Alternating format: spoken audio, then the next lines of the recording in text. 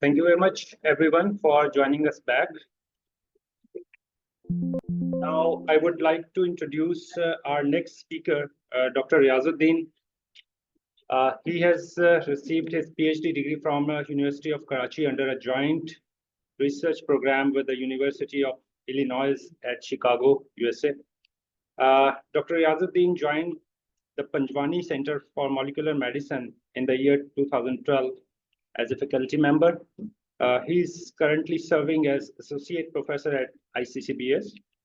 He has extensive hands-on training in the fields of computational biology and bioinformatics. Dr. Riaz has completed 3 postdoc trainings from Austria, Germany, and Australia. He has contributed to 95 impact factor international publications and has also authored an edited review in the field of systems biology as well as a book chapter. In the year 2020, he was assigned an additional role as a coordinator of the project establishment of the Center of AI in Health at iccbs. Now I request Dr. Riaz to please come and present his work.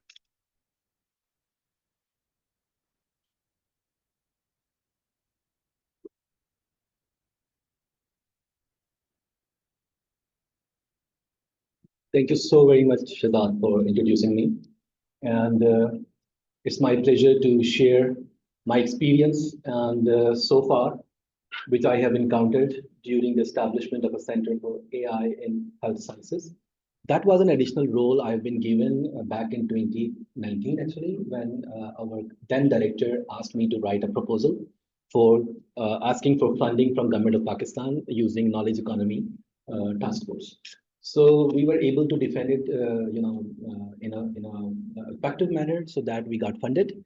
And as I mentioned in my opening talk, like the project is about 321 million altogether. Although we have written for multi-hundred million for that matter, but they cut out many amount. So it's still enough amount of money to proceed with the. One thing which I want to mention, the 80% of this funding is basically allocated for the training portion.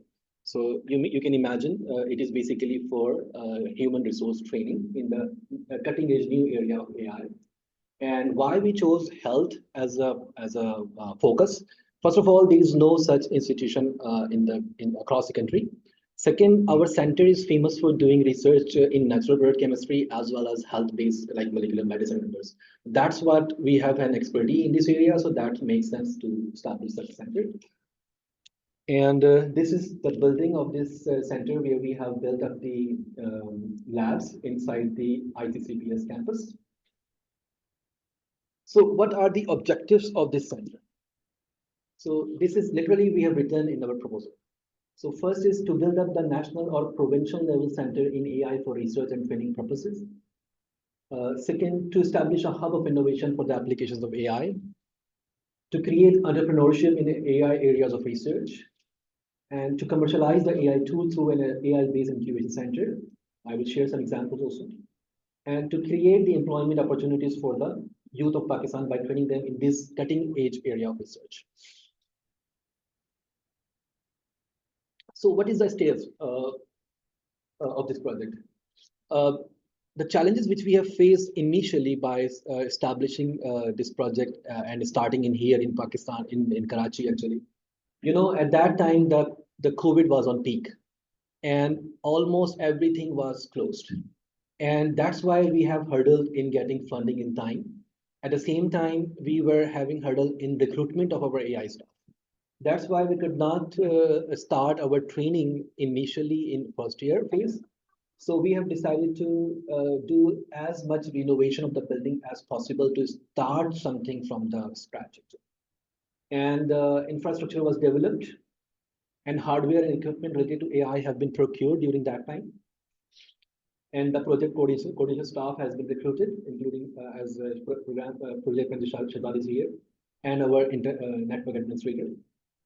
And then relevant young scholars as research officers and software engineers are recruited. 5 of them are sitting here and they will share their work later on in this symposium.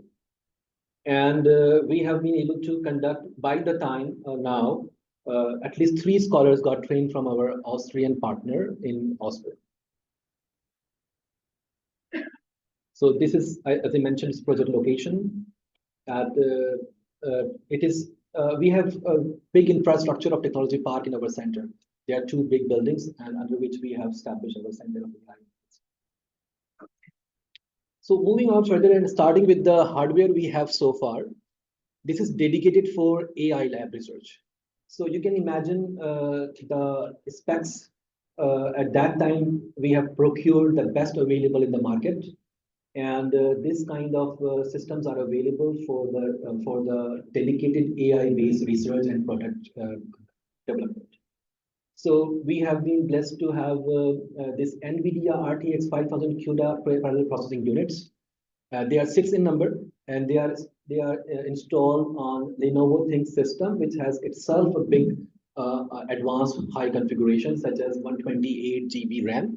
The people who are working in the area of AI as well as genomics data, for example, they know the strength and importance of the RAM because it requires higher RAM in terms of analyzing the data simultaneously using visual graphics.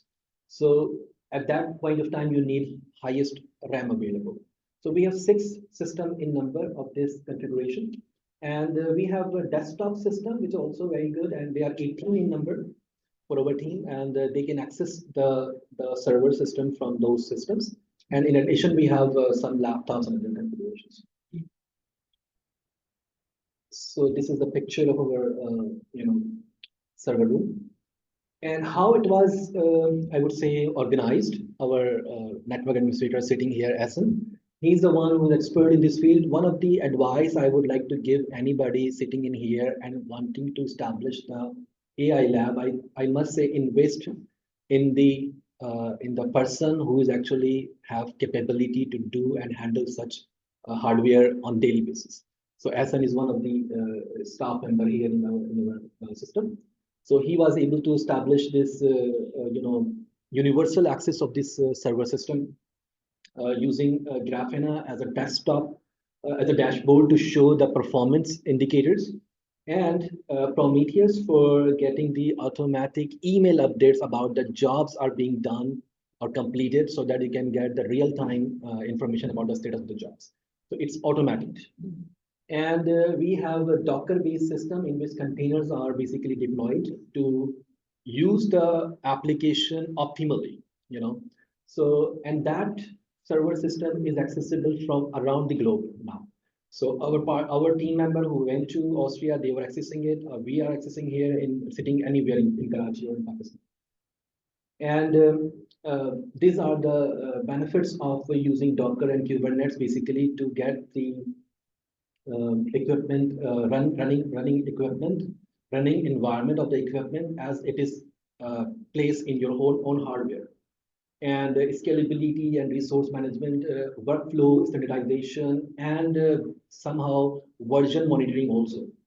So the thing is that such kind of things are very important in order to run an AI lab for real and I would say real research work, in which the data is too much involved. So during the time we were able to collaborate internationally, we have signed agreements with the Shenzhen Institute of Advanced Technology, Chinese Academy of Sciences.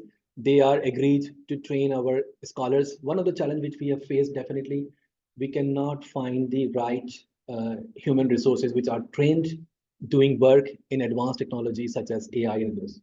So it is very important to get human resource on board and then train them into the advanced technology from abroad, and then they bring them back and then give them environment to work. So one of the center which agreed upon is this Xi'an is one of the best in China. You can just Google about it. University of Leicester initially signed agreement with them, and they were the partners with us. They have agreed with our scholars training, and they visited us for quite some time, and they have done our workshop also back in 2021. And the German center DFKI, which is a European, I would say the best AI center in the world, in the European diaspora. So we have signed agreement with them, and they are also agreed with training of those scholars. JKU, Johannes Kepler University, in which this center resides, this is called SCCH. And this one is the one center where we have been able to send our scholars for training. And Monash University, which is Turner Institute for Brain, Dr. Adil Razi is basically sitting there, and he has been visiting us for quite some time, and he has also agreed to train our scholars. And in national collaboration, we have, as I mentioned, we have been able to collaborate with the SPCAI, which is one of the center emerged in the area of AI education in Pakistan. And one of the center, Dr. Usman Ghani, sitting here, is Al Khwarizmi Institute of Computer Sciences, UET Lahore, and they are kind enough to accept our two scholars for training. And after getting training done, I can say the trained staff is basically as far as the training from abroad. So thank you so much, Dr. Usman, for such kind gesture. These are our international mentors, Professor Ashik Anjum from University of Leicester. He has been visiting us for quite some time, and he's still in contact with us and establishing our linkage with University of Leicester. And Dr. Adil Razi, he's in Australia right now. Dr. Atif Mashkoor, he is the one who is engaged in this project from the day one. And every week we have a meeting with him, and he guides us for our project's progress and growth. And Dr. Shiraz Ahmed from DFKI. I think that Dr. Usman may relate to, because he's belonged to UET Lahore. And he also, helped us to sign agreement with DFKI. And Dr. Shafiq, he's at that time when we have collaborated with him, he was in Austria, but now he moved to New York University, Abu Dhabi. So he's still in connection with us. Dr. Khalid Mahmood from UK, he's a big name in research and university, research and University of Exeter. His area of expertise is basically agriculture for technology and advancement. For the recruitment, we have advertised nationwide a couple of new, advertisements, and up to our surprise, uh, our mentors from international background, they were able to shortlist the people because they know the need of this. So we have got first of all, we have got very few applications, by the way. That's what my surprise.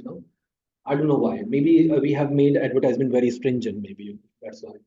But the number of applications were not as impressive. But still, our mentor helped us to shortlist few of them from considering the interview performance, and sometimes they asked for the project, making project and present in front of the panel, and then they have been selected.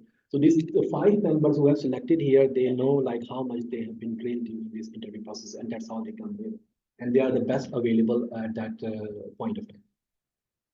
We have been able to incubate about a couple of startups. One is Pravaz and the Smart Ambulance, and the other is Health Lens. So they are in different processes of development of their project, their products. And because this area is quite new, and so there is always need to start and building up an ecosystem that can help us to, at least talk about the advancement in technology in health. So we have been able to conduct many sessions using online as well as physical. So one of the session has been conducted in this area with Dr. Atif Mashkoor. He has visited physically to us. This is our server room at the team member at that time. And the hardware configuration, he helped us to, use the hardware in the smartest way. And this kind of discussions have been made. And Dr. Athar Inam has been so kind and with us, communicating with his research, as well as guiding us for at least, in how to get into the medical field for using AI application. So he has been kind enough and helped us to develop some AI tools regarding brain tumors. And Dr. Khalid Mahmood visited us at some point of time. And this discussion and session, Dr. Ashik, when he was interviewing the candidates as well as the postdoc candidates. and some other sessions from Sarim Athar. He's basically residing in Oxford University Hospital, and he's the pioneer in the field of digital health. So he also visited us physically, by the way. One of the other, Dr. Hassan Nawaz Tahir from Aga Khan University, he's giving us some sessions. And these are how the labs look like. People are working in the labs. The team, okay. So the hierarchy of the team works like that. So director of the iccbs, Professor Dr. Fazana Shaheen, is the controlling authority, and she is the one who actually directs us how to move on in this project. And this and because this is part of the PSDP project, so director is basically responsible to communicate with them also. And I have been given additional in charge as a coordinator for Center for AI in Health. I'm basically playing a bridge between the administration and the team of the AI. Other than that, I have my own research lab. I am an associate professor here at iccbs. I run my own lab where I have about 7 students working with me as an MPhil and PhD students, and I teach also. And my area of research focus is basically computational biology and bioinformatics because it's related to that. That's why I've been given this task. And program manager Shazad Nadwi, who's right now here, and he's the one mostly remain in the field, and he's the one making collaborations and although infrastructure and helping the system to be running. And our network hardware administrator, Mr. Asmatif, sitting here, he's the one taking care of hardware. And our research fellows, 5 members, Shazad, Shazid, Moin, and Tabarika, and Saab. They all will present their work today after afternoon session. So you will be seeing more into their sessions. So this is one of the startup which has considerably developed something in terms of the name called Provaz. What they have done is basically they have made a drone for delivery during the emergency first aid. For example, something really bad happened on the national highway, and there's a time to take ambulance to be there and then giving them the health care and first aid. It takes time, so why not deliver them drone? Because drone nowadays are uh, the technologies usage can be ethically controlled because there are misuse of technology as well as the beneficial use of. As we know that the drone technology is nowadays being used for the warfare, which is, I must say, the bad use of technology. We must need to consider ethical consideration while using technology. So the beneficial use of such technology is basically to cure and provide the first aid to those people who are abandoned in the area where actually there is no life-saving treatment can be available. So even in this, they have performed their test drive in the iccbs, by the way, but they have some legal issues to be used because drone is not something to be used freely. You need to comply with the legal authority and CAA rules actually. So for which they are working on, and but at least in our region, in our iccbs, they have used their drone effectively. SoftSolve, which is in the names of Health Hands, they have recently developed and launched their project called HealthBot, which is basically the natural language processing and is a chatbot for customized for the how to interpret the symptoms from the patient. So anybody can access it and use it for their, but definitely it's not the replacement of doctor. It's basically assisting in terms of for those people who cannot easily access the doctor, as well as they are trying to change the language and translating it into regional language also. And one other guy is Smart Ambulance. He has developed an application for providing healthcare using. It's like an Uber ambulance, I would say. So as they mentioned, like if you can get Uber ride in couple of minutes, then why not you can get the ambulance in minutes? So that's the idea of using making this application. So this was, as I mentioned, one of the series of this workshop has been conducted first in 2021, and the keynote speaker at that time, Professor Ashik Anjum, visiting us physically. And the topic of his presentation was big data, and the same picture which we have just taken off. some couple of audience speakers from Aga Khan, and some online speakers were also present. And in terms of industry collaborations, we asked our SBCG partner to come today, but I think he cannot manage to come today. They are the one, our technology partner, Mr. Abbas Iqbal Saab, and he's the one helping us because we are, I would say we are academic, so we can do research, we can make products, but we cannot commercialize, we cannot like make it like accessible to masses, so that's why we have signed an agreement with them. They are the one in the market for like 25 years, so they are helping us to market the products. And NGTech, Qazi Noman has just left. He's the one who actually they are the company. They have claimed like they built first building free hospital using an app. So we have agreement with them to use AI technologies in the same application to help patients in terms of providing the critical care services, particularly blood donation and others. Most recently, we have been able to attract ministry, which is the Ministry of IT in previous government in 2023. So at that time, Syed Aminul Haq was the Minister of IT, and we have been negotiating with them, like because the infrastructure is developed here, we have space available. So why not do joint ventures? So we have been able to attract them, and the board teams were agreed to establish two centers here. One is for like a software park using Pakistan Software Export Board, part of MOIT, and the Ignite, which is another arm of MOITT, and they have agreed upon establishing a vertical health incubator in iccbs.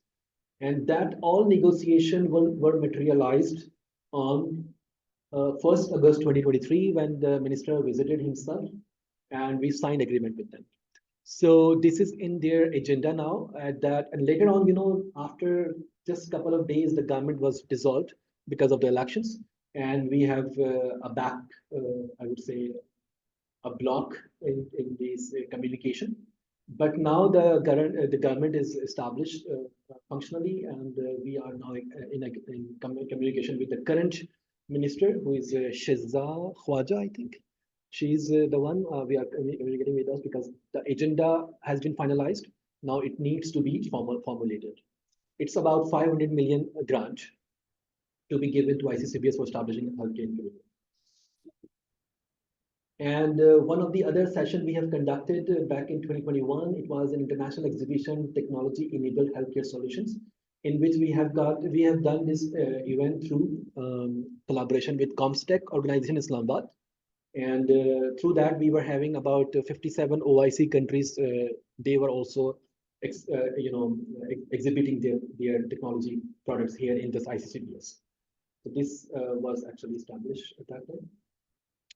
Okay, now moving on to a little bit about the ongoing projects of our scholars. I will just touch and give you the glimpses about the project which is being done in here, and the details will be communicated to you by themselves in afternoon session. So, for example, Shahzad Rasool is one of our scholars. He is working in an app called Medic AR, and it is extended reality application for medical practices, for understanding. I think it's a very good application for every medical college, because there is always ethical, because you guys, the medical practitioner, must know more than me, like how to use body and the human body as like a part of a study. So this is a digital twin of that body, and this technology is advanced enough. Like Boeing these days, basically Airbus is basically using this digital twin for making their variants of Airbus in future, and they are using trillions of data, I would say, for modeling their aeroplanes for using this digital twin technology. So such can be applied in medical research also. One of the other projects Ms. Tabarka was doing here, she has been trained in Austria, and Shahzad was also trained there. So they have started some projects with the prostate cancer classification using virtual histopathology, and she will discuss later on. and transfer learning for endometrium cancer project. And one other project Shahzad is doing is just recently got back from Austria. He's using new technologies for Integra mouse ear application with the help and with the technology partner from Austria. And the other scholar Saad Salamat is working on it's a real, I would say, health care application, and maybe medical. I would say medical practitioners would be more interested in. And you get more details about this project later on with Saad. And this is about polyp identification using image processing. And one more project with Mr. Moinuddin, who has been using AI and other tools for making an application for diagnosing disease and classifying them into different lung diseases. That's what he is. And as I already showed, this is just a summarization of what we have been achieved so far. And few of the collaborations under discussion. One is with the Beijing and the other is with UK. So we are in process of discussing with them. And the local collaborations with the partners and our industry partners. And as I mentioned about the applications. And this recently started new incubated companies. They are working in AI areas. We are in MOU under process with the Indus Hospital. Indus Hospital claimed that it is the paper-free hospital. That means their all data is digital. So what we are interested in is basically to take and use their data with the collaboration, and if they agreed upon and use and considering all confidentiality and ethical consideration. So that's what we are processing an MOU with them. And as I mentioned, 5 scholars have been recruited and they are working. And we have with this project about 7 positions are vacant. And we are soon going to advertise again, and we will be looking for filling up this position with the 7 new scholars. And other than that, we also have about 7 positions for faculty members, which is actually, again, a kind of training from abroad first and then come back, for which we are looking for PhDs. And to be honest, finding a PhD in the field of AI is a very, I would say, nightmare right now. Because Pakistan, first of all, you know very well, AI is now the buzzword. Everywhere you talk and people are talking about it. So whoever is getting graduated, even from the university, they are hired by some companies and they are no more available for doing research and doing PhDs and others, So it's very hard to find such people around the country. We have been approached by some people from abroad, and they were showing some interest to join our center as a faculty. But by the time we've discussed with them, and they did not find much attraction towards these positions in Pakistan, they do not join. So these kind of challenges we are facing. And as I mentioned, we have been able to do dissemination events so that we can make networking around, so that we can collaborate with it. And these are the online sessions. One of the paper our scholars have published recently during their Austrian training, and some currents are in the process of making IP protected with iccbs using copyright or patents. And some other publications are going on in the process of different stages of publication, writing and submissions. So this is the most important slide from my side, which I can share with you my experience so far indulging in this new cutting edge area of research, I would say.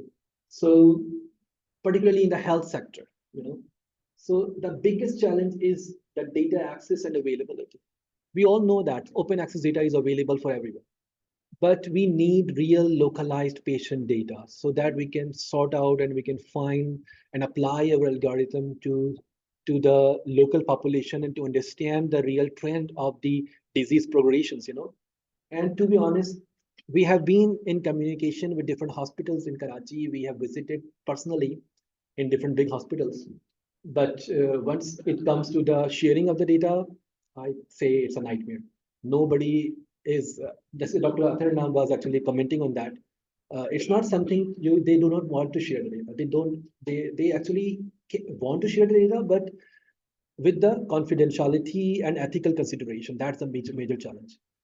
Some of the things which I also found, okay, some hospitals, like biggest hospital in Karachi, they do have willingness to share the data, but they have the problem with the labeling of the data. So, for example, I can share an example. One of the biggest hospital in Karachi, they were agreed upon sharing with us the ECG data of a patient of patients coming up as like outgoing patient there. They are dealing with thousands of patients daily and doing ECGs for thousands of patients daily. So that's a big amount of data to understand the trend in the by applying the algorithm. So the problem is that once they show me the data they were sharing in the form of paper, which is also photocopied, you know, so you can imagine the loss of information during the process of first of all collecting the data and then photocopying the data. So that was useless in terms of applying the algorithm because the false data can train the false model and then it can predict the false predictions. So that's the big challenge I must say. And with that, I would like to, request our medical community to share the message of collaboration with the cross-disciplinary people to get the data on hand and then apply them with the goal of diagnosing the disease earlier. So such kind of problems our scholars are basically facing. And one more other challenge from the management side, I must say, the talent acquisition. You know, it's very, as I mentioned again, like the AI field is very much booming these days. Everyone, you are affected by the AI. By the way, your phones are, having AI technology, and they are learning themselves. So this kind of things are basically everywhere. People are working in this area, and there is very little talent available for such research-based jobs and others. So it's very much challenging, I must say, to acquire the talent for doing research jobs in this area of research.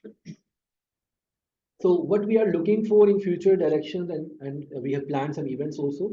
So an agreement is in plan with the SCCH Austria, from where our scholars has got training for a structured program in AI in health applications, and also serving ICCB as a satellite center of SCCH in South Asia. This is in discussion. And further is that we also want to extend this project in other applicable domains, such as agriculture, for which we are in collaborating. We are getting some support from the Information Science and Technology Department, Government of Sindh, and they are agreed upon providing some about 250 million rupees for establishing this facility for agriculture specifically. Because in the Sindh region is highly affected for the climate change, by the way. If you see the trend of flood last year and before last year, actually, because the southernmost region is the most affected. So this is the one of the challenge. We can propose from our AI center to use, I would say, surveillance technology using drone and others to predict the flood situation as well as the crop monitoring. And we also have planned with our Austrian partner an AI forum on a provincial level, as part as getting support from the Sindh government. And this is planned at the end of this year. We will market this project very soon. With that, I would like to acknowledge Ministry of Science and Technology. Through that, we have got this funding as PSDP project, and the project is still going on. And that was an initiative of Science and Technology Task Force back in the government of PTI government. Actually, in that they have initiated this task force. So thank you so very much, and I'm open to discuss if you have any questions. Yeah. You work in non-communicable and basic concern. The communicable disease infection is a lot of common. Mostly diseases are preventable, but we have a lot of health projects. Any project you need to start an infection disease expert in microbiology. And so the TB is after the COVID. TB is a very big issue.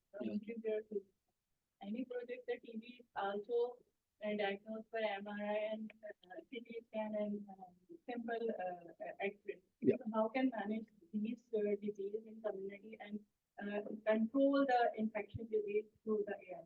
Any project you are interested in? Anyone? So far, we are not into this disease epidemiological modeling, but we are more into diagnostic side. So Yeah, more early diagnostic. one of the project which Moin will show you later on in the afternoon session, where he has been able to use X-rays based images to classify the diseases into not only like routine lungs diseases, but also the TB, as well as some other disease which Moin can name, please. अगर आप बताएं कौन कौन से disease का आप कर सकते हैं? Yes. COPD, कोविड भी है, निमोनिया भी है, जस्ट एक्सरे से आप कर सकते हैं. तो डायग्नोसिस में तो हमने कुछ काम किया है, लेकिन disease modelling is still the area which we have not been able to work on. लेकिन definitely we are open. If our scholars can be engaged in such projects, we will be happy to do that, depending on the data availability. Yes, of course, yeah. National TB Control Program, I've been associated with that because my whole area of research, my half PhD is based on actually diagnostic TB, by the way. So I always read the National TB Control Program, and somehow Pakistan is in a better situation, by the way. I don't know what you are talking about. Lekin Pakistan, considering the neighboring countries like India and Bangladesh, we are in a very much controlled situation, in particularly in TB, because of the obvious reason of population density. Our region, Pakistan, is still as not densely populated as India and Bangladesh, particularly Bangladesh.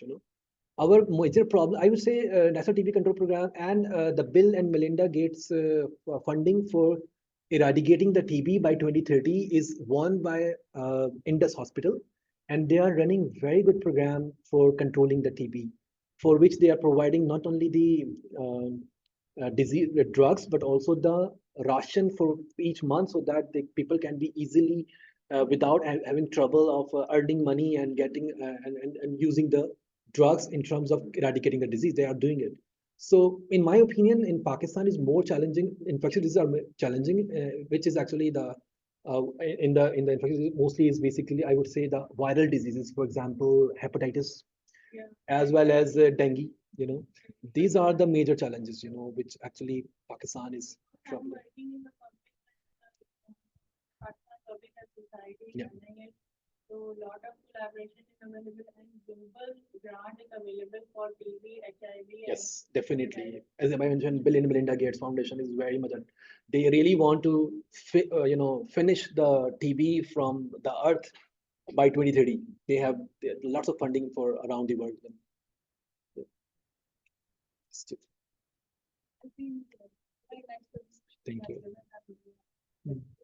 about just previous session on which is that Big gap, between the yeah. medicine and AI. Yeah. And we are two of the different planets. बिल्कुल बिल्कुल So agree. now we have just, it's very initiative in my opinion. We have just introduced healthcare personnel as far as we are concerned. We are thinking about artificial intelligence. अच्छा ऐसा भी हो सकता है, ऐसा होना चाहिए, होना तो बहुत कुछ चाहिए. I am asking how much you are favoring or how you are open for the cross research or collaborative, or you may say the interdisciplinary research in terms like she is pointing about the TB. We are talking about so many things for which, and they can facilitate, or the AI is acting as a catalyst for the things, Yes. for the clinicians. Bringing them together in a one platform, yeah. Yes, definitely. That's How we can approach, yeah. or how we collaborate, how we have the collaboration. That's a very good question, and I think the symposium which we have arranged today is basically one of the initiative to at least attract those people who are into the field, actually, just like you people. You are talking about it, you are dealing with the situations, at least something is going on.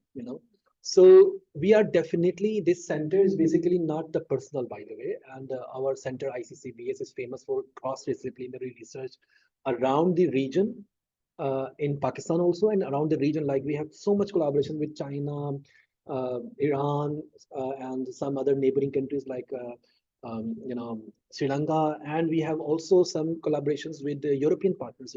As I mentioned, some of the partners with us in AI projects. Basically, we have been able to attract them. Basically, we have the history of, our leadership, past and current.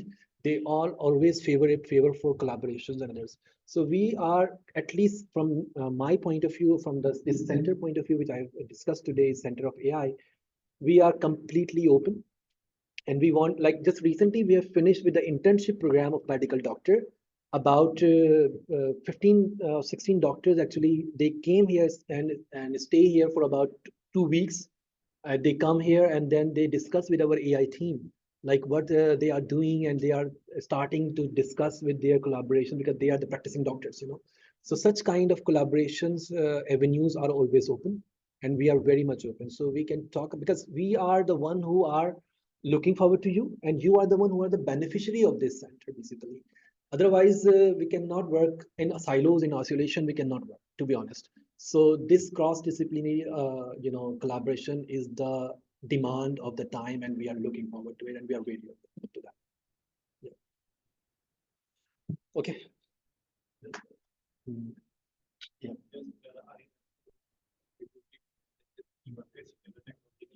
Mm. Okay. ठीक है. I understand. Yeah. Yes. Yes. ये बड़ा अच्छा इन्होंने बहुत ही, मतलब मैं कहूँगा कि टू द पॉइंट बात किया आपने. When we were visiting a hospital, I don't know the name of the hospital, they were saying the same thing. They said, like, instead of like using your hardware just in a silo and putting it there in a physical asset, why not you just bring some part of it to here, or allow through network, so that the data which comes and scan there in their machines directly come to as a central storage kind of data center to be established here. Definitely, we have been thought about it. And recently, our administrator is sitting here and he recently established these local cloud instead of like global cloud from Google and Amazon. We have our own our own local cloud which have established here, which is open for such kind of collaboration. So any hospital and the people who are wanting to collaborate with us, we can give them access, and then they can use it. And part of this can be assigned to that particular collaborations. So this is what we have been actually doing it. So it's a kind of community.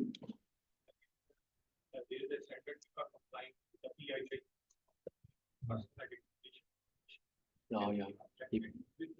Definitely, this is the part of the clinician side. So whenever we talk to doctor, they always say about this, na, like identity should be hiding. So that's a big thing actually. When I remember we have approached by some clinician for analyzing the COVID data. So what they have done, this COVID data, they have randomized the data without giving any information about gender, without giving any information about the name. So we just know the demography in terms of, the I would say the nationality, or authentic ethnicity. Yes, yeah. That was only information we were available at that time, and using the COVID positive and the other kind of test data. So definitely, whenever we need data, and HIPAA compliance is basically coming from practitioner side. So they need to take care of these. Whatever the data we will have. Right now, we are working in open access data, and open access data is available for without any HIPAA compliance or anything. That is available anywhere.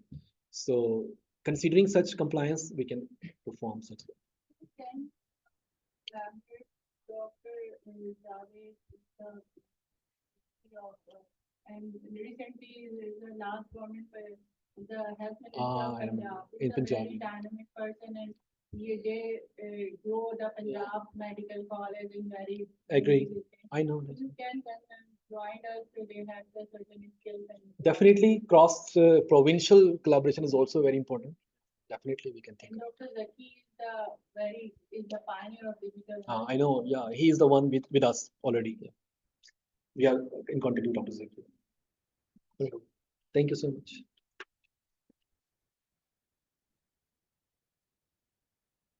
Thank you very much, Dr. Riaz, for such a nice and detailed presentation about our project. Now, I would like to introduce our next speaker, Dr. Hamad Nabil. He's working as an engineer manager at AI Soliton Technologies Private Limited. He was a professor of computer science and director of computational biology research lab at the National University of Computer Emerging Sciences, Islamabad. He received his PhD in bioinformatics from University of Illinois at Chicago. He was a research assistant professor at the Toyota Technological Institute at Chicago. He received his postdoc trainings at the CAS MPG Partner Institute for Computational Biology, Shanghai, and at the King Abdullah University of Science and Technology, Saudi Arabia. He has published 50 plus research papers in leading journals and conferences. He has co-founded Tip.ai and Amal Intelligent Medical Solutions for converting research into products for the betterment of the society. Now I request Dr. Hamad to please come and present his work. Thank you. Yes, Assalamualaikum ji. First of all, I would really like to thank Dr. Riaz, known him for 7 years. Finally met him after a long time. So that's the one good opportunity. So as Shahzad Sahab introduced, I've had trainings from outside Pakistan. I've been in Pakistan for the past 7 years, work in academia in the past 4 months. I've been in the industry. I'll try to give both perspectives. Eventually, research is very expensive. And as Riaz pointed out, there are 500 million rupees at stake of taxpayers' hard money eventually going on. So we need to make it productive. We need to make it sustainable. We are a very poor country. We need solutions that are implemented and that generate revenue. I mean, US model is very different, or the Western model is very different, where they can do a lot of basic science research, and only 1% of that gets converted into something that's applicable. But because we're standing in a center that focuses on applied health sciences, AI applied in the health domain, I wanted to bring that perspective in. How can we make all this sustainable? We have to eventually generate money out of this, right? So we can't just be doing basic research. So I'll give you some perspective. I'll tell you what is being sold in the West right now. So what area is low-hanging fruit, and what is a very long shot, maybe 5 years down the line. And we probably get stuck into small things in Pakistan because we start very late. I mean, AI to 10 saal se bari sari duniya mein aayi. So for this, I would like you guys to stop me wherever you want. I don't need to finish the slides. Wherever you want to stop me, I'll be happy to stop and go into the details. So just a background, I'm a computer scientist by training. I have a PhD in bioinformatics, 2 postdocs, one in China, one in Saudi Arabia. I taught at University of Chicago for 3 years. I've been in the Pakistani academia for 6.5 years. And now recently, I joined the industry. So, takriban sara kuch dekh liya, almost. So let me just briefly go over the opportunities कि इसको पहली बात तो ये पाकिस्तान में बेचना बहुत मुश्किल है अगर सारे कंट्री पुअर है तो मैंने किसी को बेच भी दिया तो 100 रुपया एक्सरे पे ले लूंगा 200 रुपये ले लूंगा क्या what will that I mean, it's not sustainable so we have to eventually sell either in the GCC or in the West and for that we have to come up with systems that are HIPAA compliant FDA approved and things like that so just to give you a sort of हमारा जो यहाँ का model है that's very transactional in nature आप doctor के पास जाते हो 2500 rupees दिए he writes a nuskha and that is it we do not follow up in the sense के बंदे की बीमारी ठीक भी हुई कि नहीं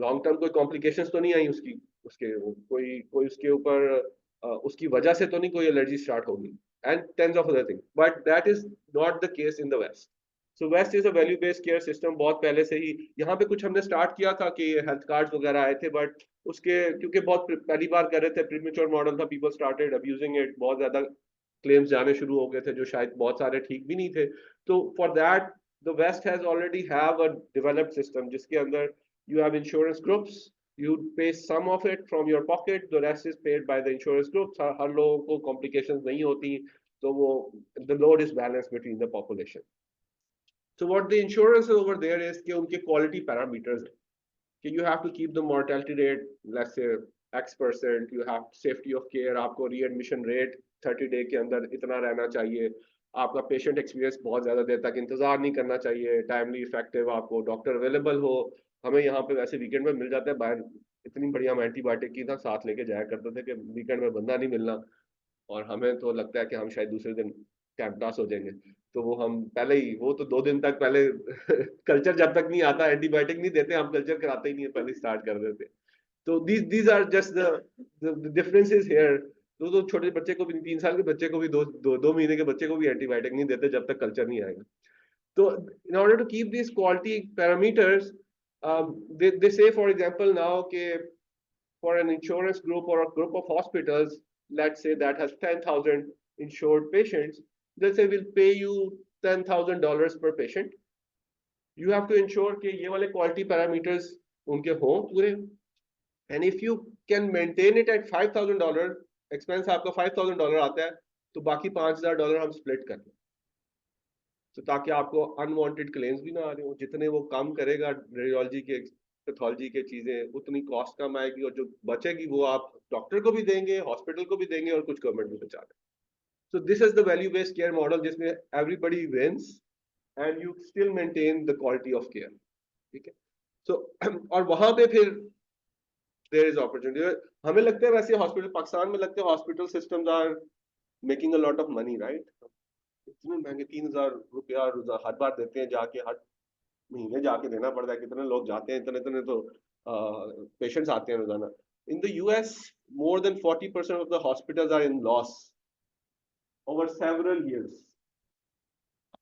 यहाँ पे आप देखें कोविड में बहुत ज्यादा हो गया था, and one of the reason is कि they cannot predict their cost। claims का पता नहीं होता, भेज तो देते हैं क्लेम, लेकिन वो एक्सेप्ट भी होगा कि नहीं होगा, सही क्लेम की डॉक्यूमेंटेशन भेजी कि नहीं भेजी।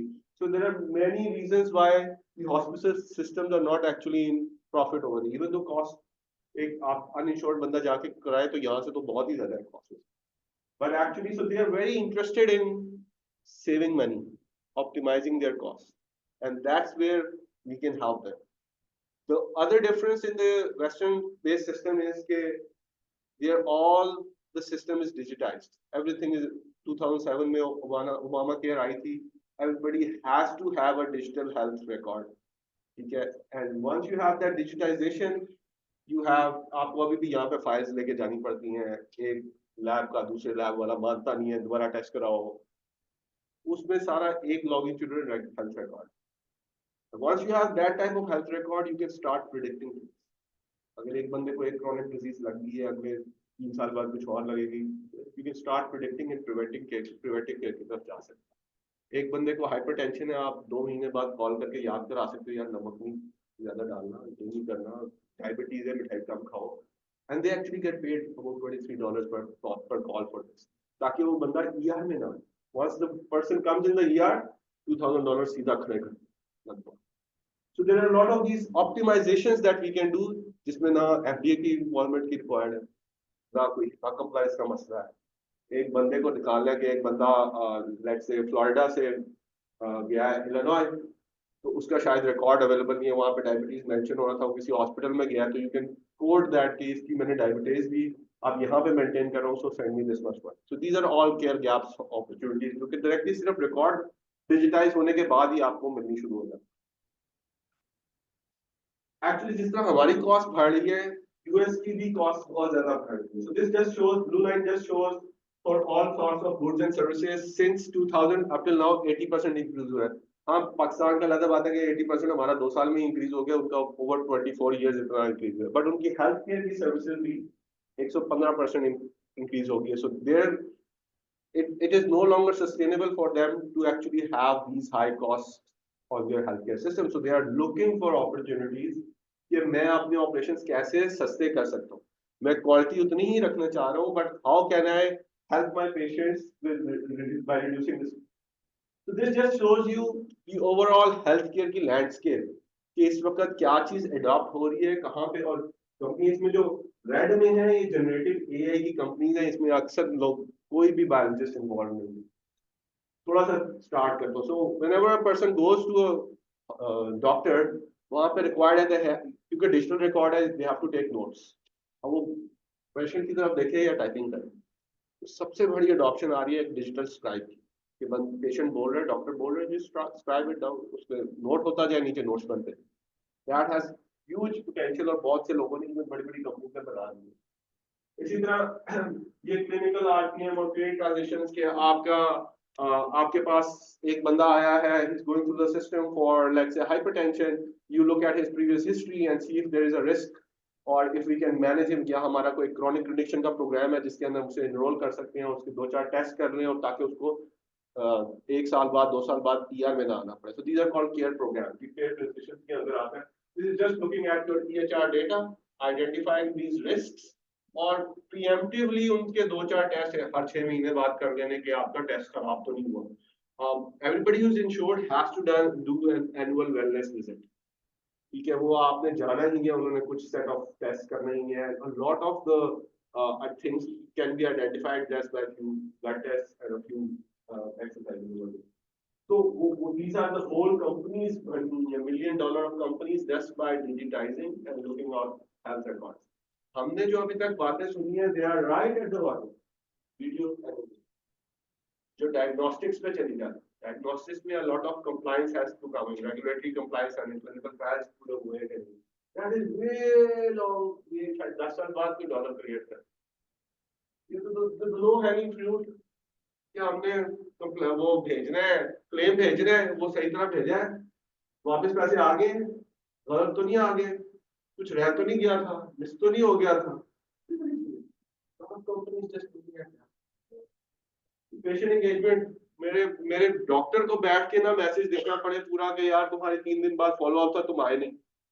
रिकॉर्ड पढ़ा, उसमें लिखा हुआ था कि 3 दिन बाद फॉलो अप में एक ऑटोमेटेड मैसेज चला जाए, एक ऑटोमेटेड ईमेल चल जाए, फोन कॉल चली जाए और केयर मैनेजर्स के पास चले जाए एक लिस्ट के भाई look at these people, call them और today they have to get an appointment. और वो care managers are relatively low paid rather than a doctor looking at. ठीक है, so these are all automated automation की things. There are not very less biology is required, सारे कंप्यूटर साइंस के लोग ही कर सकते हैं। हम एकदम से चले जाते हैं रिसर्च पे, वो जिसके एंड पे रेडियोलॉजी को देखें, पैथोलॉजी को देखें, ये बटरफ्लाई पोर्टेबल अल्ट्रासाउंड मशीन जो कि हमारे यहाँ पे काफी काम आ रही है, but these are very very high cost, बड़ी मुश्किल से उसके अंदर जाना है। There are much easier things to do that will generate money, so you can do this research जो कि हाई कॉस्ट। अगर हम सिर्फ हाई कॉस्ट पे ही देखते रहेंगे तो हम बार बार ग्रांट लिखेंगे, बार बार पैसे मांगेंगे और वो बड़ा लंबा काम। That's not sustainable. As of now, we should actually look at a lot more low-hanging fruit, जिसमें बहुत ज्यादा रिसर्च नहीं चाहिए, बहुत ज्यादा डोमेन नॉलेज नहीं चाहिए। कुछ छोटी कंपनियां बनाए, बीसीसी वालों को कुछ भी नहीं पता अभी तक हेल्थ केयर का, जाके देखते हैं आपको। So, having said that, let's get back to research. Okay. So just to give you industrial perspective, ये 4 महीने का perspective था, आप जो सारा 12 साल जक मारी है वो वापस उसमें आते हैं थोड़ा सा। Ask question. I want to keep it interactive so that सबको कुछ ना कुछ समझ आए। अच्छा, हम आजकल बहुत ज्यादा ये वर्ड यूज कर रहे हैं, बिग डेटा या डेटा साइंस। एकदम से फील हुआ है कि बहुत ज्यादा यूज कर रहे हैं? कोई idea? Anybody wants to say something कि क्यों कर रहे हैं data science? Data is to use, but not organized and not able to produce productive data. Just to put it in perspective, in terms of number, 90% of the data in the world was generated in just the last 2 years. तो big data तो वहीं से याद, ठीक है, पहले तो ये था ही नहीं। लेकिन डेटा साइंस क्यों स्टार्ट कर दिया हमने समझना? पहले क्या डेटा नहीं था, साइंस नहीं थी, वो तो कुछ और होता था, बिग डेटा में आ गया। लेकिन what is the word data science? Actually क्योंकि मेरे हिसाब से तो डेटा हमेशा था, हम फिजिक्स के एक्सपेरिमेंट करते थे फिजिकल लैब में, पेंडुलम डेटा केमिस्ट्री के अंदर इतना डालो तो ये बन जाएगा। तो डेटा तो हमेशा से था और साइंस भी थी। फिर बिग डेटा क्या होना चाहिए? आई मीन 2 साल पहले, just to give you an example कि क्या चीज डिफरेंट है between big data and data science. After that ChatGPT तो है ना, और उसमें डेटा इंपॉर्टेंट कर ली, तो उसको समझने के लिए, उसको मैनेज करने के लिए डेटा साइंस आ गई। नहीं, आई थिंक वो फिर भी बिग डेटा ही है। Let me give you another perspective. हमसे बढ़ गया है इसलिए बड़ा हो गया। नहीं, फॉर एग्जाम्पल इंडिया ने 2 साल पहले मून पे डालने के लिए पहला अपना लॉन्च किया। वो तो पहले नहीं गया था कभी मून पे, तो डेटा था ही नहीं, क्या किया था उन्होंने? So it's not really always big data. It's actually a lot very difficult when there is actually no data. So that actually encompasses the whole data. It's not just big data, जो scarcity of data. Point of view computer साइंस के लोगों ने कहा कि हम जो है ना एक ऐसा मॉडल बनाते हैं जिसमें हम सबको अट्रैक्ट करते हैं, फ्री एक्सेस देते हैं, जितने लोग अट्रैक्ट होंगे उसके पीछे हम एल्गोरिथम लगाएंगे किसने किस उसको अट्रैक्ट किया, तो इससे जो है ना हम अपनी अर्निंग भी स्टार्ट करेंगे। जैसे आपने गूगल लिखा हुआ है, गूगल तो पहले ही अर्न कर रहा था, दुनिया के सबसे जो है ना मेन तरीन चीजें जो है वो ऑलरेडी वो कर रहे थे। लेकिन डेटा साइंस के प्रोसेस में ये कह रहा था कि actually it's not just always big data, it's scarcity of data. How do you handle, what are the approximations, what are the assumptions that you do? This all comes under data science. क्या उसकी big data is basically बहुत सारे data हो गए जो unsupervised learning के data से ही अंदर से ही पैटर्न निकालने, लेकिन अक्सर केसेस में मेडिकल के केस में इतना डाटा होता नहीं, तो वो जो अनसुपरवाइज की बात हो रही है वो शायद बहुत डाउन द लाइन है, क्योंकि डाटा की अवेलेबिलिटी नहीं है, उस क्वालिटी का डाटा नहीं है। मेरे पास जो एक्सरे मशीन है वो यूएस की एक्सरे मशीन से इतनी पुरानी है कि मैं उस पर ट्रेन किया हुआ इधर आके लगाता हूँ तो कुछ नहीं अंदर हो जाता। सो this is, but if you look at it, Google, Discord वगैरह, स्नैपचैट, ये तो हमेशा डाटा है जो है। हमारा तो इससे कोई काम नहीं है, हम तो मेडिकल के बंदे हैं। व्हाट इज मेडिकल का या बायोलॉजी का बिग डेटा? एनीबडी? बायोलॉजी का कौन सा बायस में? मेरी तो अभी भी वही वाली है लैब्स जो 2 साल पहले थी, 3 साल पहले थी, ये तो 2 साल में बाकी तो बन गया। 2 साल में बायोलॉजी का क्या हुआ? बायोलॉजी मेडिकल से रिलेटेड है वो।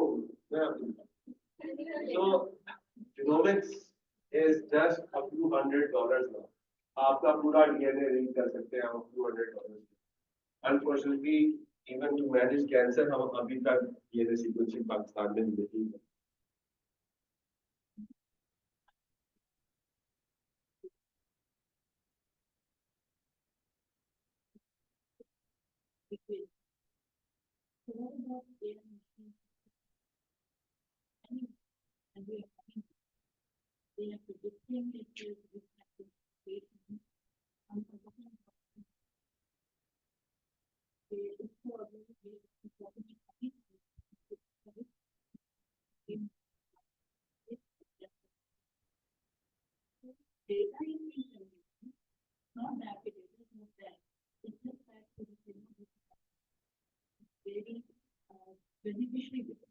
I think correlations तो आ रही है, it will take time because again Pakistan में बहुत ज़्यादा issue in terms of data quality का भी है, data के access between the medical and the का भी है, so a lot of that will mature with time, but we have to do it faster because दुनिया बहुत तेज जा रही है। जितनी तेजी से ये चीजें चेंज हो रही हैं, अगर हम दोस्तों पे गए और ग्राड्स पे गए, no hope over there.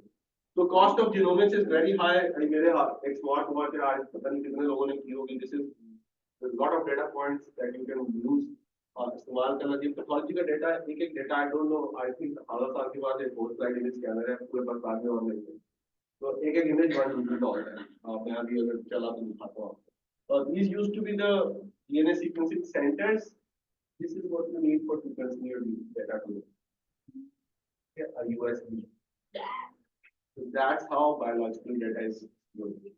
So we need people who understand data and who know biological domain to come up with useful solutions. वरना काम एक भी रह गया तो काम नहीं चलेगा।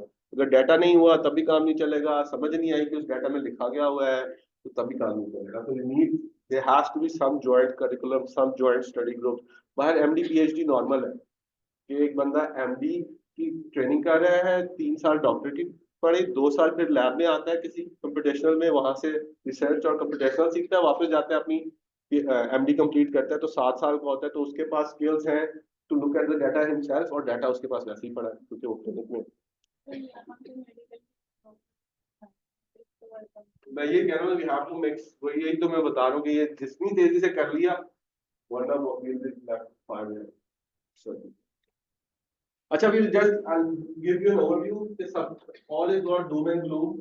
मैं आपको कुछ प्रोजेक्ट बताऊंगा जो all done by computer scientists with some biological background, all locally developed. पहला पैथोलॉजी का करेंगे और दूसरा फिर कुछ एंजाइम क्लासिफिकेशन का करेंगे. And I don't need to go into the details. इसको बाद में ज़्यादा डिटेल चाहिए तो but just to show you कि क्या possibility है.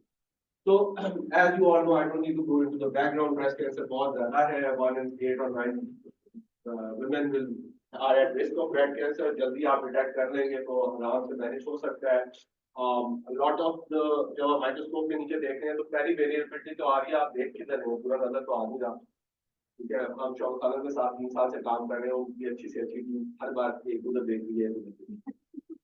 मैं बताता नहीं हूँ. I can show you just example. अभी मेरे पास रिकॉर्डेड एग्जांपल है. तो पहली चीज तो ये आप देख ही पता नहीं कहाँ रहे हैं. अगर आप देख मल्टीपल जगह, tumour is not the same everywhere. And if tumor is not the same everywhere, you're diagnosing it differently. एक को आप हार्मोनल थेरेपी दे रहे हैं, दूसरे को आप कीमोथेरेपी दे रहे हैं, तीसरे को सर्जरी पे लेके जा रहे हैं. Which one is the right one? कैमनी और ज्यादातर कीमो पे लेके जाते हैं, वो 35 लाख 40 लाख का खर्चा भी हो जाता है और 50% of the time we can't save the person. तो अगेन जो अर्थर साहब कह रहे थे, you need to optimize cost and लोगों के घर मिल जाते हैं, बदलाव करनी पड़ती है. So there is a cost involved in that treatment. So this is just from 2020 का WHO का. This is very understated. कौन जाके बताता है कि मुझे ब्रेस्ट कैंसर है. So even in that 34,000 we only could save half of them, while the international survival is 90%. We are that far back. तो मसला क्या है? We actually counted the number of pathologists in Pakistan. बड़े गौर से 170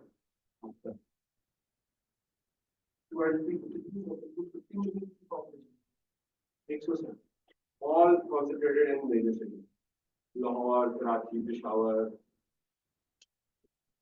Islamabad, इन 4 जगह पे आप concentrated. So access to वो जो अक्षर साहब बताए थे, access to the right thing again very difficult. Even when you get there, the subjectivity kills you. ठीक है.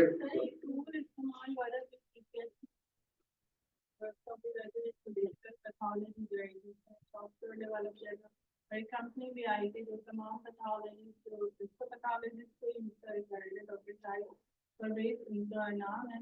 वो एक उन्होंने कोलैबोरेशन की थी इंटरनेशनल डिजिटल पैथोलॉजी सोसाइटी की है.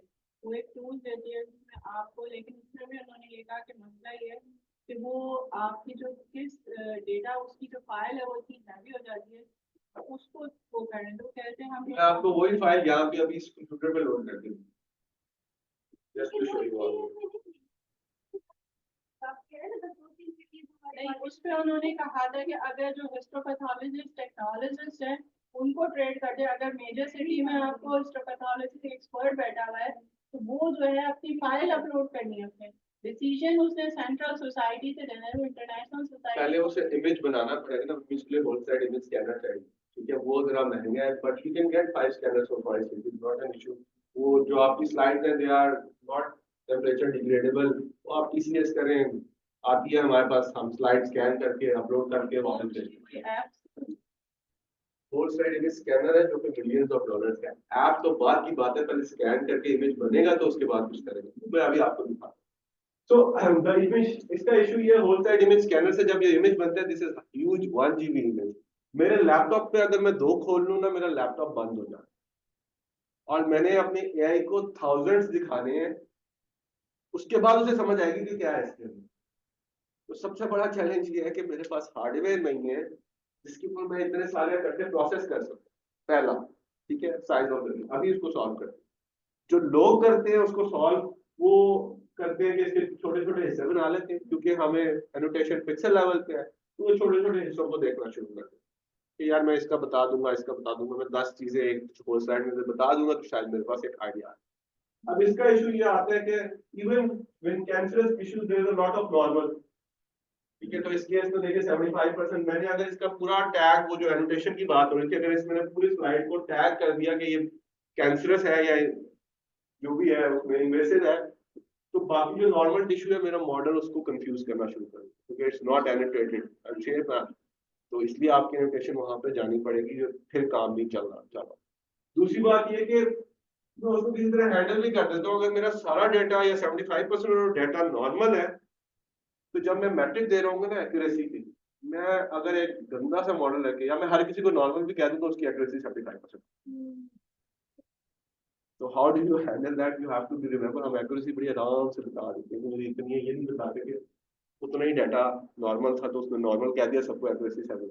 मेरे लिए तो यूजफुल वो है कि जब ये दरमियान वाली स्टेज है, ये भी जब हो गया तब भी मैं कुछ नहीं खास कर सकता। जहाँ पे डाटा नहीं है यही पे तो काम है, और उसको तो हम कुछ भी नहीं काम करते। तो दीज आर दी चैलेंजेस। अच्छा, जिस तरह मैंने कहा हमारे पास हार्डवेयर नहीं है, तो आई नो थोड़े से मेडिकल के translator, just to put it in, बहुत सी रिसर्च 2012 से स्टार्ट हुई कि वी हैव सेवरल मॉडल, हमें कोई नई चीज बनाने की जरूरत नहीं है, we just have to adapt to our local environment, यहाँ पे क्या चल सकता है।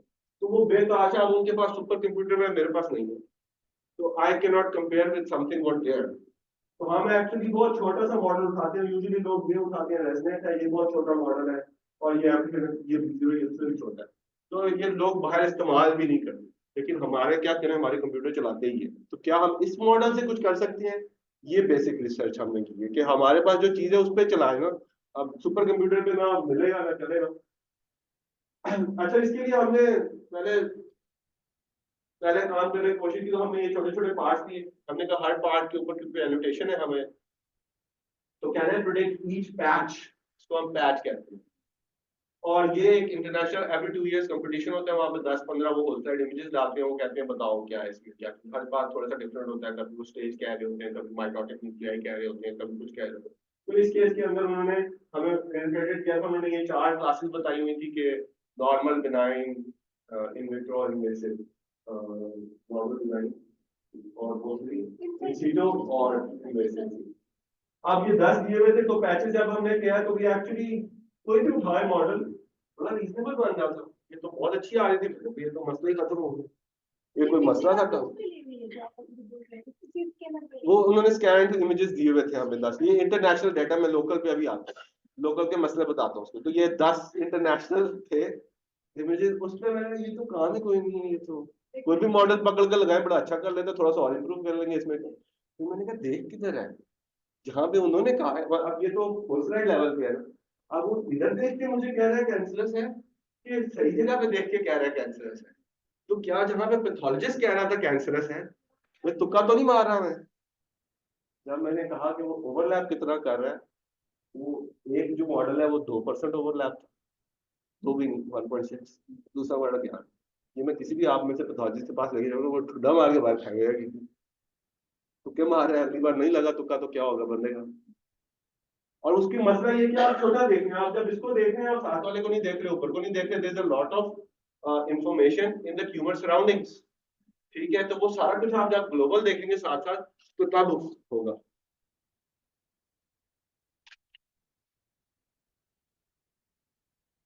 यार ये तो एक ही पूरा नहीं होगा, ठीक है। चल कोई बात नहीं, ठीक है। So what we did was we came up with an algorithm जिसमें हम पहले ये लोकल अलग-अलग लेते हैं, इसकी प्रोबेबिलिटी आ जाती है चारों को, फिर हम ये भरा तो रिसाइज कर लेते हैं, ग्लोबल इंफॉर्मेशन लेना है, तो I don't need to go into that details मुझे यहाँ से मिल गई। तो हमने 2 स्टेज मॉडल कर लिया, एक में लोकल लिया, एक में ग्लोबल लिया, इसको 2 स्टेज में इकट्ठा किया, and we are able to go. अच्छा, well trained pathologist only agreed 70% of the time, our model goes to 70%। Just to show you ground truth ये है। अगर सिर्फ लोकल देखूंगा, 2 मॉडल है, एक हमारा है वो ये वाला है, सिर्फ लोकल देखते हुए ये जो मोस्ट पीपल यूज करते हैं बहुत ज्यादा नॉर्मल, जैसे ही मैं दोनों को इकट्ठा करता हूँ हमारा वाला मॉडल ग्राउंड ट्रूथ से एग्जैक्ट ओवरलैप के पास ये यूनिवर्सिटी वाला पार्ट आना शुरू होता है। इसमें भी ग्राउंड ट्रूथ सिर्फ लोकल को देखूं और जैसे ही ग्लोबल को डालूं कभी वाला तो to give you more confidence कि हमारा मॉडल वहीं देख रहा है जहां आप लोग देखना चाहते हैं, to give you that level of, इसी तरह बाकी हाँ कहीं कहीं पे मसला भी आता है, there's always room for improvement, लेकिन यूजुअली काम नहीं आ रहा है, बहुत अच्छा ओवरलैप है। ठीक है, both of these students work on this, एक इस वक्त कॉवेंट्री में पीएचडी कर रही है, दूसरा मीडिया के लिए काम कर रहा है, and we don't need high supercomputers for this, ये एक नॉर्मल जीपीयू के ऊपर 1 लाख के जीपीयू के ऊपर ये काम चल रहा है।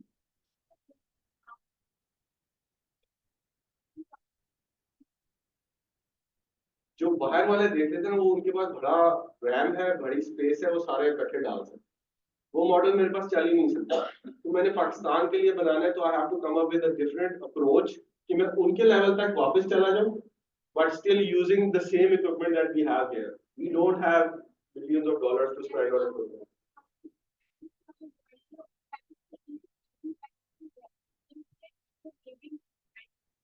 पहले से लेबल मिला था हमें शुरू में, रिमेंबर लेबल तो पहले से मिला हुआ था, लेबलिंग का मसला नहीं था। मसला ये था मैं पूरा लोड नहीं कर सकता, ये पूरा लेबल्ड है कि कहाँ पे इन्वेसिव है, कहाँ पे इन्वेसिव है। लेकिन जब मैं उसको छोटा छोटा करके देखता था, क्योंकि मैं पूरा लोड नहीं कर सकता था, तो मुझे ग्लोबल इंफॉर्मेशन नहीं रहती, सिर्फ लोकल इंफॉर्मेशन रह जाती थी।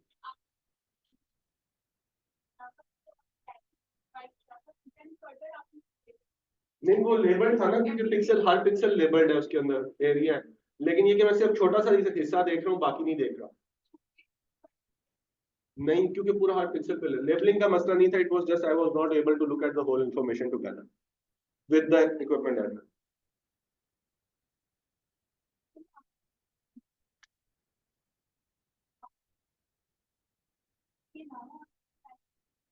सारे ट्राई किए थे, ये ऑप्टिमाइज वाला था, लेकिन it doesn't too much difference नहीं आ रहा था।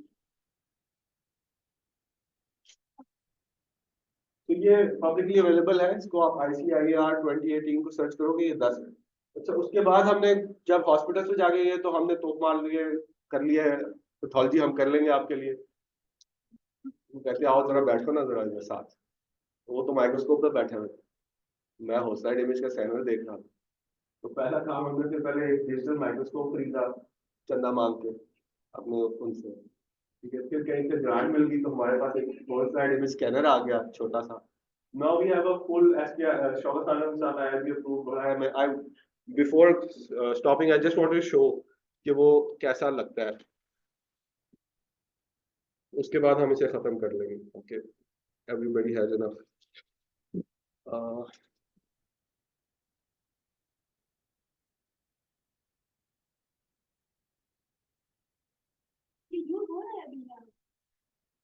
मैं वो पूरी स्टोरी बाद में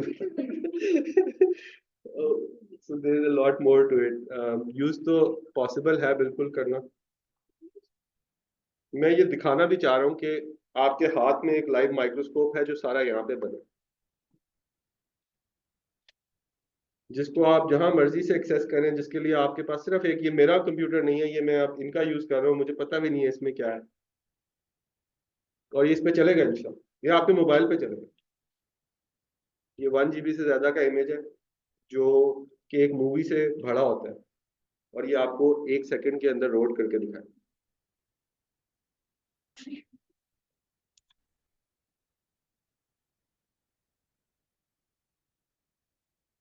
आप मुझे इसका यूजर नेम पासवर्ड,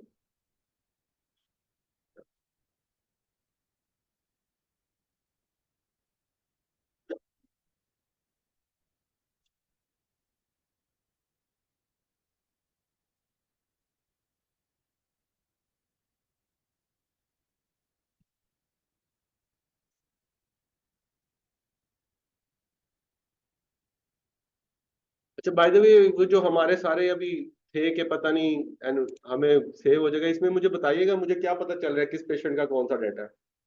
सिर्फ SKM का नाम रखा हुआ है ताकि मुझे पता हो कि शौकत खानम का, तो ये भी मैं नाम यहाँ से खत्म कर दूं तो क्या पता चलेगा क्या डाटा है इनमें जो है, पता नहीं डाटा शेयरिंग। ये देखिए आपके सामने 1 GB का लोड हुआ है, जिस तरह गूगल मैप पे आप जा सकते हैं। ये AI ने एनोटेट किए हुए mitotic cells by the way, ये आपके पास लाइव जा रहा है इस वक्त, जिधर मर्जी आप याद रख सकते हैं। मैंने ये एनोटेट किया था, किसी को दिखा सकते हैं सेकंड ओपिनियन के लिए, बाहर भेज सकते हैं ये URL।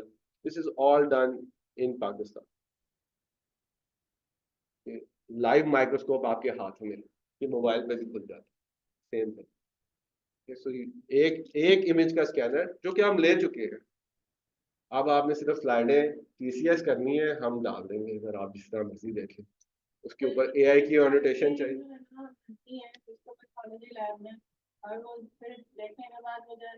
स्टार्ट हो जाती है। मुझे पता है, मैंने सारी शोर सालों के कहीं कहीं से उठा ली है, मुझे पता है वो सारा लेकिन ये कि आप हर चीज को शायद नहीं कर पाएंगे इस वक्त, क्योंकि 1 GB का कहीं पे हमने स्टोर करना है, या फिर हम हफ्ते बाद डिस्कार्ड कर दिया करेंगे, क्योंकि स्टोरेज कैपेसिटी भी है। लेकिन दिखाने के लिए तो हम फौरन डाल देंगे। Okay, so this is all done in Greece. Everything. Okay. Shaukat Khan के साथ 2 पेपर्स ऑलरेडी, एक पब्लिश हो गया है एनिया के अंदर, एक हमने सबमिट किया हुआ है। यू कैन क्या चीज ये माय टॉपिक।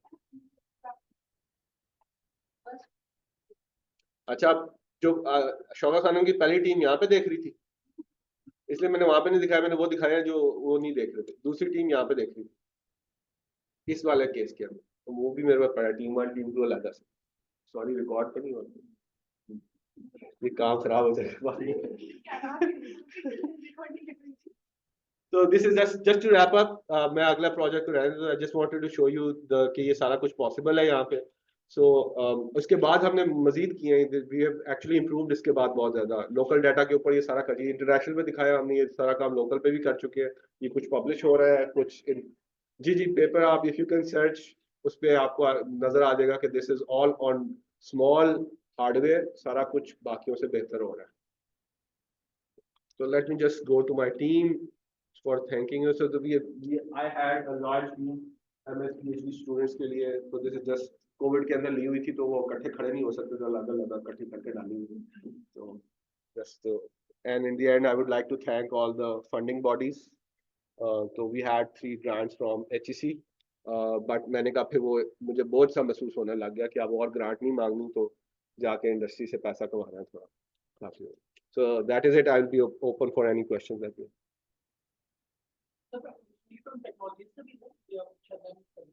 वो शुरू में था, आप बैठ गए तो थोड़ा सा इंडस्ट्री का पर्सपेक्टिव दिखाया था कि क्या बिक रहा है, तो वो मैंने थोड़ा सा शुरू में दिया। So I'm currently at Soliton Technologies. I am no longer with the KDB.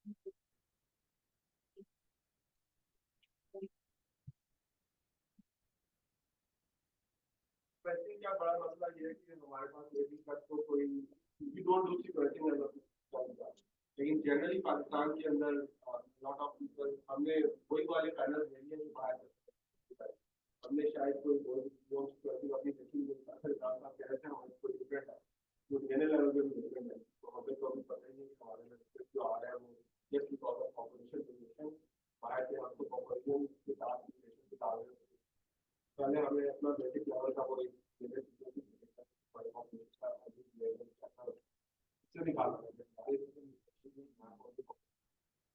इसकी वजह से बहुत से जो है डॉक्टर कहते को फायदा करेंगे, और कभी कभी तो वो अपना नॉर्मल फैमिली के साथ ही भेजते हैं, उससे क्या कोई फायदा नहीं, लोगों के साथ ही उन्होंने अपना तो कम से कम मेरे साथ नॉर्मल से अपन लेके ताकि आपसे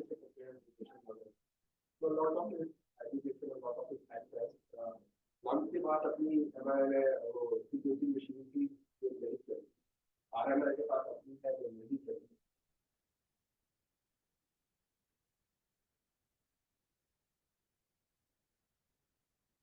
वो इट्स मोर अबाउट जितना ज्यादा डाटा उसमें आता है, बहुत कम है।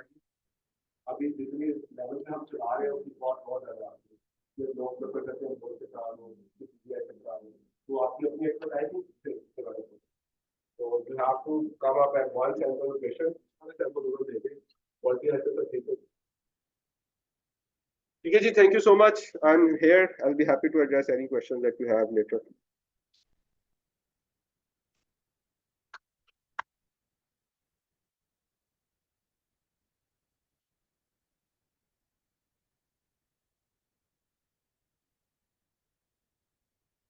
Thank you very much.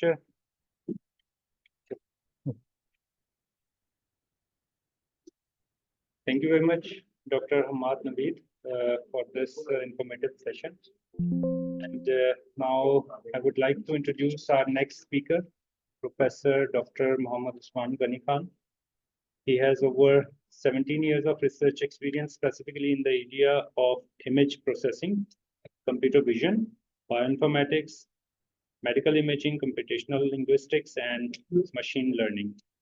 He is the chairman, Computer Science Department at UET Lahore, a director of Intelligent Technology Research Lab under the National Center for Artificial Intelligence, director and founder of 5 research labs, including Computer Vision and Machine Learning Lab, Bioinformatics Lab, Virtual Reality and Gaming Lab, Data Science Lab, and Software Systems Research Lab.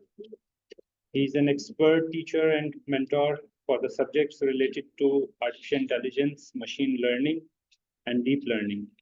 I request Professor Usman to please come and present his work. Assalamu alaikum everyone. Thank you, Dr. Riaz and team, for inviting me for this talk. So let me copy my slides. मेरा जो ज़्यादा focus होगा ना, background मेरा medical का नहीं है, मैं प्योर कंप्यूटर साइंस एरिया से हूँ. BS इलेक्ट्रॉनिक्स की थी और उसके बाद फिर masters PhD AI machine learning deep learning generative AI इन फील्ड में. तो पहले मैंने टॉक को थोड़ा सा हेल्थ केयर रेलिवेंट ही ज़्यादा फोकस किया था, लेकिन फिर लगा कि मैं ना कुछ अच्छी शोकेसिंग कर सकता हूँ. शोकेसिंग से मुराद मैं क्या चाहूँगा कि रिसर्च का तो बताएंगे और प्लस रिसर्च पेपर्स की जो डिटेल है वो गूगल स्कॉलर से या रिसर्च गेट से अवेलेबल होती है. मेरा जो ज़्यादा फोकस होगा वो कमर्शलाइजेशन वाली साइड पे कि हमने क्या बनाया और कहाँ पे बेचा उसे, या डेमोन्स्ट्रेशंस की मैं बात करना चाहूँगा. Having said that, let me start from my own introduction. So I have done PhD in computer science from Sheffield University back in 2012. So I was alumnus of UT. Currently, I'm working as chairman computer science department at UT. I will give a very brief introduction of UT also in these slides. I have been part of Google I/O, so I've got mentorship role from them, which is basically mentoring South Asian kids so that they can present their work in Google I/O. Google I/O एक event है basically US में होता है, San Francisco में, जहाँ पे south Asia यानी कि पाकिस्तानी, इंडियन, बांग्लादेशी बच्चे जो अपने स्मॉल गैजेट्स बनाते हैं वो फिर पार्टिसिपेट करते हैं और फिर वो एंटरप्रेन्योरशिप की तरफ उनको मूव करवाते हैं. मैंने 3 मंथ्स की विजिटिंग स्कॉलर के तौर पे भी काम किया था डिपार्टमेंट ऑफ साइकोलॉजी में स्टैनफोर्ड में. वहाँ भी ज़्यादा फोकस जो था वो विजन की टेक्निक्स भी था. I will show that also. I have done internship in Toshiba, and these are my research grants details. A very brief introduction of UT. UT is a more than 100 years old university, one of the oldest and government-run university. We have around 14,000 plus enrolled students. So this is just to show that UT has around 5 campuses now. और जो हमारी QS rankings हैं, HEC में 5th number पे हम लोग हैं, Asian ranking में और इंटरनेशनल रैंकिंग में भी हम टॉप 1000 में हैं यहाँ पे. अच्छा, फोकस जो हमारा है वो डिग्री प्रोग्राम्स हमारे अंडर ग्रेड तो है ही है, मास्टर्स के रेलिवेंट भी हम काफ़ी ज़्यादा हाई कैडर में गिने जाते हैं. उसकी रीज़न ये है कि रिसर्च वाली डोमेन हमारी काफ़ी अच्छी है. मैं chairman CS department computer science department को हेड करता हूँ. तो सिर्फ यहाँ पे बताने का मकसद ये है कि कंप्यूटर साइंस जो है इस वक्त वो UT का सबसे बड़ा डिपार्टमेंट है with respect to number of students, number of final projects, number of MS and PhD thesis. तो ये कुछ उसकी हमने अचीवमेंट्स बताई हैं यहाँ पे. और स्टिल जैसे शायद एनर्जी का यहाँ पे होता है, सेम हमारा जो मेन चीज़ है UT की, वो हमारे पास बहुत ही ज़्यादा अच्छी क्रीम स्टूडेंट मिलता है क्योंकि हम टॉप में रहते हैं विद इन पंजाब. और यहाँ पे आप देख सकते हैं कि जो हमारा मेरिट है वो सॉरी वो आगे लेट्स से जी आगे तो इस पे था, लेकिन नहीं किस ये हमने कुछ रैंकिंग दोबारा बताई है CS के रेलिवेंट. और फिर एम्प्लॉयमेंट जो है वो CS ग्रेजुएट्स के इस वक्त अराउंड 100% ही है हमारे. और जैसे NED का शायद होता होगा, हमारे काफ़ी स्टूडेंट्स ब्यूरोक्रेसी में भी जाते हैं और बाकी डिफेंस वाली साइड पे भी हैं. और सॉफ्टवेयर इंडस्ट्री लाहौर की तो काफ़ी आई थिंक स्ट्रॉन्ग है. आई थिंक कराची की भी अच्छी होगी. अच्छा, ये कुछ यूनिवर्सिटीज़ के अंदर यूनिवर्सिटी में लैब्स हैं जिनको मैंने रेड किया हुआ, ये रेलिवेंट टू कंप्यूटिंग के. I am heading national centre for artificial intelligence. एक पाकिस्तानी गवर्नमेंट का PND का एक सेंटर है जिसके अंदर 6 यूनिवर्सिटीज़ हैं जिनमें से एक UT है. इसका मेन सेंटर जो है फोकल जो नस्ट में है और UT के अंदर इसको मैं हेड करता हूँ. This is our domain expertise. अगर मैं इस पर फोकस करूँ तो ये basically we provide technological solutions. और टेक्नोलॉजिकल सॉल्यूशंस के साथ ये जो बाहर हमने इंफॉर्मेशन दी हुई है जिसको आई वुड से कि ये जो एरियाज दिखे हुए हैं ये सब जो है ये डिफरेंट मोडेलिटीज और डोमेन्स ऑफ डाटा है. जैसे for example I would say vision एक डाटा है जिसमें इमेजेस का या वीडियो स्ट्रीम्स का डाटा आता है और फिर हम उन पे कुछ ऑटोमेशन करते हैं. सिमिलरली टेक्सचुअल डाटा है जिसको हम टेक्स्ट प्रोसेसिंग या नेचुरल लैंग्वेज प्रोसेसिंग कहते हैं.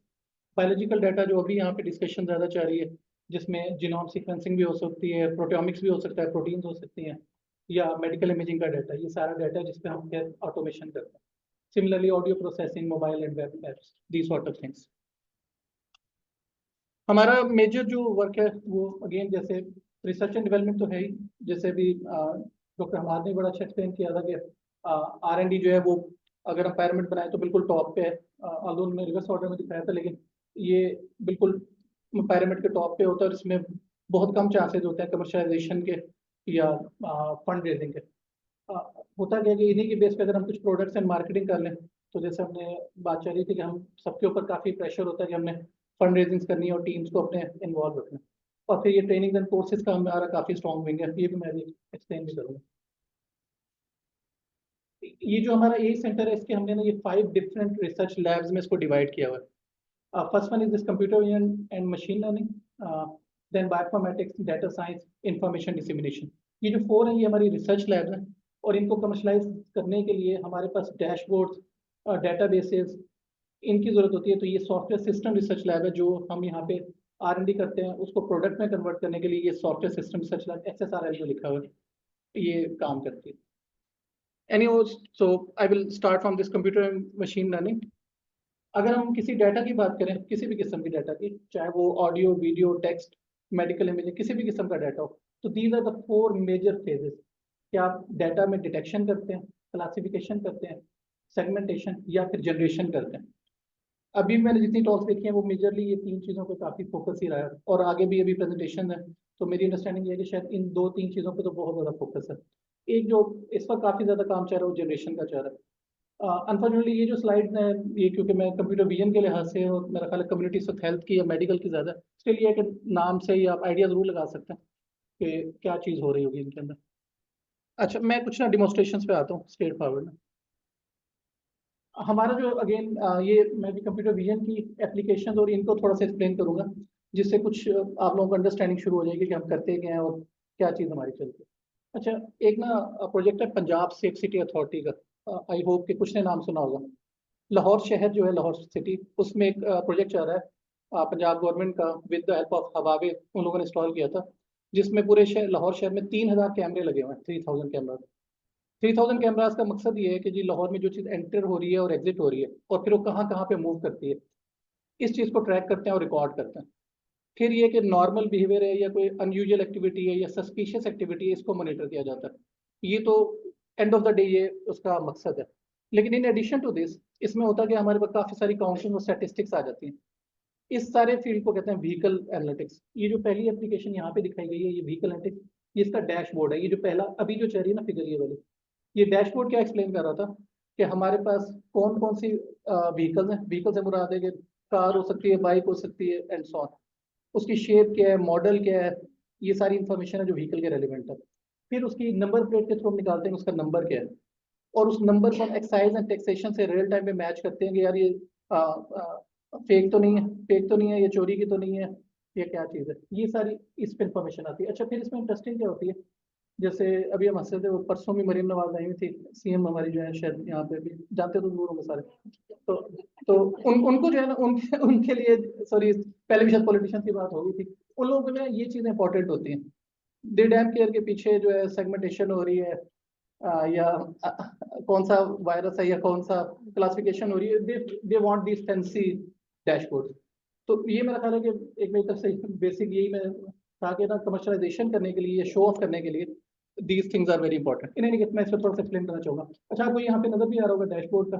फिर इन्हीं के अगेंस्ट हम फिर इंडिविजुअल किसी व्हीकल को पिक कर लेते हैं, उसके बारे में डिटेल फाइंड आउट करना चाह रहे हैं, किस किस चौक में गई, कहाँ पे गई। जैसे भी यहाँ पे कुछ इन्फॉर्मेशन आ रही है लाहौर शहर के लिहाज से, दाता साहब मशहूर जो है, लोगों ने सुना होगा, मीनार पाकिस्तान सुना होगा, मुजंग चुंगी है, कैंची है, अमर सिद्ध, ये इस तरह के नाम है। तो इन सबको हम हाईलाइट करके यहाँ से सिलेक्ट करते हैं, ये जो यहाँ पे लेफ्ट साइड पे आ रहे थे ये वाले, और यहाँ से उसकी फिर स्पेस लोकेशन के लिहाज से हम इन्फॉर्मेशन सारी एक्सट्रैक्ट कर लेते हैं। इसी तरह इसी के बेस पे हम लोगों ने पहले हवावी ने किया था, हमने उसका रेप्लिका बनाया, ओवर स्पीडिंग के चलान का था, जिसपे काफ़ी बेइज्जती भी होती रहती है कई दफ़ा कि सुजुकी गाड़ी है और 250 पे जा रही है, तो इन्हें इसको फिर एरर्स आते हैं, लेकिन ये चीज़ बिल्डअप भी हो रही है और चल भी रही है। ये सेकंड वन ये बड़ा इंटरेस्टिंग है, लॉस्ट एंड फाउंड का। लॉस्ट एंड फाउंड का मतलब आम लफ्जों में इसे कह सकते हैं मिसिंग पर्सन आइडेंटिफिकेशन में, लेकिन हमने इसको फिर 3 लेवल्स पे किया है। नंबर 1 पर्सन के लिहाज से, नंबर 2 व्हीकल के लिहाज से, और नंबर 3 है डॉक्यूमेंट्स के लिहाज से। डॉक्यूमेंट से मुराद ये होता है कि डॉक्यूमेंट आपका जो मिसिंग है वो आईडी कार्ड हो सकता है, आपकी खेवट उसे कहते हैं, ये जमीनों के कागजात हो सकते हैं, पासपोर्ट हो सकता है, या कोई भी ऑफिशियल डॉक्यूमेंट हो सकता है। अगर वो कहीं पे गिरा और आप जाके रिकॉर्ड करते हैं और वो कहीं पे रजिस्टर्ड है, स्कैन पड़ा हुआ है, तो 1 to 1 मैचिंग करके आइडेंटिफाई करके ला देते हैं। अच्छा, इसमें इंटरेस्टिंग ये था कि ये हमने ना अभी अब तो नहीं, खैर 2022 में पीएसएल के दिनों में कजाफी स्टेडियम है लाहौर में, वहां पे हमने इसके थ्रू 3 एक लोगों को शॉर्टलिस्ट भी किया था कि उनका क्रिमिनल रिकॉर्ड था। और वो इंटरेस्टिंग इस वजह से था कि शायद डॉक्टर साहब भी समझेंगे इस बात को, कि तकरीबन जब गेट पे एंट्री हो रही होती है, शायद कराची स्टेडियम पे आप लोग गए होंगे, तो वो ना ये नहीं होती कि एक एक बंदा आ रहा होता है, वो काफी सारा धत्ता आ रहा होता है पूरा ना, यानी काफी सारे लोग एक टाइम पे आते हैं। तो हमारी जो अंडरस्टैंडिंग थी वो हमने कोई 40 पर्सन पर फ्रेम ना हम आइडेंटिफाई कर रहे थे। उसमें फिर हमने कुछ 3 एक लोग थे जिनको क्रिमिनल्स को आइडेंटिफाई भी किया था, क्रिमिनल रिकॉर्ड को, क्रिमिनल्स को नहीं। तो फिर ये काफी न्यूज़पेपर वगैरह में भी आया था। अच्छा, ये नेक्स्ट है ये मॉब बिहेवियर का। ये अगेन शायद यहाँ भी होगा, लाहौर में अगेन फिर एक काफी फेमस पर्सनैलिटी रहे खादिम रिजवी साहब, तो उनके दिनों में काफी ये मॉब के बिल्डअप और इन चीजों का काफी चलता था। इसमें भी अगेन कंप्यूटर विजन का सॉरी, और शायद हेल्थ से बहुत दूर है, लेकिन स्टिल इंटरेस्टिंग था कि इसमें आप देखते हैं कि ह्यूमन का बिहेवियर का है। और बिहेवियर से मुराद ये होता है कि भाई लेट्स से पहले चौक बिल्कुल खाली है, फिर वहाँ पे पर्सन इकट्ठे शुरू होने हुए, फिर वो फिर बिल्कुल ऐसे मॉब बनना शुरू हो गया। मॉब तो हम उसे कहते हैं जहाँ पे कुछ चांस होगा कि कोई खराबी का चांस होगा। और इसमें इंटरेस्टिंग ये था कि हम ह्यूमन के साथ साथ जो उनके अदर ऑब्जेक्ट्स थे, जैसे छड़ी कोई हो गई, अगर उसने ड्रेसिंग हो गई, इन चीज़ों को आइडेंटिफाई करते थे। Similarly these are some other projects related computer vision. अच्छा, ये फिर हमारे कुछ इंडस्ट्रियल प्रोजेक्ट्स हैं। Again they are not relevant to health industry, but they are commercialized. और अगेन कुछ मैं ऐसे नाम ले लेता हूँ जो जिनको लोग जानते हैं, जैसे फॉर एग्जाम्पल जहांगीर खान तरीन एक पाकिस्तान का मशहूर नाम है। रीज़न उनकी ये है कि वो शुगर फैक्ट्रीज और ये सारी चीज़ें, तो ये जो पहला प्रोजेक्ट यहाँ पे दिखा है ये उन्हीं की एक फैक्ट्री है, जहांगीर खान जेके शुगर मिल है, मियाँ चन्नू शहर है वहाँ पे। ये उसी का एक मैंने यहाँ पे डिमॉन्स्ट्रेशन दिखाई है। ये हमने एफबीआर वालों के साथ मिलके शुगर मिल में और फ्लोर मिल में डिप्लाई किया था टू काउंट के उनकी जो प्रोडक्टिविटी है उसका क्या है। अच्छा, प्रोडक्टिविटी से मुराद सिंपल क्या है कि हम दिसंबर के मिड में जाके ये अपना इंस्टॉल करते हैं सॉफ्टवेयर। हमारा सॉफ्टवेयर क्या है, it is a bunch of cameras and sensors जो काउंट करता है जी कि कितनी सैक्स या बोरियां चल रही हैं और उनका वॉल्यूमेट्रिक वेट क्या है। और उसकी बेस पे फिर जो 2.5 महीने का सीजन होता है शुगर का, उसकी टोटल प्रोडक्शन काउंट करके देते हैं। और फिर एफपीआर वाले कंफर्म करते हैं कि जो उन्होंने गोशवारे जमा करवाए हैं कंपनी ने और जो हम लोग रिपोर्ट कर रहे हैं उसमें क्या डिफरेंस है। तो ये इस तरह के, इसी तरह फिर ये कुछ हैं वॉक टू अटेंडेंस और बाकी सारे। ये भी काफी इंटरेस्टिंग है, सर्वेलेंस, टावर सर्वेलेंस।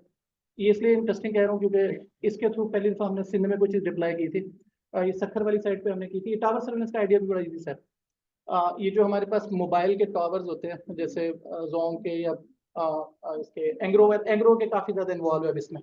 तो इनके अंदर ना बेसिकली नीचे सामान पड़ा होता है, जिनमें सबसे मशहूर आपको पता होगा जनरेटर होते हैं, और उनके ना फिर डीजल वगैरह चोरी हो जाते हैं। और इसमें सबसे इंपॉर्टेंट होता है कि नो गो एरियाज में कोई ना जाए। तो इस तरह की चीज़ों को हमने ऑटोमेट किया हुआ है। और ये फिर हमने कोई 20+ जगहों पे डिप्लाई वगैरह किया हुआ है ये वाला। ये तो हमने बहुत ज़्यादा चलाई है वॉक थ्रू अटेंडेंस सिस्टम। ये जो अटेंडेंस सिस्टम है ये फेस पे अटेंडेंस सिस्टम है। कोविड के दिनों में इस पे हमारा बल्कि काफ़ी अच्छी कंपनी या स्टार्टअप भी चल रहा है। तो ये मेरा ख्याल है ये तो मोर देन 100 जगहों पे चल रहा होगा और इंटरनेशनली भी अभी चल रहा है। इसी तरह कुछ ये जो है ये वाले फिर ये लाइव है। ये सिविल इंजीनियरिंग वालों के लिए हमने प्रोडक्ट बनाई है एंड सो ऑन। बाकी कुछ जो है ये डेमोज भी है, यानी कि जो कुछ जो है ये कमर्शियल है, यानी कि जो अप्लाइड मैंने वो डेमोज दिए हैं, और कुछ ये हैं जो लैब के अंदर बनाए और फिर नहीं भी चले। इसको मैं थोड़ा सा भी आगे भी कर देता हूँ, लेकिन क्विकली बताता हूँ। हेल्थ केयर के अंदर ये रहा है कि जैसे हम लोग जो है ना टोटल कमर्शियल एंटिटी हैं, यूटी में रह के हम रिसर्च फंड जरूर भी करते हैं और अलहमदुलिल्लाह काफ़ी है वो। लेकिन स्टिल ये है कि उसके बेस पे अभी सर ने भी शायद बात की थी कि इस वक्त ना सीएस का और मेरा ख्याल है मेडिकल का भी होगा कि सीएस के जो लोग हैं उनकी पेस बहुत ज़्यादा हाई हो गई हैं। तो अगर हम ये कहें कि हम एचईसी से या पीएनडी से के ग्रांट लें और फिर उनको मेंटेन रख सके, वो टफ होता है। उसके लिए फिर हमें ना काफ़ी ज़्यादा चीज़ें करनी पड़ती हैं क्लाइंट साइड पर। तो ये कुछ हमने काम है जो चाइना के लिए किया था। अब ये काम क्या है, बड़ा आसान है कंसेप्ट वाइज, लेकिन अगेन पाकिस्तान में शायद ये बहुत टफ होगा कि इतनी स्मूथ वीडियोस और डाटा मिलना भी मुश्किल है। लेकिन लेट्स मैं एक्सप्लेन कर देता हूँ। चाइना में इशू ये आया था कि वहाँ पे हमें जो क्लाइंट मिला वो उनके पास ना डे केयर सेंटर्स थे जहाँ पे एल्डरली लोग होते हैं, बुजुर्ग जो होते हैं। अब उसमें उन्हें क्या रिक्वायरमेंट थी कि वो चाहते थे कि यार जो बाबे हैं, यानी कि बेसिकली बुजुर्ग लोग हैं, या यहाँ पे दिखाया हुआ शायद नीचे वाली में एल्डरली पर्सन एक्टिविटी, उनको ना फिर वो डिफरेंट एक्टिविटीज में इन्वॉल्व करते हैं डेली बेसिस पे। अगर वो बैठे रहें तो फिर और ज़्यादा प्रॉब्लम आना शुरू हो जाते हैं। तो उनके फिर डिफरेंट एक्टिविटीज होती है जिनमें सबको खड़ा करके क्लैपिंग करवाई जाती है, सिट टू स्टैंड होता है, एक इवेंट होता है टाइम अप एंड गो, इस तरह की मॉनिटरिंग होती है। इसी तरह यहाँ पे ना ये केयर गिवर की भी मॉनिटरिंग जरूरी है, यानी कि एक घर है जिसमें 10 या 20 बुजुर्ग रह रहे हैं और उनके पास एक केयर गिवर आता है एक स्पेसिफिक टाइम में, और लेट्स वो जाके सोया रहता है। अगर पाकिस्तान हो या मैं अपनी बात करूँ, मैं जाके कुछ भी ना करूँ, उसकी भी मॉनिटरिंग इसको भी ऑटोमेट करना।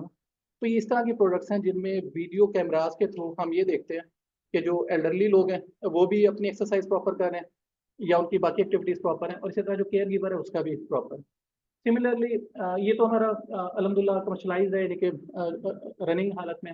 फिर कुछ हमने उनको प्रूफ ऑफ कंसेप्ट बना के दिए थे, जैसे ये वाला है हॉस्पिटल सर्वेलेंस सिस्टम का। लेकिन ये by the look of it it looks very tough कि आपने हॉस्पिटल के ऊपर कैमरा पर्सन पेशेंट पे कैमरा लगाया और उसकी सारी एक्टिविटीज मॉनिटर करनी है। तो स्टिल अगर ये कोई अच्छा हमें, मैं तो क्लाइंट ही वर्ड यूज़ करूंगा, जो मिल जाए और हमें डाटा दे, तो ये हमारी कैपेबिलिटी जरूर है।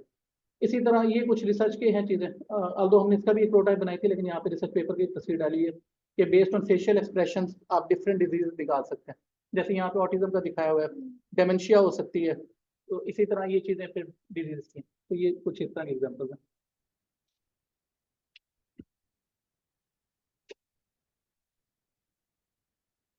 सॉरी, हाँ जी, ये मैं चले आगे चला जाता हूँ। ये फिर स्पोर्ट्स एनालिटिक्स में हम काम करते हैं। आई होप ये भी आपको आइडिया हो गया होगा, कंप्यूटर विजन के थ्रू या सेंसस के थ्रू स्पोर्ट्स की डिफरेंट एक्टिविटीज को करना। ये एक हमारी फिर कमर्शियल प्रोजेक्ट है। एक कंपनी है जेवर के नाम से, लाहौर के अंदर है, सॉफ्टवेयर हाउस है। और उन लोगों के साथ हमने फिर ये जो रिसर्च की थी, जो भी दिखाई भी थी, चाइना में भी डिप्लाई किया था, उन लोगों ने फिर एक ये फुल फ्लेज रोबोट बनाया। और उस रोबोट का नाम रूई है, और इसे केयर कंपेनियन रोबोट कहते हैं। इसकी आई होप के कुछ डिमॉन्स्ट्रेशन हो। खैर ये थोड़ा सा मैंने था, इसको मैं रिमूव भी कर सकता हूँ, लेकिन थोड़ा सा बताने के लिए अगेन ये है कि शायद पहले भी वर्ड हुआ है, इस वक्त काफ़ी ज़्यादा काम हो रहा है पर्सोनिफिकेशन के ऊपर। पर्सोनिफिकेशन का मतलब ये है कि जो भी एल्डरली या ह्यूमन है उसके अपने रेलिवेंट इन्फॉर्मेशन होनी चाहिए। जेनेरिक चीज़ें रिसर्च में चल सकती हैं, लेकिन जब वो कमर्शलाइज की जाती हैं, प्रोडक्ट में लेके जाती हैं, तो यहाँ पे पर्सोनिफिकेशन या इसे पर्सोनिकल कहते हैं, या डिजिटल ट्विन भी आजकल वर्ड यूज़ किया जा रहा है इसके लिए। अच्छा, ये कुछ डिमॉन्स्ट्रेशन है। लेट्स से ये हमारा रोबोट है जो, और ये ऑटोनोमसली मूव करता है किसी भी लोकेशन के अंदर। जैसे ये भी इसके लिए डोर्स ओपन होने चाहिए, खैर डोर क्लोज तो फिर नहीं होता, लेकिन स्टिल ये है कि ये विद इन हाउस खुद मूव करता है ऑटोनोमसली। अगर खुद मूव करता है तो उसमें आप अंडरस्टैंड कर सकते हैं कि ये ऑब्स्टिकल अवॉइडेंस, क्लियरेंस, ये सारी चीजें खुद कर लेते हैं। ऑब्स्टिकल वजह से ये यहाँ पे डेमोज भी दिखाए गए हैं ये वाले।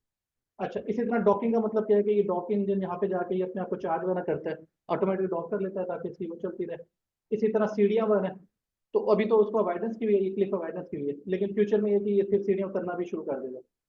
अच्छा, ये डायनामिक ऑब्स्टिकल अवॉइडेंस है, ये फिर स्लैम वगैरह के एल्गोरिथम्स होते हैं सीएस के अंदर, तो ये उनकी वो मैप वगैरह दिखाए हैं। और ये इंटरेस्टिंग, अब यहाँ पे जो चीज़ ये बताई गई, ये मल्टी मॉडल जेस्चर्स हैं ये वाले, और ये आगे भी एक्सप्लेन कर देता हूँ। मल्टी मॉडल जेस्चर से मुराद क्या है कि ये विद ऑडियो कम्युनिकेट करता है एल्डरली पर्सन के साथ। तो इसमें हमने पूरे जेन को यूज़ करते हुए चैट बॉट्स बनाए हुए, जिसके अंदर उसको कैसे इंटरेक्ट करवाना है। लेट्स से स्टार्टिंग फ्रॉम के सिंपल विश से शुरू करके वेदर का पूछ के, फिर अपनी मेडिसिन के बारे में बताना, पूछना, अपने पेन के बारे में डिस्कस करना, और ये सारी चीज़ें फिर यहाँ पे बफर में स्टोर होके और रियल टाइम पे फिर डॉक्टर्स को या उसकी फैमिली तक कन्वे की जाती है। ये फिर कुछ डेमोस्ट्रेशन हैं, जैसे ये जो एल्डरली हैं, इनमें कुछ डिजीज होती है जिनमें डेमेंशिया काफ़ी इंपॉर्टेंट है। मेरा ख्याल आप लोगों को ज़्यादा पता होगा, स्टिल हमने तो थोड़ा सा सीएस के लिए देखा। तो फिर इनके ना डिफरेंट टेस्ट हैं जिनमें टाइम अप एंड गो होता है कि कुर्सी पे ये जो बैठे हुए हैं, कि ये कुर्सी से उठने का और फिर दोबारा बैठने का टाइम। इसी तरह ये मूवमेंट का टाइम, ये ये जैसे ये यहाँ पे दिखाया टाइम अप एंड गो, और ये सारे जो पैरामीटर्स हैं ये हमने ना ऑटोमेटिक निकालते हैं ये कंप्यूटिंग के थ्रू। इससे ऑटोमेटिक से मुराद क्या है कि ये जो बाबा जी हैं इनकी गेट आइडेंटिफिकेशन के थ्रू फिर हमारे पास डिफरेंट पैरामीटर्स हैं कि गेट की स्पीड क्या है, ये लेंथ क्या है इनकी, स्टेप साइज क्या है, एंड सो, ये सारी चीज़ इन्फॉर्मेशन निकालते हैं, और फिर एंड में इस तरह के डैशबोर्ड्स बनाते हैं। तो इस तरह का बेसिकली हमारा ज़्यादा काम है। ये कुछ आर्किटेक्चर है। मेरा ख्याल था कि अगर कम्युनिटी मिक्स होती तो इंटरेस्टिंग होता, लेकिन ये प्रोसेसिंग जो है ना, बजाय हैवी एंड जीपीयूज पे करने के, ये जेटसन डिवाइसेस हैं जो शॉर्ट या स्मॉल जीपीयूज होते हैं, जिनमें यहाँ पे और इनका लिखा हुआ वैसे जेवियर है, जेटसन नैनो है, इस तरह के, शायद किसी को आइडिया, आई डोंट। तो फिर ये कुछ डिटेल्स उसके है। सेकंड वन जो है हमारी, ये फर्स्ट वन मैंने कंप्यूटर विजन की रखी थी, सेकंड जो है मैं थोड़ा क्विकली हो जाता हूँ, बायोइन्फॉर्मेटिक्स की। इसमें अगेन हमारी जो डोमेन्स हैं सारी, अभी इस पे बात करें मेडिकल इमेजिंग पे, हम लोगों ने भी इस पे प्लीथोरा ऑफ पेपर्स छापे हैं। ट्रूली स्पीकिंग इसको हम कमर्शलाइज नहीं कर पाए, काफ़ी सारी वजूहत हैं। शौकत खानम को हमने तंग भी बहुत किया, अनमोल हॉस्पिटल है उसको भी बहुत तंग किया, लेकिन मेरा ख्याल है कि हम वैल्यू एडिशन नहीं दे पाए। पेपर्स के हद तक बहुत है, शायद इन चारों में हमारे 100+ पेपर्स होंगे, मैं अपनी अगर बात करूँ, लेकिन कमर्शियल वैल्यू नहीं है जो मुझे अभी तक समझ है। In any case, genomics and proteomics, इनमें हमने आईसीसीबीएस के साथ ही काम किया था, जीनोमिक सेंटर के साथ, वो भी शायद यहाँ पे डिटेल होगी अभी। और फिर ये मैं कुछ और चीज़ें देख जी। ये अगर मेडिकल इमेजिंग की बात करें तो हमारा तो सिंपल सा है कि हमें आप किसी भी किस्म का डाटा दें, लेकिन दैट शुड बी एनोटेटेड। हम मॉडल ट्रेन कर देते हैं, और मॉडल ट्रेन से अगेन एग्जांपल वही होगी कि starting from very basic rule based model से लेके क्या नाम है, मशीन लर्निंग, डीप लर्निंग, जेन एआई, इनके डिफरेंट मॉडल्स में हमारी एक्सपर्टीज है। तो वही इसमें ब्रेन सेगमेंटेशन है, या ब्रेन ट्यूमर सेगमेंटेशन है, लिवर सेगमेंटेशन है, कोविड की थी, अल्जाइमर की है, स्पाइन कर्वेचर की है। मैं वैसे उसमें अगर ऐड ऑन कर दूं, अगेन आप लोग डॉक्टर हो, अगर मैं चेस्ट एक्सरे की बात करूं तो मेरा ख्याल है हमने कुछ 17 डिफरेंट मोडालिटीज पे काम किया हुआ है। जैसे अभी मोइन भी शायद बताएंगे कि इन्फ्लुएंजा है, कॉलरा है, कोविड के काफ़ी वेरिएंट्स हैं, तो इन पे काफ़ी सारी चीज़ों पे हमने काम किया, और इस पे भी हमने मल्टी लेवल क्लासिफिकेशन पे भी काम किया। जैसे ये नहीं बताएंगे कि जी डिजीज यस या नो, बल्कि कौन सी डिजीज है। तो डिपेंडिंग ऑन के वो डाटा की अवेलेबिलिटी की हमारी एक्सपर्टीज अगेन सिस्टम्स को ट्रेन करने की। इसी तरह ये मेडिकल इमेजिंग प्रोजेक्ट वही था जैसे जिसमें ये आप अगेन इंटरेस्ट ये जो है एक फुल फ्लैश सिस्टम बनाने में, कि आप एक मेडिकल इमेज को अपलोड करो, उसकी प्रोसेसिंग ऑटोमेटिकली हो, फीचर इंजीनियरिंग ऑटोमेटिकली हो, सिलेक्शन हो, और क्लासीफाई करके वो एक प्रॉपर हमें डेमो में तो ये इंफॉर्मेशन दे दे। इसी तरह ये ब्लड सेल सेगमेंटेशन पे हम लोगों ने काम किया था। ये युवास एक हमारी यूनिवर्सिटी है, शायद लाहौर में तो है, यानी मुझे पता, university of veterinary and animal sciences, उसके काफ़ी सारे कैंपस हैं पंजाब में, शायद यहाँ पे भी और नाम होगा उसका, लेकिन वो एनिमल वाली साइड पे, तो उनके साथ भी काम किया हुआ है। फिर ये ड्रग ड्रग इंट्रैक्शन पे, कैंसर क्लासिफिकेशन पे, ये इंपॉर्टेंट इसलिए है कि इसमें इमेज का, मेडिकल इमेज का डाटा नहीं है, ये टेक्सचुअल डाटा को यूज़ करके हम काम करते हैं। तो शायद आगे भी कुछ डिटेल आएंगे इसकी। ये कुछ हमने प्रोटाइप्स बनाई हैं, क्योंकि मेरा अपना बैकग्राउंड भी इलेक्ट्रॉनिक्स का था, और आई होप एनईटी का शायद ऐसे, यूईटी का जो मशहूर है हमेशा से, वो इलेक्ट्रिकल इंजीनियरिंग बहुत ज़्यादा मशहूर है। तो और फिर उसके बाद मैकेनिकल, तो हमें काफ़ी अच्छे लोग या स्टूडेंट्स मिल जाते हैं जो इलेक्ट्रिकल और मैकेनिकल के हों। तो हम काफ़ी सारे गैजेट्स इस तरह के एक्सपेरिमेंट करते रहे हैं जो मेकाट्रॉनिक्स, मैकेनिकल और इलेक्ट्रिकल के। जैसे फॉर एग्जांपल ये जो डेमो है, ये वाला इसको मैं एक्सप्लेन कर देता हूँ, और ये दोनों वैसे, ये प्रोस्थेटिक हैंड का एक डेमो है, जिसमें ये बड़ा लो लेवल पे हमने एक प्रोस्थेटिक हैंड ही बनाया हुआ है। अच्छी चीज़ क्या है, इसको ना ये इधर यहाँ पे ब्रेन कंट्रोल सिग्नल्स के थ्रू कर रहे हैं, और ये ब्रेन कंट्रोल सिग्नल्स का भी आई होप अगेन आप में काफ़ी लोग बैठे होंगे जिनको आइडिया होगा कि इसकी हमने यूएसए से, चाइना से डिवाइसेस भी इंपोर्ट की, इमोटिव और न्यूरोस्काई की डिवाइसेस होती हैं, और ये फिर डिफरेंट चैनल्स की होती हैं। और यहाँ पे ये डिवाइस ना विद इन यूनिवर्सिटी में हमने बनाई, ये जो ये वाली पहनी हुई है बच्चे ने, तो ये तकरीबन पार ही थी, इन पार थी, क्योंकि इसमें लंबी हो जाएगी डिस्कशन, लेकिन अटेंशन, फोकस, मेमोरी, ये इस तरह की चीज़ें होती हैं। तो फिर ये गेस बेस्ड आइडेंटिफिकेशन है या मूवमेंट ऑफ कार है। तो इसी तरह ये यहाँ पे इसका बताया हुआ है कि व्हील चेयर को कंट्रोल करने का, और ये ब्रेन का जो मैं बता रहा था, अल्फा बीटा गामा रेज वाला। इसी तरह ये कुछ हम टॉय कार या रोबोट्स पे, ड्रोन्स पे, इस पे भी काम करते हैं। तो आई होप कि टाइम को थोड़ा तेज करते हैं। अच्छा, इसी तरह हम ए इन एग्रीकल्चर है, और जैसे मैंने भी कहा था कि हमारे पास अगर डाटा हो तो वो ब्रेन का हो चाहे वो एग्रीकल्चर का हो, एंड ऑफ द डे हमने फार्मूले लगाने और उसमें एनॉमली निकालनी है। तो ये लीव्स आइडेंटिफिकेशन के, लीव्स हैं या ट्रीज है या हमारी कपास है या गंदुम है, इनके अंदर क्या बीमारी है। मैं खुद ज़रूरी इलाके से हूँ, तो हमने मैंगो पे काफ़ी काम किया है।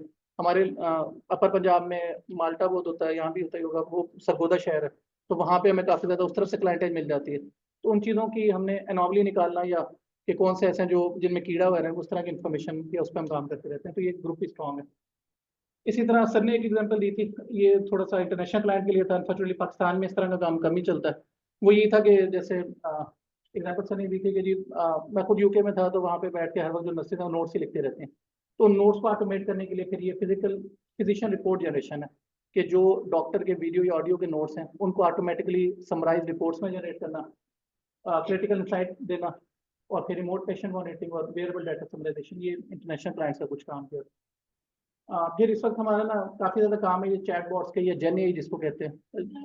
जी, सर हम एक कंपनी में प्लांट आइडेंटिफिकेशन करते हैं, पार्ट के आइडेंटिफिकेशन, जी तो हम क्या उसकी डेटा को जनरेट करके क्या उसको हम एआई के थ्रू या कंप्यूटर साइंस के थ्रू कर सकते हैं?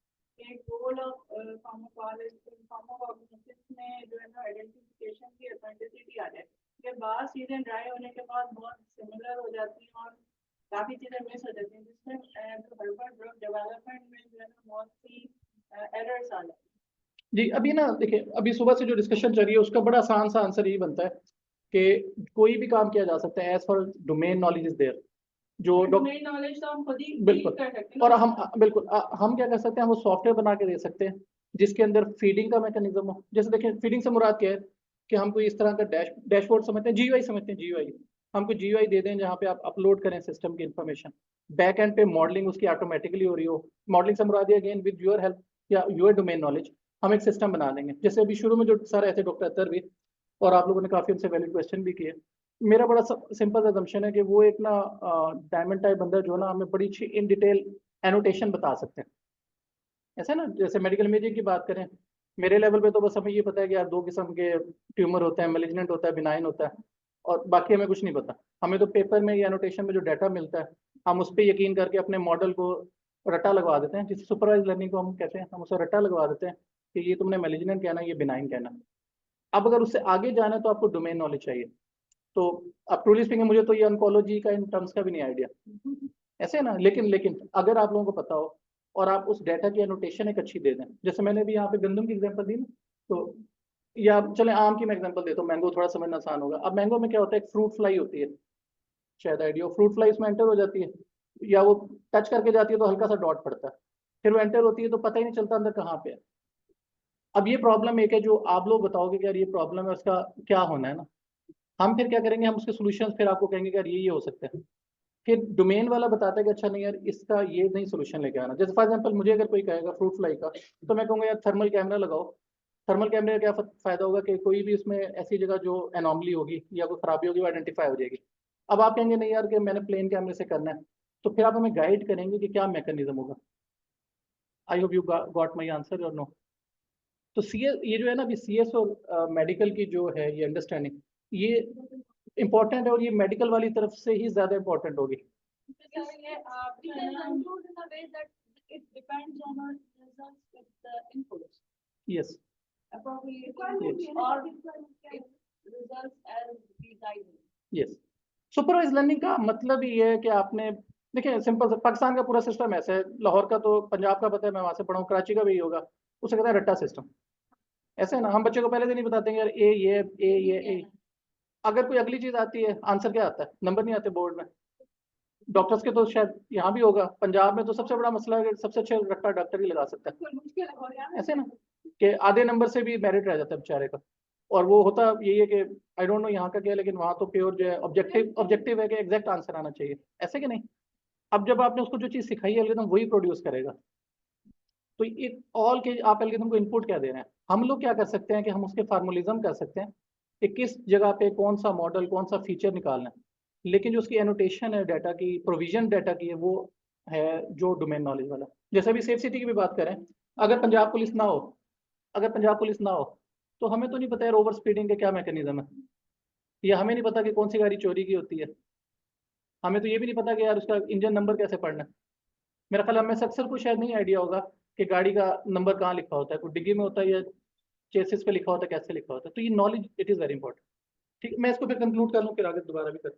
अच्छा, ये बड़ा इंटरेस्टिंग था इस वक्त, क्योंकि ये ना हमने जो रिसेंट चैट जीपीटी आया हुआ है, इसकी बैक एंड पे हम प्रोग्रामिंग करते हैं, जिसको जेन इस वक्त वर्ड यूज किया जा रहा है, और इसकी बेस पे हम ना डिफरेंट फिर चैट बॉट्स बनाते हैं।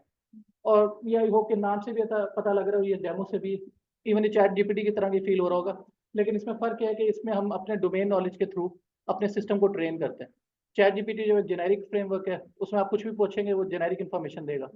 लेकिन अगर आप एक स्पेसिफिक इन्फॉर्मेशन देना चाह रहे हैं, जैसे लेट्स से मैं एग्जांपल कोट करता हूँ कि अगर आईसीसीबीएस की भी इन्फॉर्मेशन निकालना चाह रहे हैं तो चैट जीपीटी फेल हो जाएगा। लेकिन अगर आप चैट जीपीटी की के अंदर आईसीसीबीएस की वेबसाइट को प्लग इन कर देंगे तो वो टू द पॉइंट बड़े अच्छा आंसर देगा। इन एनी केस फिर ये डाटा साइंस केस को मैं थोड़ा तेज कर देता हूँ। अच्छा, this is the last I would say क्या कहेंगे इसको, हमारी लैब है, इसका नाम है बेसिकली इंफॉर्मेशन डिसिमिनेशन। तो इंफॉर्मेशन डिसिमिनेशन का वैसे मतलब ये होता है कि जो कर रहे हैं उसको आगे तक पहुंचाया जाए।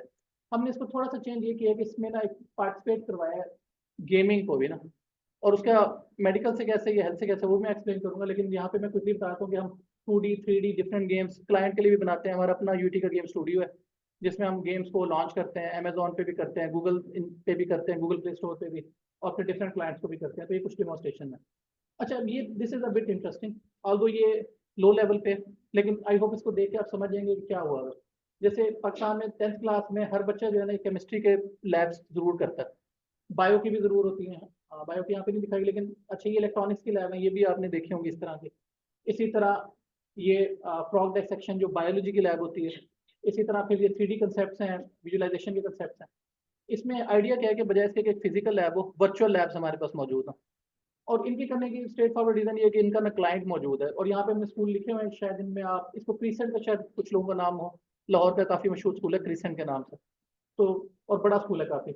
ये वहाँ पे हमने जाके एक्चुअल में लैब्स उनको बना के दिए हैं, और फिर ये है कि हम इनको अपडेट भी करते रहते हैं, नई भी उनको बना के देते रहते हैं चीजें। तो उन्होंने हार्डवेयर परचेज किया, एक 10 लोग बच्चों का कमरा सेट कर दिया, 3 या 4 ओकलस वगैरह खरीद लिए उन लोगों ने, और अब ये फिर हम उनको फिर सॉफ्टवेयर बना के देते रहते हैं। इसी तरह ये फिर कुछ है चीजें जो ये खुद रिसर्च की खैर प्रोजेक्ट थे जिनके अंदर हमारे पास ना डिफरेंट टाइप ऑफ फोबियाज होते हैं। आई होप आपको अगेन ज्यादा पता है, क्लास्ट्रोफोबिया है इसमें, और फिर लेट्स से कुछ नाइक्रोफोबिया, इस तरह के डिफरेंट होते हैं। जैसे ये वाली जो एग्जांपल्स हैं, ये वाली जो एग्जांपल्स है ना, आई होप कि नाइक्रोफोबिया डार्कनेस का डर होता है ये, और क्लास्ट्रोफोबिया शायद होता है हाइट का डर, स्पेस सॉरी स्पेस में कंजेस्टेड स्पेस का होता है। तो ये हम ना उनको वीआर एनवायरनमेंट में लेके जाके बच्चों से कहते हैं कि आप कोई गेम खेलो, और फिर हम मैयर करते हैं उनका। अच्छा, इसमें भी इंटरेस्टिंग यहाँ पे ना ऊपर एक एग्जांपल दी थी कि इसको, ये जैसे बच्ची बैठी है इसने न्यूरोस्काई का हेडसेट ही पहना हुआ है, तो हम इस क्लास्ट्रोफोबिया के दौरान उसके ब्रेन सिग्नल्स को भी मॉनिटर करते हैं कि उसके ब्रेन सिग्नल में क्या इफेक्ट आ रहा है। एक तो गेम के दौरान भी देखते हैं और फिर यहाँ भी करते हैं, और फिर हम उसे वो गेम्स खिलाते हैं जिससे उसे ये हाइट फोबिया का या क्लास्ट्रोफोबिया का या निक्रोफोबिया के ये कम होना शुरू हो। तो ये फिर रिसर्च ग्रांट्स हमारी चलती रही। एक ये बड़ी इंटरेस्टिंग हमारी एप्लीकेशन है जो ड्यूक यूनिवर्सिटी के साथ है, और जहाँ तक मेरी अंडरस्टैंडिंग है उसमें आगा खान के भी एक डॉक्टर है शामिल, लेकिन मैं थोड़ा सा एक्सप्लेन कर देता हूँ, ऑल्दो ये भी स्टार्टिंग में ही है। ये आइडिया ये कि ड्यूक में एक ग्रुप है जो काम कर रहा है एपिलिप्सी के ऊपर, और वो भी बच्चों की एपिलिप्सी के ऊपर ही काम कर रहा है। उसके लिए हमने एक सॉफ्टवेयर बनाया है जो ना बेसिकली इस तरह का उसका है। लेट्स से मैं ये वाला ना, इसमें हम करते क्या है कि दोनों यहाँ पे क्लियर नजर नहीं आ रहा है। इसमें बेसिकली जो ह्यूमन का ब्रेन है ना उसको हम हॉलोलेंस के थ्रू मॉडल कर लेते हैं, और फिर उसका स्ट्रक्चर पढ़ते हैं, और फिर हम उसका कोशिश तो ये कि थॉट प्रोसेस का, वरना उसमें कोई मेल फंक्शनिंग है तो कहाँ पे है, और फिर उसको वीआर के थ्रू इंटरेक्ट करते हैं, बजाय इसके कि एक्चुअल फिजिकल इन्वायरमेंट में हो, जैसे सुबह सर ने भी प्रेजेंट किया था, डॉक्टर अतर ने भी, सेम वो वाला काम ही हम कर रहे हैं। तो इसमें जो मॉड्यूल मेजर है, ये यहाँ पे आप देख सकते हैं एक बच्चा लेटा हुआ है, आपने उसको हमारा सॉफ्टवेयर पे लेके जाना है, तो उसका ब्रेन को हम रजिस्टर कर लेते हैं अपने पास, ये पहले पेज में ये। उसके बाद फिर उसकी रोटेशन है, स्केलिंग है, मूव करना या बड़ा करना, फिर जिस एरिया में हमारा इंटरेस्ट है उसमें हम फिर काम वगैरह कर सकते हैं। तो अभी ये इन्फेंसी में है, लेकिन ये काम स्टार्ट हमने किया हुआ है।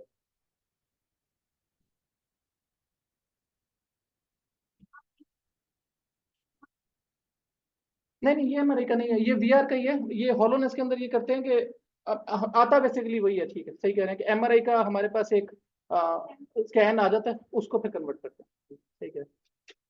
अच्छा, फिर ये एक इंटरेस्टिंग है जो अभी मैं थोड़ा सा एक मैसेज भी देना चाह रहा हूँ। इसमें हमारा ना काफ़ी ज़्यादा है, क्योंकि इंजीनियरिंग यूनिवर्सिटी है और इसको एज हम स्टार्टअप भी चला रहे हैं, हाई एंड ट्रेनिंग। इसमें हम काफ़ी सारी वर्कशॉप्स कराते हैं एआई के रिलेवेंट। ये कुछ डिटेल्स में मैं क्विकली वैसे बता भी देता हूँ, जिसमें मशीन लर्निंग की, डीप लर्निंग की, एआई की, डाटा साइंस की। और ये एक अच्छी चीज़ है कि ये हम ऑनलाइन भी करवा रहे हैं और फिजिकल भी करवा रहे हैं। इसमें फिर ये किड्स का हम करते हैं, ये काफ़ी सालों से हमारा चाह पुरानी मुझे मिल गई थी तो मैंने भी वो डाल दी है। लेकिन इसमें किड्स को जो है ना, ये 4 डिफरेंट कोर्सेज कराते हैं, ग्राफिक डिज़ाइन का, फ्यूचरिस्टिक साइंस जिसमें रोबोटिक्स आ जाती है, वर्चुअल रियलिटी, गेमिंग आ जाती है, बेसिक प्रोग्रामिंग, माइक्रोसॉफ्ट ऑफिस। तो ये हमारा, मेरा ख्याल है को 7-8 साल से ये प्रोग्राम चल रहा है, जिसमें बच्चों को हम ट्रेन करते हैं। ये फिर इस तरह के गैजेट्स वगैरह बनाते हैं। हमारा जो लोगो या मोटिव है वो बड़ा आसान सा है कि हम कहते हैं कि आप घर का कोई भी थ्रैश उठा के ले आओ, गंद बुलाओ, उससे हम रोबोट्स बनाना सिखाते हैं। जैसे ये आपको फील भी यहाँ पे हो रहा होगा कि घर का कोई सामान है, बोतलें उठा ली, बोतलों से उन्होंने मूविंग रोबोट बना दिया, साथ उसके ब्रश वगैरह लगा दिया तो सफाई वाला रोबोट बन गया। इस तरह की चीज़ें काफ़ी करते हैं। तो अच्छा, एक हमने ना अभी रिसेंटली शुरू किया है, अक्टूबर में हमने एक पहला बैच किया था, जो ये डॉक्टर्स के रेलिवेंट है, ये थोड़ा सा मैं फीडबैक भी चाहूँगा और कन्वे भी करना चाहूँगा। Jain boot camp for health care, इसका आइडिया बेसिकली ये ये अगेन कंप्यूटर साइंस वालों के लिए ये लेटेस्ट टैक इस जब हम कंप्यूटिंग में काम करते हैं तो हमें ना टूल्स एंड टेक्नोलॉजीज का पता होना चाहिए। तो सीएस वाले एग्री करेंगे, इसको ना स्टैक का वर्ड यूज करते हैं, जैसे मीन, मर्न, एमएल, ये सारे ऑप्स का भी वर्ड यूज करते हैं। तो ये इस सबसे लेटेस्ट ना जेन एआई की ये स्टैक है, अगर कोई सीएस का बच्चा बैठा। इन एनी केस ये हम स्टैक पे वैसे काम करवाते हैं। अभी जो यहाँ पे मैं बता रहा हूँ, ये थोड़ा सा हमने जो अभी अक्टूबर में बूट कैंप करवाया था, एक लाहौर में हॉस्पिटल है एवर केयर के नाम से, आई डोंट नो कराची में है या नहीं, लेकिन एवर केयर के नाम से, और एक अच्छा हॉस्पिटल है जोहो टाउन में, पता नहीं कितने बेड्स का, लेकिन अच्छा एक हॉस्पिटल है जिनके पास फंडिंग शंडिंग भी देते हैं। उन लोगों ने हमें एक प्रॉब्लम ये दिया कि हम वो ना अपने प्रॉब्लम सॉल्व करवाना चाहते हैं, सेम जैसा भी मैडम ने क्वेश्चन किया था। हमने उन्हें कहा जी हम हर चीज़ सॉल्व कर सकते हैं लेकिन आप करवाएंगे। तो वहाँ पे प्रॉब्लम ये आता है कि जो न्यूरो सर्जन सर हैं या कोई इस तरह के साहब हैं, उनके पास तो टाइम ही नहीं है। तो वो ये एक्सपेक्ट करेंगे कि हमने बता दिया और आगे हो जाएगी, वो तो होना नहीं। अगर वो हो जाती है तो वो चीज़ होती है, जैसे हमारे साहब ने भी एक्सप्लेन किया कि हम ब्रैड्स का डाटा सेट है या कोई भी डाटा सेट है ऑनलाइन उठाएंगे और अपने एल्गोरिथम ट्रेन करके दे देंगे, बाद में पता लगेगा कि ब्रैड्स का डाटा सेट तो 2000 से भी पहले का था। ऐसे होता है ना, जो रिसर्च के डाटा सेट है अक्सर जो पड़े हुए हैं ऑनलाइन, वो तो 20-20 साल पुराने डाटा सेट हैं। तो अगेन जब न्यूरो सर्जन साहब के पास जाएंगे, वो कहेगा यार ये क्या बनाया। तो उस लिहाज से फिर ये एवर केयर वालों के साथ हमने ना फिर एक स्कीम शुरू की, जिससे हमने ना जेन एआई का बूट कैंप था। अब उसमें हमने इंटरेस्टिंग क्या किया, हमने 30 लोग रखे कंप्यूटर साइंस के और 10 बच्चे रखे मेडिकल के, यानी कि फाइनल ईयर के बच्चे थे 30 मुख्तलिफ यूनिवर्सिटीज़ के, पंजाब साइड के, और 10 फिर एवर केयर के जो मेडिकल स्टूडेंट थे। 30 को हमने ट्रेन किया जेन एआई के टेक्निक्स के अंदर, और जो 10 थे ना उनको हमने रखा एज मेंटोर्स के, उन्होंने प्रोजेक्ट की जिम्मेदारी लेनी है। एक टर्म यूज करते हैं capstone project, all over the world use होता है। ये चले थीसिस कह लें या उसको सेमेस्टर प्रोजेक्ट कह लें किस्म का, कि 4 महीने की ट्रेनिंग थी। उसमें जो बच्चे थे उनकी जिम्मेदारी थी कि वो अपना कोई एक आइडिया लेके आए, जैसे भी बात हो रही है कि लंग्स के रेलिवेंट है या ब्रेस्ट कैंसर है या वट एवर, और जो हमारा स्टूडेंट होगा या सीएस का जो बच्चा होगा वो उस प्रॉब्लम को टेक्निकली सॉल्व करेगा। तो eight the end of that 4 month हम उन दोनों ने मिल के 10 प्रोजेक्ट बनाने थे। तो ये कि हमने ना इनिशिएटिव लिया हुआ। अब इसकी जो नेक्स्ट क्लास है, ये थोड़ा सा ये पिछले के थोड़ा बैकग्राउंड है कि 700 बच्चे लिए हो, ये सारी डिटेल वाले इसमें। इंटरेस्टिंग इसमें ये था कि इसमें फिर हमने जेनी के रेलिवेंट एक माइक्रोसॉफ्ट एजोर एक है सर्टिफिकेशन होती है क्लाउड की, शायद सीएस वालों को आइडिया होगा, वो हमने करवाई थी, और इस तरह की चीजें चलती रही। अब इसका जो नेक्स्ट फेज है ना, वो हम 16 मई से स्टार्ट करें। हमें एडवांटेज ये हुआ है कि अब उसमें जो 30 स्टूडेंट सब हमने उठाए हैं यूटी से, फाइनल ईयर के। पहले हमने यूटी से नहीं उठाए थे, मिक्स यूनिवर्सिटीज से थे, अब हम सिर्फ यूटी से उठा रहे हैं इसमें। और हमें एक अच्छी चीज़ मिली है कि एक हमें एवरकेयर वालों ने थोड़ा सा लिंक किया है, यूनिवर्सिटी ऑफ कैलिफोर्निया अरवाइन का मेडिकल स्कूल है, उसके 10 बच्चे हमारे पास आए हैं अब ना। तो उनको हम मिक्स क्या करें कि ये 10 जो बच्चे होंगे, ये लोग आइडिया देंगे और डेवलपमेंट जो यूटी वाले बच्चे करेंगे। तो it will be a very good unique opportunity भी होगी, लर्निंग भी होगी। और फिर हम इसको आगे लेके जाना चाह रहे हैं, जैसे भी सर बैठे हुए हैं, हमने फास्ट वालों को भी ऑन बोर्ड किया हुआ है, जीआईके से भी हम ऑन बोर्ड है, नस्ट में भी हमने बात की है, जो बड़ी यूनिवर्सिटीज़ के नाम ले रहा हूँ। इसके अलावा तो यूएमटी है, यहाँ पे पता नहीं है शायद, काफ़ी सारी और यूनिवर्सिटीज़ हैं, सुपीरियर है, लाहौर सेट, उनके साथ हम लिंक हैं। तो इन एनी केस अब हमें फायदा क्या है कि जी इसमें अच्छा अच्छी चीज़ क्या है कि इसमें 2 इंडस्ट्रीज भी हैं, शायद सर दोनों को जानते हैं, रेवर को कोजेंट लैब्स है लाहौर में, तो दोनों ही हैं। और हॉस्पिटल में यूसीआई है जो अभी हमें दे रहा है सारे मटेरियल, व्यू के साथ हम पहले लिंक देना है, और एवर केयर के साथ भी हम लिंक में। तो ये एक हम ना कोशिश करेंगे कि हमारा प्रोग्राम इस तरह का कामयाबी से चल पड़े, क्योंकि ये पहले जो है ना यूटी, जेवर और एवर केयर, ये 3 ने हमने चला लिए। इसमें ज़्यादा बच्चे नहीं हुए थे, टूरिस्ट स्पीकिंग में मैंने पिछले स्लाइड में भी दिखाया कि 18 बच्चे ट्रेन हुए थे। अब नेक्स्ट फेज में हम इसको कोशिश कर रहे हैं 40 में से 18 अगर ना भी हो तो 21, 22, 23, 24 इतने बच्चे ट्रेन हुए। ये फिर कोलाब्रेशन है, ये फिर हमारी अकम्पलिशमेंट है, और ये हमारी कोई टीम है बेसिकली। अगेन इसमें डॉक्टर वकार जो हैं, ये हेड है हमारे इंस्टीट्यूट के भी, किक्स के नाम से सर ने पहले नाम भी लिया था, मैं खुद हो गया।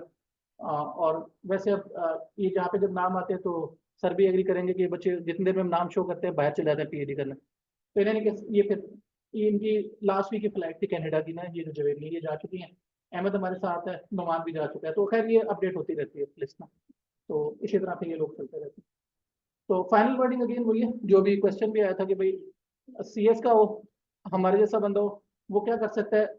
हमारे पास एक्सपर्टीज, नॉलेज और ट्रेनिंग इन डिफरेंट फील्ड्स है, लेकिन क्या है कि हम काम करना चाह रहे हैं, लेकिन उस काम के लिए हमें क्या है कि हमें मिलके काम करना है, और वो मिलके काम करना क्या है कि डाटा आपका होगा, बाकी चीज़ें हम करेंगे। तो this is the final message.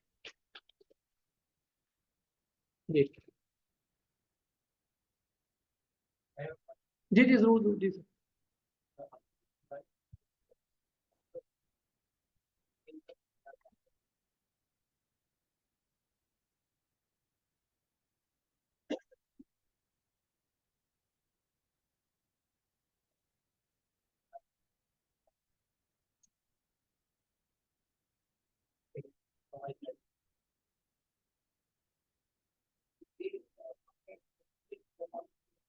जी मैं इसका बड़ा आसान सा आंसर देता हूँ। ये जो मैंने अभी कंप्यूटर विजन के सॉफ्टवेयर बताया ना, जैसे सर ने भी क्वेश्चन किया, हवावे एक कंपनी एक है काफी बड़ी, पंजाब सेफ सिटी में हवावे ने वो कैमरा इंस्टॉल किए और सॉफ्टवेयर बना के दिया उनको। जो हवावे ने प्रोजेक्ट दिया था ना, वो तकरीबन 18 अरब रुपए का था, जिनमें से बकौल उनके जी 13 अरब जो था वो तो हार्डवेयर और बाकी आ गया। ये जो बाकी 5 अरब था ना, ये सॉफ्टवेयर मेंटेनेंस एनालिटिक्स की चीजें थी। गुड गुड गुड, मैं वापस आ रहा हूँ उस पर। अब वही चीज जो है ना, वो हम उन्हें तकरीबन 1 मिलियन पर मंथ पे करके दे रहे हैं, और सारा इंडिजिनस है। इंडिजिनस का मतलब आप समझते हैं कि कोई भी चीज, अच्छा हवावे का क्या था, क्लोज लूप था, यानी क्लोज सॉफ्टवेयर था, ब्लैक बॉक्स था। हमारे वाला क्या है कि मैंने भी एग्जांपल दी कि उस दिन मरीम नवाज आई तो उनका इंटरेस्ट ना, अब हमें सबको पता है ऑन अगेन रिकॉर्ड ना हो, तो उन्हें उन्हें क्या चाहिए, वो कहें यार फीमेल काउंटिंग करना है। अब अगर उन्हें हम यहाँ पे बुलाएं तो फौरन कहेंगे अच्छा यार फीमेल ज्यादा बैठी हुई हैं, गुड। तो ये इंडिजिनस का ये फायदा है कि हमने कोई भी स्टैटिस्टिक्स निकालनी है तो वो हम आगे कर सकते हैं। अच्छा प्लस क्या है कि जैसे अभी आपने एग्जांपल कोट की थी कि अटेंडेंस सिस्टम अब मल्टीपल लोग कर रहे हैं और हर जगह पे हो भी रहा है।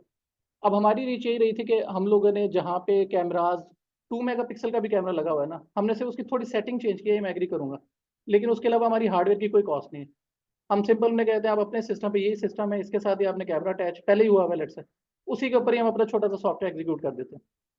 फिर आ जाती है कि हर किसी की ना अपनी रिक्वायरमेंट्स हैं। जैसे मैं एक इंटरेस्टिंग रिक्वायरमेंट बताऊंगा, कराची में मैंने नहीं देखी, यूईटी में एक रिक्वायरमेंट आई कि वीसी साहब ने हमें कहा कि यार यूनिवर्सिटी में चिंचियाँ आती हैं, इनको रोकना है। चिंची समझते हैं, चांद गाड़ी चिंची होती है लाहौर में, इधर है कराची में। अच्छा बस ठीक है, लाहौर में बहुत ज्यादा है। अगर लाहौर में आप अंदरून लाहौर कोई आएगा या आया हुआ है ना, उसको अंदाजा हो जाएगा कि कार बाइकें नहीं है अपना, चिंचियाँ बहुत है सर। तो अब ये वो रिक्वायरमेंट है जो ना हर किसी की नहीं होगी। ये सिंपल एग्जाम्पल बता रहा हूँ। तो इंडिजिनस का फायदा क्या होता है कि आप बिल्डअप करते जाते हो। तो face recognition is one part, उसके बाद फिर बिल्डअप है। हमें काफी इशू आया जो शायद इधर नजर नहीं आ रहा, जब हमने इसको बना के बेचना शुरू किया तो हमें पता लगा कि बाज बच्चियों का पहले तो ये वेल तो होता ही जो पूरा होता है ना, इसे क्या कहते हैं, जो नकाब टाइप होता है, उसको कैसे आइडेंटिफाई करें। अब किसी ने ये सोल्यूशन दिया कि जी आप कोई ना हीट मैप लगा दें, फला चीज कर दें, ये कर दें। हमने कहा यार 200 में से अगर 2 बच्चे हैं तो मैनुअल एंट्री कर लेते हैं। आयो मेरी बात समझ आ रही है? तो ये चीजें फिर जो है ना, ये इंपॉर्टेंट है इसका।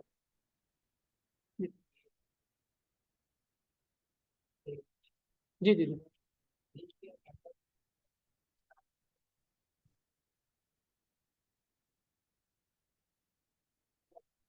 सर ने बड़ा अच्छा क्वेश्चन किया, मैं इसका आंसर दे देता हूँ। और ये लाहौर का मैं बता सकता हूँ, मुझे कराची का। अच्छा फिर बड़ा अच्छा होगा, आप खुद एग्री कर देंगे फिर। सर लाहौर का जो सेफ सिटी का है ना, उसके 3,000 कैमरे लगे थे, जिनमें से ऑन रिकॉर्ड भी ये कि जो ऑटोमेटेड थे या फुली ऑटोमेटेड थे, जिसको आप कह रहे हैं एएनपीआर भी लगा हुआ है, सब चाह रहा है, वो 30 थे टोटल। 30 टोटल थे। तीन, आप खुद एग्री करेंगे 3,000 इंटेलिजेंट कैमरा लगाना नियर टू इम्पॉसिबल है।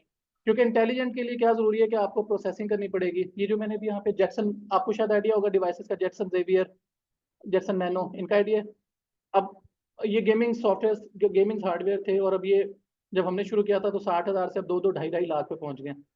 फिर इनको आपने लाइव रखना है और इन्फिनिट कॉस्ट होनी शुरू हो जाती है ना, तो ये बड़ा लिमिटेड लगे होते हैं।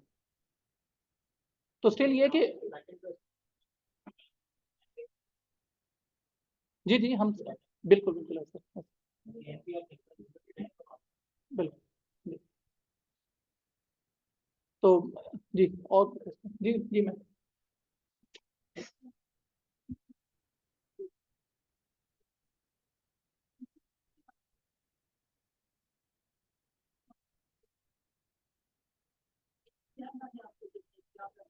ये मैं आपको दे रहा हूं, सर हफ्ते लगे भी पूरे है, जैसे अभी आप मैं नाम ले लिए। अगर इसका ऐसा मतलब पूरा करप्शन नहीं होगा, उसका भी कुछ करवा सकते हैं। अच्छा इसमें देखिए होता ये है ना कि जैसे अभी आपने एग्जांपल दी ना, जो अभी आपने जैसे कि वो एडवर्टाइजमेंट एक आती है कि हायरिंग ऑफ अखबारों में भरी पड़ी होती है, न्यूज़ भरी पड़ी होती है। जैसे अभी फाइनल नंबर पूछी थी ना, पहले क्वेश्चन है ना कि आपने हम 10,000 से लेके 10 लाख के बीच में देखते हैं, कोई कॉमन है आगे एक क्लाइंट बेस पे आप इन्वॉल्व करते हैं। अच्छा इसका फिगर होगा कि 10 लाख हम लेंगे तो बहुत बड़ी फर्क होगी और उसके बाद कितना जाएगी वो पैसे जमा करना है, कॉल करें हमारा रिस्पॉन्स। तो बेसिकली तो दो वे हम क्लाइंट का खुद ही करते हैं। और अभी भी जैसे हम आए तो मेरा तो कमर्शियल ही मकसद है, कोई इवेंट करता है काम करते हैं करता है ऐसे है ना, जो सब शुरू में ऐसे में भी वो सब पालती और वो चीज को उनको दे टाइम में but we are not the one. हम तो बिजनेस अपॉर्चुनिटी हमने ऐसे में नीड किया हुआ है फाइनल का कुछ सीखते हैं। जैसे हमें तो पता है जो कराची का सिम्पोजियम एनआरटीसी के साथ है, एनआरटीसी को भी मैं महीना पहले अवार्ड। तो कहने का मतलब लेकिन हम क्या चाहते हैं यार एनआरटीसी तो रहेगा, मे बी कराची यूनिवर्सिटी का उसका टाइम इस तरह तो मकसद ये है कि प्रोजेक्ट का विजिट करने का मतलब ये होता है क्लाइंट और वाइस वर्सा कि जो क्लाइंट है वो अपनी नीड करता है कंपटीशन में जाते हैं और कंपटीशन में जाके बिल कर लेते हैं। जैसे अभी जो मैंने जो नेक्स्ट स्लाइड आता हूँ कि जो भी मैंने एफआईआर में बताया ये बनाया हमने था, लेकिन बेस पे डीडब्ल्यूसी ग्रुप है जिनका ना काफी ज्यादा प्रोजेक्ट है जिसमें इको स्टार है, ये हाय क्या नाम है ये कौन सा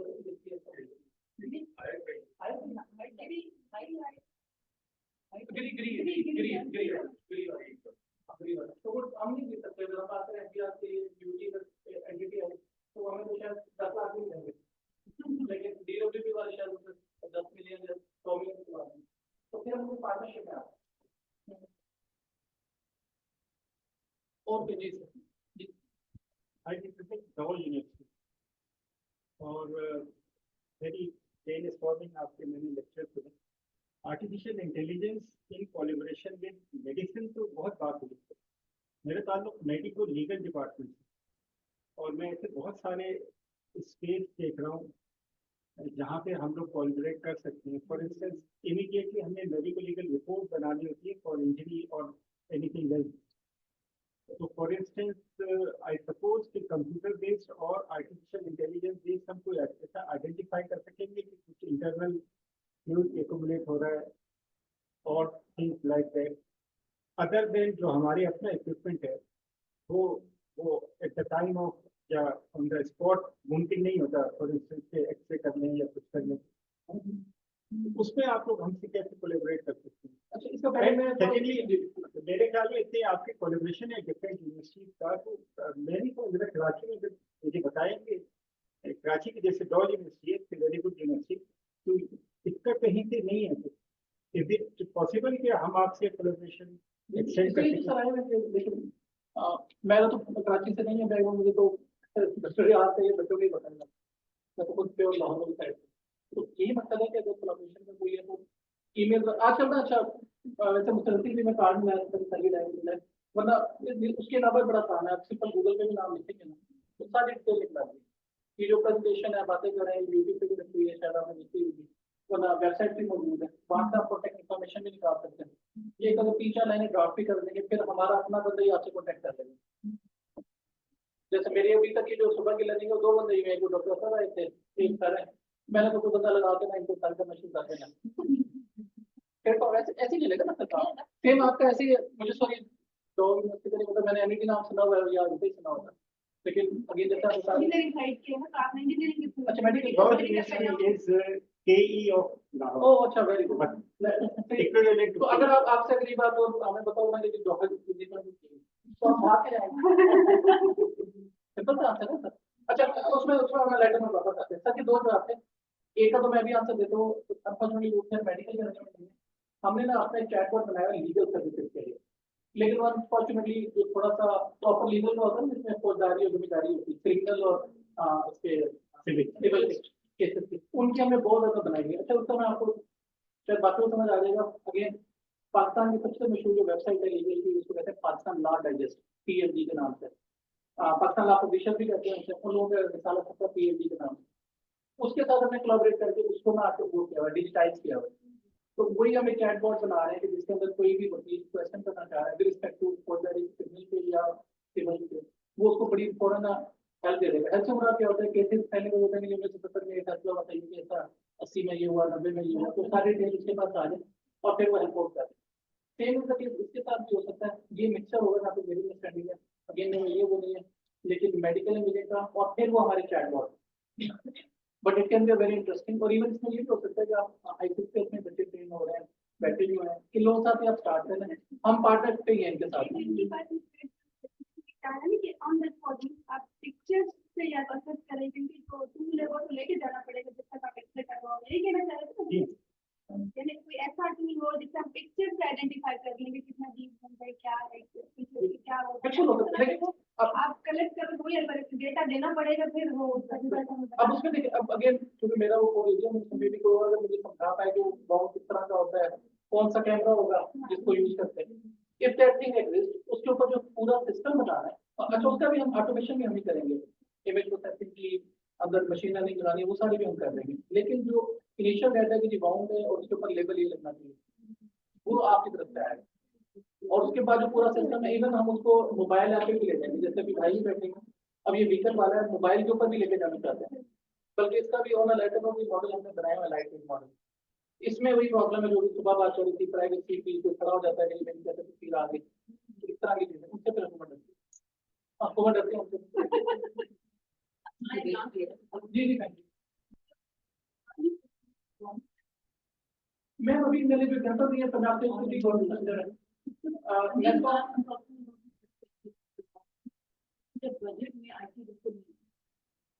ये मैंने इसलिए ना फोकस में हल्के इसलिए नहीं रखा, क्योंकि मैंने पहले स्टेट बोला था कि शौकत खाना आपने बहुत टाइम किया अनमोल हॉस्पिटल को, तब इस तरह से कहा कि हम उनका शुरू में इंटरेस्ट होता है डॉक्टर को, सॉरी सॉरी हुआ, लेकिन मेरा क्या है कि जैसे मैं बचपन से हमको समझते हैं ना न्यूट्रल नहीं होना पाकिस्तान में, तो अभी जो सर भी बैठे हो सकता है वो पहले तो बोल देंगे कि आज मैं कर दूंगा, लेकिन एक डाटा को जितना नहीं बताया कि हमने एक एमआरआई का डाटा है और एक ही डाटा उसको एलोकेट करने की भी मेरा पर्सनल नॉलेज है, दो से तीन महीने लग जाते हैं ऐसे, दो से तीन हमारे जैसे हमारे टीम के बच्चे पंजाबी में डंग पाता है, ऐसा होता है ना, जल्दी लिखना करके कर देना क्या सही हो जाए, तो वो पूरे दिन में एक या दो इंग्लिश करने की बात है। अब उसके लिए एक न्यूरो सर्जन का जो शायद दिन में 2 ऑपरेशन करे होगा, वो एलोकेशन देने के लिए तैयार नहीं होता। ये बहुत अच्छा दूसरा क्या है,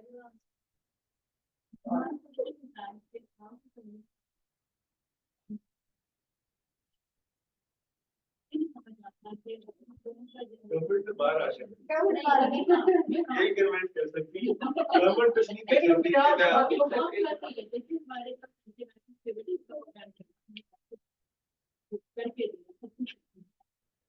सस्टेन नहीं करती, हम बना देते हैं, हम कर देते हैं, चल भी जाता है, वो कोई भी जाता है। शायद आप लोग बेहतर बताएंगे, मैंने भी आप सब जानते हैं,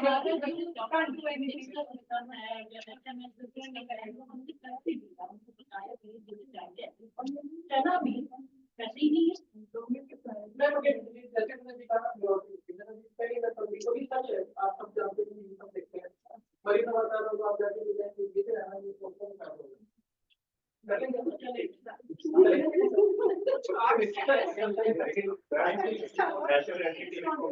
सब कुछ सुविधा रजिस्टर में की ऐप बना के दी कि आप इसमें डाल देंगे, अब हम बना के दे सकते हैं, चलाना तो उन्होंने, अब वो तो गवर्नमेंट एंटिटी भी नहीं है,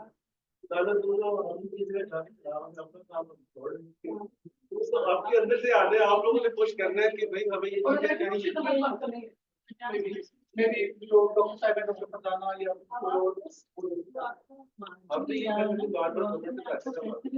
आपके ग्रांट को कम करके इसीलिए वो इंडस्ट्री की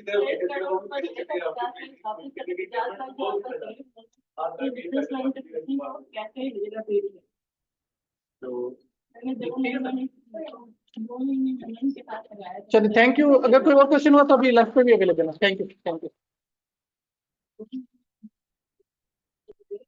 Thank you very much, Dr. Usman, for such a nice presentation and talk. Now it's a time for lunch and prayer. I would like to request all the guests and participants to move towards the dining area upstairs, second floor. Lunch has been organized for all the participants and guest speakers. We will resume here at 2:15 p.m. sharp. Thank you.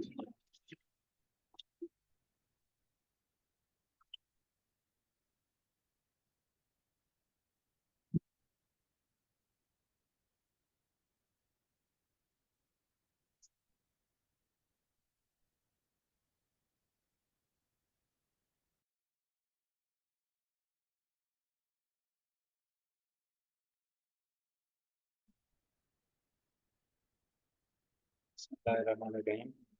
Thank you very much, ladies and gentlemen, for joining us back. Uh, Move towards our next speaker. I would like to introduce our next speaker, Professor Dr. Rizwan Ahmed Khan. In the year 2013, he was conferred with PhD degree in artificial intelligence from Claude Bernard University, Lyon, France, an institution renowned for its excellence in research and innovation. Dr. Khan further on his expertise as a postdoc research fellow for 3 years at Computer Science Laboratory in Image and Information Systems in Lyon, France. Since 2019, he has been serving as a professor and dean of faculty of information technology at Salim Habib University in Karachi, Pakistan. For 2 consecutive years, Dr. Khan has received the distinguished honor of being selected by the European Commission as an invited professor at University Jean Monnet Saint Etienne, France. Dr. Khan's research interests include machine learning, computer vision, medical image analysis, explainable AI, and human perception. Now I request Professor Dr. Rizwan to please come and present his work.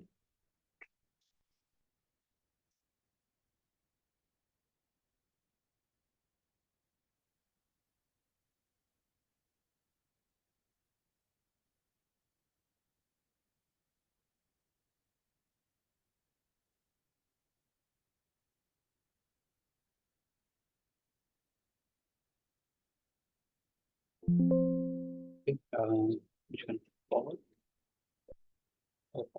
Okay. Okay, Assalamu alaikum. It's always hard to have a session after lunch, especially if coffee bina mil you. So I can see some sleepy faces, but I'll try to make it as interesting as possible. Actually, the idea of my presentation is to demystify some of the terms that we hear. जैसे भी आप doctor साहब से सुन रहे थे, deep learning, machine learning, specially जब हम एक इंटरडिसिप्लिनरी डोमेन में काम करते हैं, डॉक्टर्स इंजीनियर साथ मिलके, तो हमारी लैंग्वेज एक नहीं होती usually. And this is what we have felt when we did some project regarding ASD, Autism Spectrum Disorder Detection.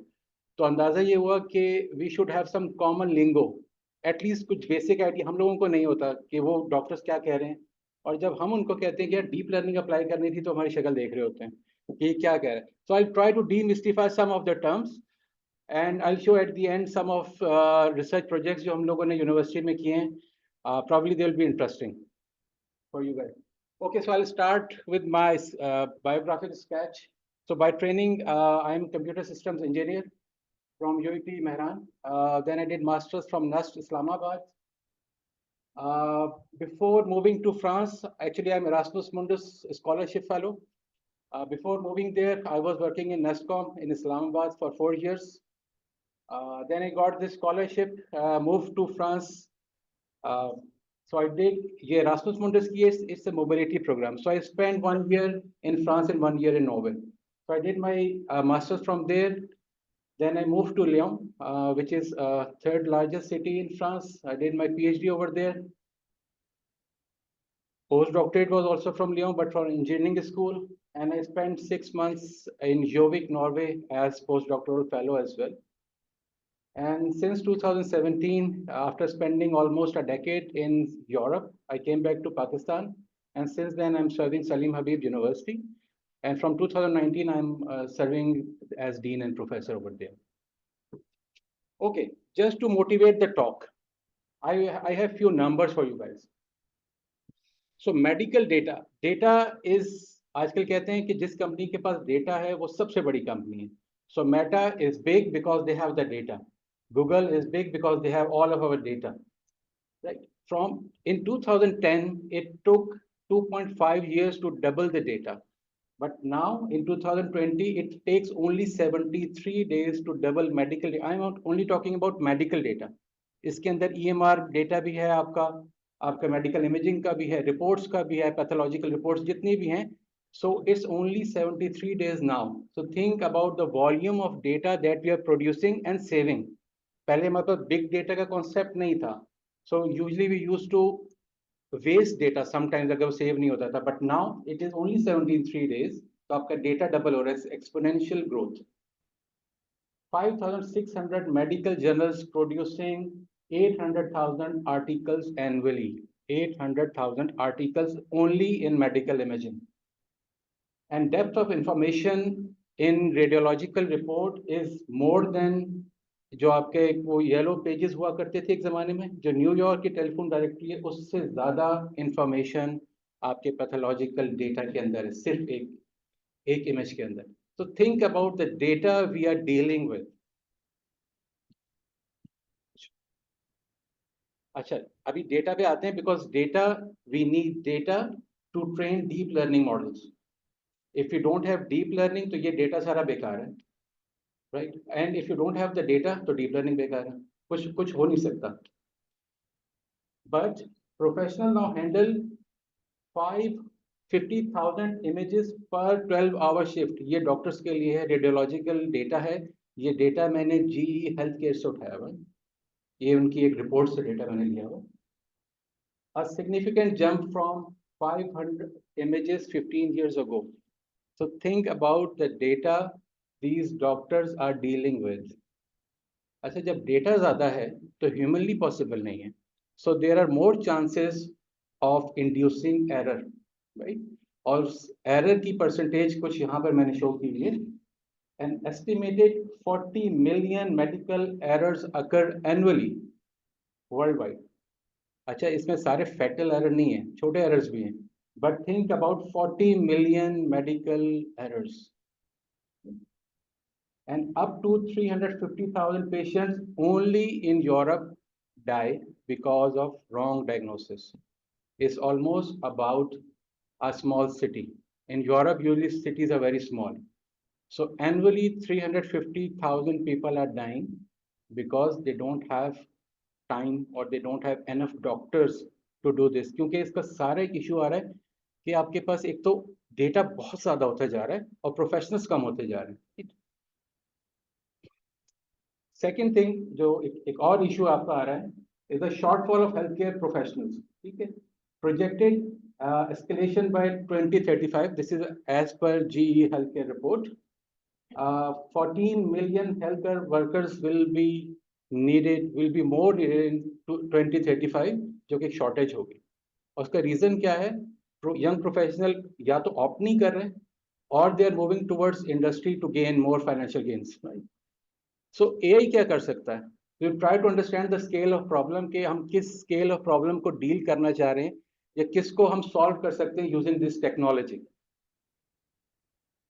अच्छा, AI को कैसे कैसे use कर सकते हैं? These are few ideas. This list is not exhaustive. You can add more. जो मुझे लगा कि most important, I have put some of them on the slides. We can automate some routine tasks. जो लोग hospitals में काम करते हैं, they understand कि फाइल वर्क बहुत ज्यादा होता है. अभी सर कुछ पूछ भी रहे थे मेडिको लीगल के हवाले से. सो probably they'll understand कि हम फाइल वर्क कितना करते हैं और शायद ये रिपीटेटिव टास्क हैं, क्या हम इनको ऑटोमेट कर सकते हैं using this technology? It's a question mark. probably I said yes, हम कर सकते हैं. तो वो जो टाइम बचेगा, this medical practitioner can use that on that time on this creative task जहां पर machines नहीं हैं. Second thing, virtual assistants, chatbots. Can we use chatbots in hospital? Especially आपने देखा होगा कि आपको अपॉइंटमेंट लेनी होती है, वो यूजली कॉल. क्या ये ऑटोमेट नहीं हो सकता? I think it's the easiest task to automate. कि चैटबॉट्स आपकी अपॉइंटमेंट्स करते हैं, डॉक्टर का स्केड्यूल उनके पास हो, patient just either by talking or by writing and they have this meeting setup. इसके अलावा क्या हो सकता है, रिमोट मॉनिटरिंग हो सकती है। इन्फ्लुएंजा के लिए, बीमारी के लिए क्या जाना जरूरी है, और can we write some symptoms and this medical chatbot can give you some answers. So again, doctor's time will be used for specific tasks.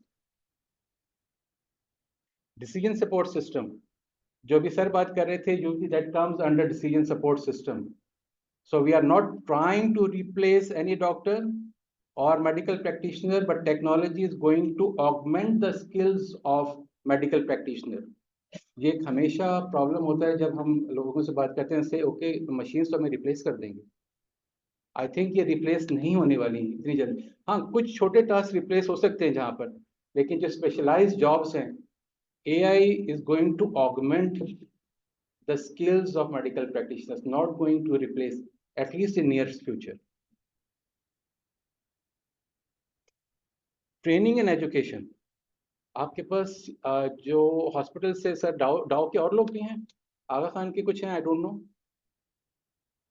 We have specialized simulators, especially medical training के अंदर you need either patients।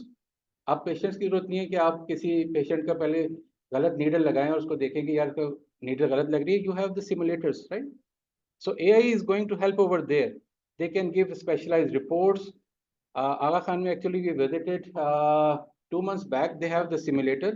तो वहाँ पे अगर if वो patient की तरह का वो एक डमी है, so if you just prick in the wrong place, तो एक आवाज भी आती है कि आपने गलत prick किया। So that is the thing. So AI और technology is going to help over there as well. So शायद teachers की demand को कम कर सकते हैं, and that medical practitioner again can go towards specialized fields. Predictive analytics, ये कुछ decision support system के साथ है, लेकिन प्रेडिक्टिव एनालिसिस है। EMR का आप लोगों को अंदाजा है, electronic health records, electronic medical records. Actually इसमें कुछ एथिकल इश्यूज हैं, but the thing is that our data is with the hospital. If you go to Aga Khan every 6 months for checkup और फॉर मेडिकल रिपोर्ट्स जाते हैं usually, so they have your data of 2 to 3 years, 4 years, 5 years। उन्होंने तो आपको report दे दी and you are done, but they can run predictive analytics on your data, and after 5 years they can say कि इस आदमी को या इस पेशेंट को we can say with some probability that this disease is going to happen. आपने वो report demand नहीं की, but the system knows that. Now the issue is, इसमें ethical issues आ जाते हैं। Should that system alarm that person or not? मतलब हमें नहीं पता, because this is something we work on project and there is no legal framework to support this. So ये kind of no-go area, but I know that lot of companies in Europe are using that data for predictive analysis. ठीक है, वो बताते नहीं है, but they know कि probability of having this disease after 10 years is this much from your data. Ji sir. Sorry sir, but whatever goes in favor of patient, Yeah. अगर किसी को हम प्रेडिक्ट कर रहे हैं तो मेरे ख्याल में इसमें इलीगल कोई चीज नहीं, should be legalized. Sir, this is your point of view. आपने रिपोर्ट सिर्फ मांगी है ब्लड सीपी की, आपको सीपी मिल गई है। नहीं, लेकिन इसने इंडिकेट किया कि चांसेस है कि नेक्स्ट 6 months में ये तो बहुत अच्छा है। also raise a psychological pressure to the sir इसमें बहुत सारे इशू, ये exactly this is one of the thing. But beneficial तो होगा, बेनिफिशियरी हो सकता है। एक्चुअली इसमें सर इशू ये है कि इफ पॉलिटिशियंस की बात हो रही थी, तो वो एग्जांपल को अगर मैं कैरी करूं, आपको ये पता चल जाए कि आपका सदर 1 साल बाद, तो क्या ये कंट्री के लिए अच्छा है पता होना? ये तो अनस्टेबिलिटी हो जाएगी। इसमें डेटा प्राइवेसी का इशू भी है। यूरोप में एक लॉ है GDPR कहते हैं, तो जिन आप तो फिर मेडिको लीगल के GDPR के अंदर क्लॉज है एनोनिमिटी की, सो you can not disclose that. So there are lot of stuff. आपको करता हूँ, शुरू में भी आपने कहा था कि अगर ये हमें जो हम राइटिंग करते हैं उसको टाइम्स लग जाते हैं। हमारे यहाँ ये होता है कि हम पहले किसी इंजर्ड पेशेंट को देखा और उसकी रिपोर्ट बनाने में sometime we take to consume 2 days, 3 days, 1 week, right. और ये वो टाइम होता है जब हम करप्शन हो जाती है। अगर हम नाउ एंड देन उसको रिपोर्ट कर देंगे तो ये जो प्रेशर आता है किसी पॉलिटिकल लीडर का, ये 90% ऑफ करप्शन कैन बी, तो ये उसका एक और एस्पेक्ट है ये। आई am just thinking about of automating, तो आप तो उसका एक अलग एस्पेक्ट बता रहे But it's a yes, it's a fair point. Okay, sir, thank you. No, sir, perfectly fine. Okay, so ये जो मेरी स्लाइड थी जस्ट टू आपको एक मोटिवेशन देना कि where we are standing and where AI can help us. डेटा कितना प्रोड्यूस कर रहे हैं, मेडिकल प्रैक्टिशनर्स की शॉर्टेज है, and AI is there to help you. So this is just the motivation of the talk. अच्छा, AI is reality और hype, I think इसमें तो अब कोई ये कहने वाला नहीं है कि hype है, लेकिन hype अभी भी थोड़ा सा, जब आप ब्लॉग्स पढ़ते हैं, न्यूज़ आर्टिकल पढ़ते हैं, तो कुछ चीज़ें ऐसी रिपोर्ट हो रही होती हैं जो लगता है कि अभी प्रैक्टिकलिटी नहीं है ये, लेकिन हमारे मीडिया को तो एक स्पाइसी न्यूज़ चाहिए होती है तो वो चला देते हैं, लेकिन उसके अंदर भी बहुत सारे इश्यूज हैं। तो I am just trying to demystify that thing. अच्छा, AI इसको जस्ट अगर हम एक्सप्लेन करना चाहते हैं, ये ब्रेन क्या आपको यहाँ पर, सॉरी, ओके, ये न्यूरल नेटवर्क है नेचुरल ब्रेन का। Deep learning is neural network, artificial neural network है। तो इसमें आपको कुछ न्यूरॉन्स फायर होते हुए नजर आ रहे हैं। In our brain we have 100 billion neurons, and from the beginning of human history, अगर आप नॉवेल्स पढ़ें, so human have dreamed of creating artificial beings like us. So AI is not new. AI is something that date back to Plato's era. जब वो बात कर रहे थे कि what is intelligence, intelligence होती क्या है, like how to define it, and still uh, when you go through different books, different texts, you don't find one definition of what is artificial intelligence, because intelligence has many aspects, and to replicate, to mimic is very difficult. So this is just to show कि हम अभी तक अपने brain को 10% समझ सकें। We are not sure how a brain works, how these neurons fire, इनकी connectivity strong और weak क्यों होती है। But even by understanding 10% of it, we are able to do whatever we are doing these days. तो अगर हम अपने brain को और शायद थोड़ा डिटेल में पढ़ पाएं, although it's very difficult, probably this AI will go more forward. So this is just an illustration. अच्छा, AI, I don't know कि सुबह की टॉक्स में आप लोगों ने कुछ AI का या बेसिक आइडिया लिया था। If you have some students they will love it. AI को अगर इफ आई आस्क यू कि AI ये जो ब्रांच है किस फील्ड की है, like this is knowledge tree, जो मैं इसको ऐसे लेता हूँ कि दिस इज नॉलेज ट्री। सो इसकी रूट्स में आपकी सारी बेसिक साइंसेज हैं, and this list is not exhaustive, you can add, keep on adding more, right, जो हम शुरू से पढ़ते हुए आते हैं। Then on top of it, we try to build computational models. ये साइंस की या इंजीनियरिंग की अप्रोच है। We always try to make it कि इसको computationally कैसे कर सकते हैं, right? अभी तक इसमें इंटेलिजेंस नहीं आई। We are just trying to mimic के हो क्या रहा है। And if we try to induce intelligence, अच्छा, intelligence, can someone give me just one liner? What is intelligence?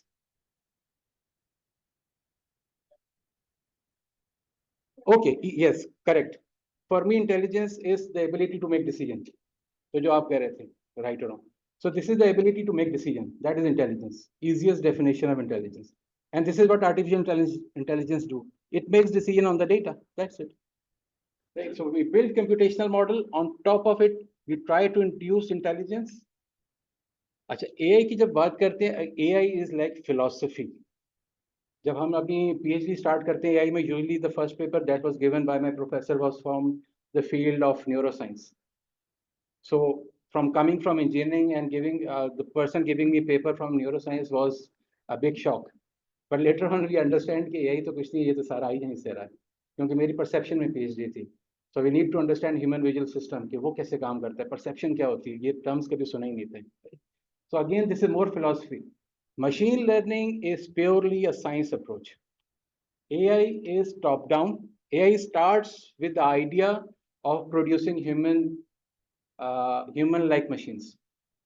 बहुत बड़ा टास्क है। Machine learning is bottom up. तो कहते हैं सारे टास्क को डिवाइड कर दो, विजुअल सिस्टम को डिवाइड कर दो, it becomes computer vision. Auditory system को अलग कर दो, हमारे NLP जो लैंग्वेज वाली है उसको हम नेचुरल लैंग्वेज प्रोसेसिंग कहते हैं। तो हमारे इंटेलिजेंस के जितने टास्क है ना, ML उसको सॉल्व करता है सेपरेटली, एंड उसका आइडिया ये कि जब ये सब टास्क सॉल्व हो जाएंगे then we will have AI. So AI is bottom up, ML is top down. नहीं, bottom up ये है, AI is, ठीक है. So थोड़ा सा इसमें ये डिफ्रेंसिएशन है. अच्छा, लेकिन आप जब मीडिया पे सुनते हैं तो AI होता है, सिर्फ AI, ML की बात नहीं होती. And if you want to get funding तो कंपनी में AI जरूर आना चाहिए. आपकी डोमेन भी .ai पे होनी चाहिए. ठीक है, सब कंपनीज की डोमेन भी .ai पे है, क्योंकि फंडर्स जितने भी आपके वेंचर कैपिटलिस्ट हैं उनको ML का नहीं पता, दे लव AI टर्म. तो AI बिकता है. ओके. एंड मशीन लर्निंग के बाद जो लास्ट चीज है दैट इज डीप लर्निंग. सो उस पर भी बात करते हैं कि डीप लर्निंग क्या है. So AI again is top down, machine learning is bottom up, और deep learning is subset of ML जिसमें हम ह्यूमन ब्रेन को इमुलेट करने की कोशिश करते हैं. अदरवाइज मशीन लर्निंग के बहुत सारे टूल्स और हैं. अगर आज से हम 10 साल पहले ये कॉन्फ्रेंस कर रहे होते तो शायद हम SVM की बात कर रहे होते, सपोर्ट वेक्टर मशीन एक क्लासीफायर हुआ करता था, या हम डिसीजन ट्री की बात कर रहे होते, या कोई और क्लास नाइव बेस्ड क्लासीफायर की बात कर रहे होते. क्योंकि 2011 में हमें ये पता चला कि डीप लर्निंग में ट्रेनिंग कैसे होगी. हमें कंप्यूटेशनली डेरिवेटिव लेना नहीं आते थे, जो यहाँ पे कुछ मैथमेटिशियंस बैठे हैं. तो बाद में पता चला कि यार ये डेरिवेटिव्स लिए कैसे जाएंगे computationally, then this field of deep learning के. ओके. अच्छा, आप में कितने लोग अभी भी एग्री करते हैं कि machines will replace humans? No one. कोई भी साइंस फिक्शन मूवीज नहीं देखता. टर्मिनेटर वाले दौर के, हम तो टर्मिनेटर वाले दौर के हैं. आर्नल्ड आया था और उसने कहा बस हो गया. ऑपरेट तो अल्टीमेटली ह्यूमन ही करेगा, राइट. कंप्लीटली लेकिन हाइप आजकल क्या है कि ये डॉक्टर्स में नहीं है, ये बहुत सारी जगह है.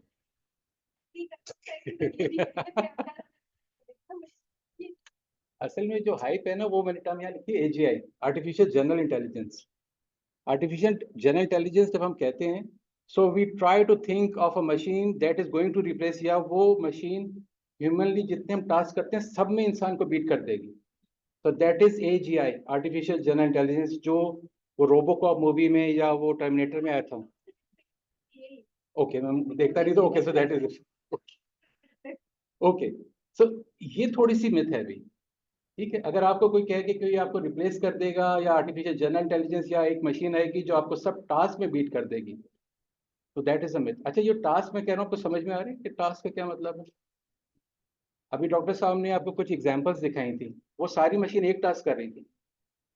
वो जितने भी एग्जांपल थे उसमें एक टास्क हो रहा था. पर्सन आइडेंटिफिकेशन, ट्रेजेक्ट्री को देख रहा है, अगर मेडिकल का है तो बता रहा है डिजीज है या नहीं.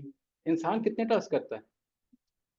मतलब फ्रॉम डेली अगर आप सोचें, सुबह 6 बजे से रात 10 बजे तक आप सोते हैं, how many task you perform? अगर मशीन आपको एक टास्क में बीट भी कर रही है एक्यूरेसी में, बट अगर 99% तो आप मशीन से बेहतर हैं. तो अभी तक हमारे पास जितने सिस्टम हैं, usually they are good in 1 or 2 task. ठीक है, सब टास्क में नहीं है. So if we have a machine that beats you और beats human in every task, that is AGI, that is the hype. But right now ये hype है. ठीक है, ये कुछ ये लगता है कि ये हो जाएगा. लेकिन आजकल हम जितना भी रिसर्च में काम करते हैं, थोड़ा generative AI is going towards AGI, but usually जो काम हो रहा है that is in ANI, artificial narrow intelligence. So we are building machine that are good in 1 task, not in all the task. तो हम एक डेटा सेट लेते हैं, एक डेटा लेते हैं, उसमें ट्रेन करते हैं मशीन को. वो चाइना में अभी एक्सपेरिमेंट भी होता है कि रेडियोलॉजिस्ट से बेहतर ब्रेस्ट कैंसर डिटेक्शन मशीन ने की थी, but that machine is good only for 1 task. So that is ANI and that is reality. So AGI is kind of hype, ANI is reality. अच्छा, these are some of the projects जो मैंने अभी की. अच्छा, इसमें medical वाले में अभी बाद में आता हूँ. इसमें कुछ मेरे पेज, जी सर.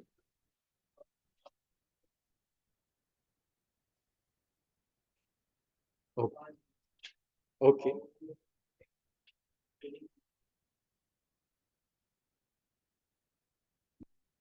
वेल, एक सर्टन टाइप ऑफ ट्यूमर, सो वो एक टास्क का भी सब टास्क था. Okay. So again that is ANI, मैं कह रहा था.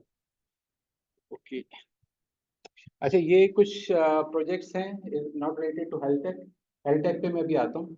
क्योंकि मेरी PhD post doctorate computer vision के सर ने कुछ दिखा दिए हैं, so probably I don't need to spend some time on it, but जो भी चीज़ आपको समझानी है कि इमेज क्या चीज़ है, इमेज डेटा क्या होता है, और डीप लर्निंग में नेटवर्क की ट्रेनिंग कैसी होती है, दिस इज द जो मैं सोच के आया हूँ कि आप लोगों को थोड़ा सा जो आज मैं 1 घंटे में कुछ सिखा सकूंगा वो ये चीज़ होगी, so I am going to skip some of it.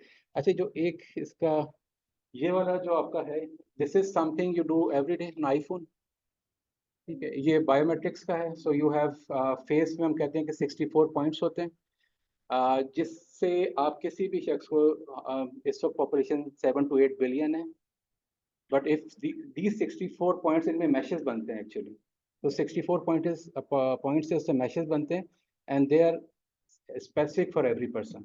So based on this 64 points, we can identify some person, और ये जो आप फेस को फोन को अनलॉक करते हैं उससे होता है, आपको नजर नहीं आता, बट एट द बैक ये चीज हो रही होती है।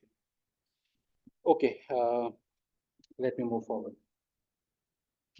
अच्छा, ये कंप्यूटर विजन जहां पर भी लिखा हुआ है, कंप्यूटर विजन का मतलब है इमेज डेटा अप्लाइड, जिसमें इंटेलिजेंस आ रही है। So input modality is your either image or video. Video is also image with certain frames per second.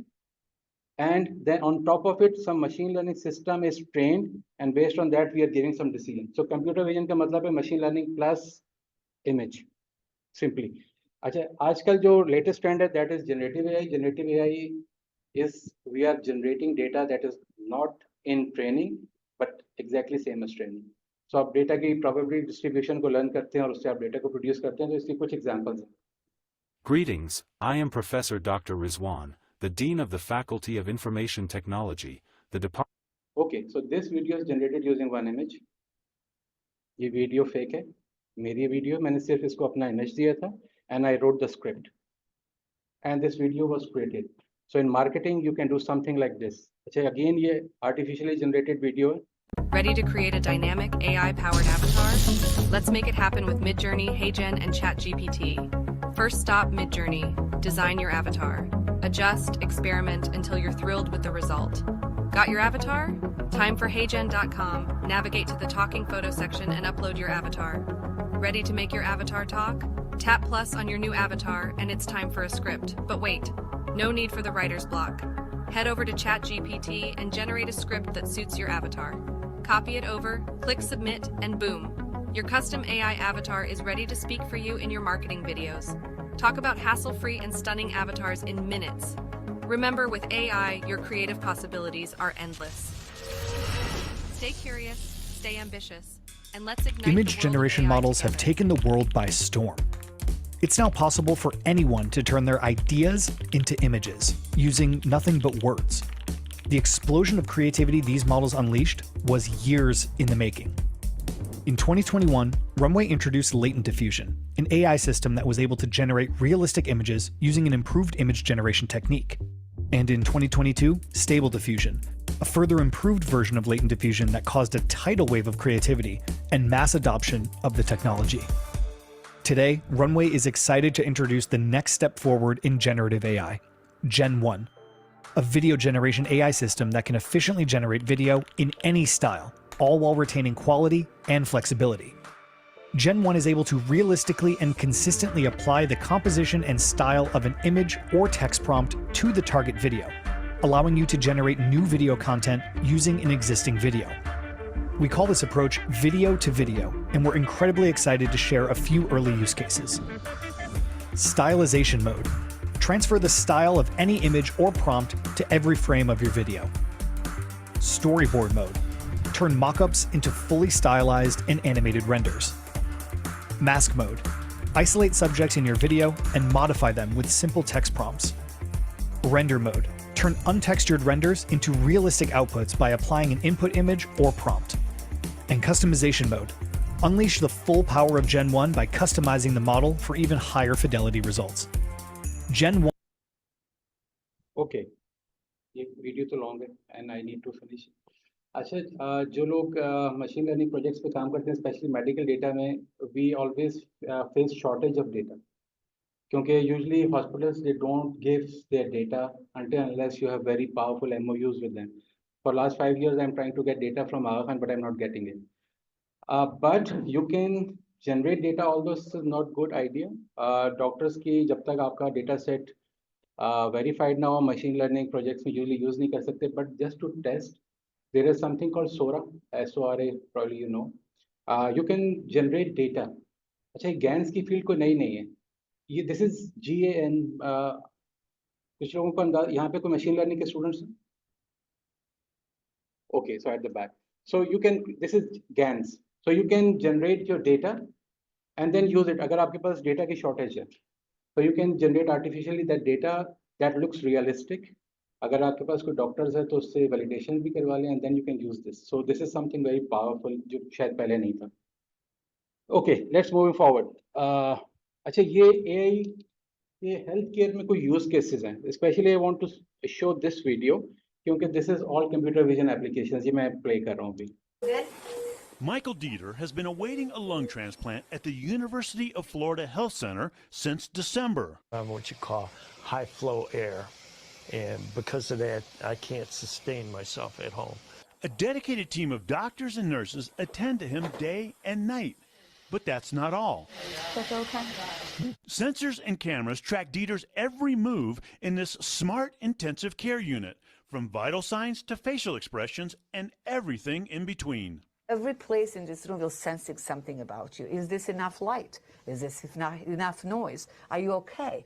You know, are you moving enough? Are you in your bed? Are you out of the bed? I think that's the future of how we will design hospital. More than 350 gigabytes of information per patient goes into a central computer, where artificial intelligence then processes the data. We could look at the patient and go, they're moving a lot. There's something going on there, or their face has a certain grimace to it that they normally don't have.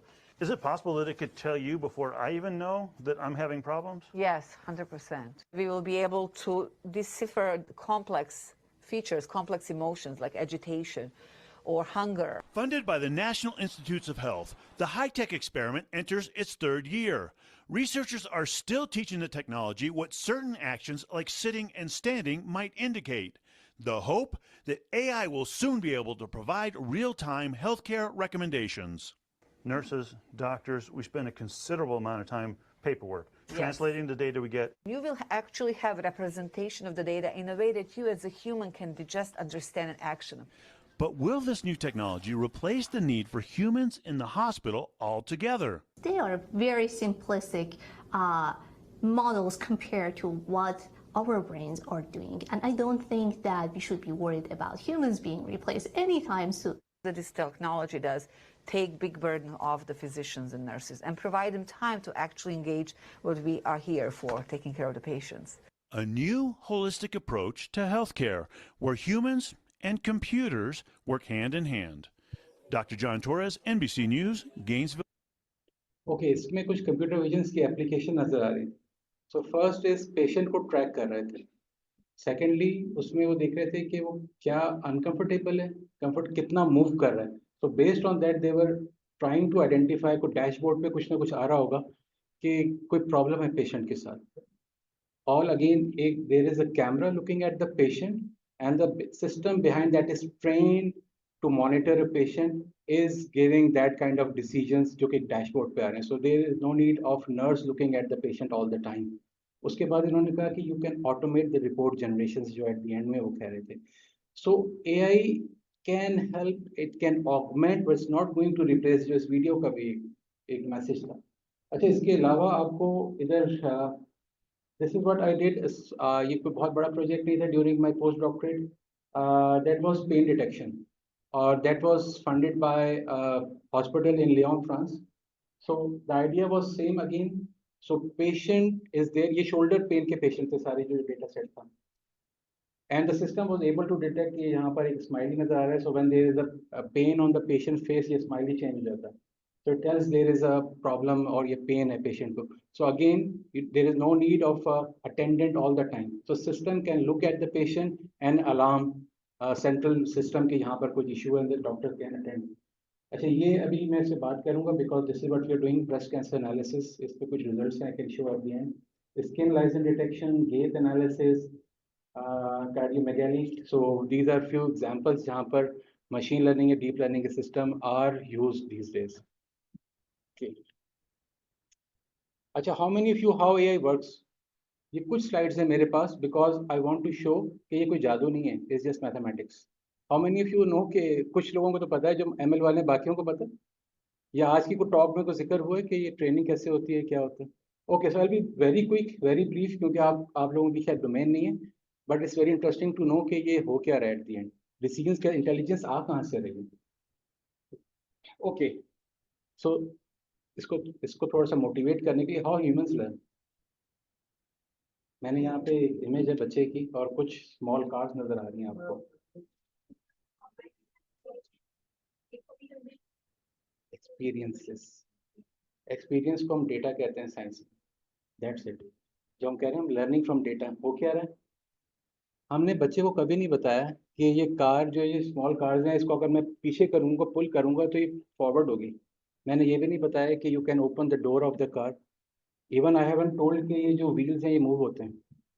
But if you give that toy to a kid, after couple of hours the kid is playing. कैसे?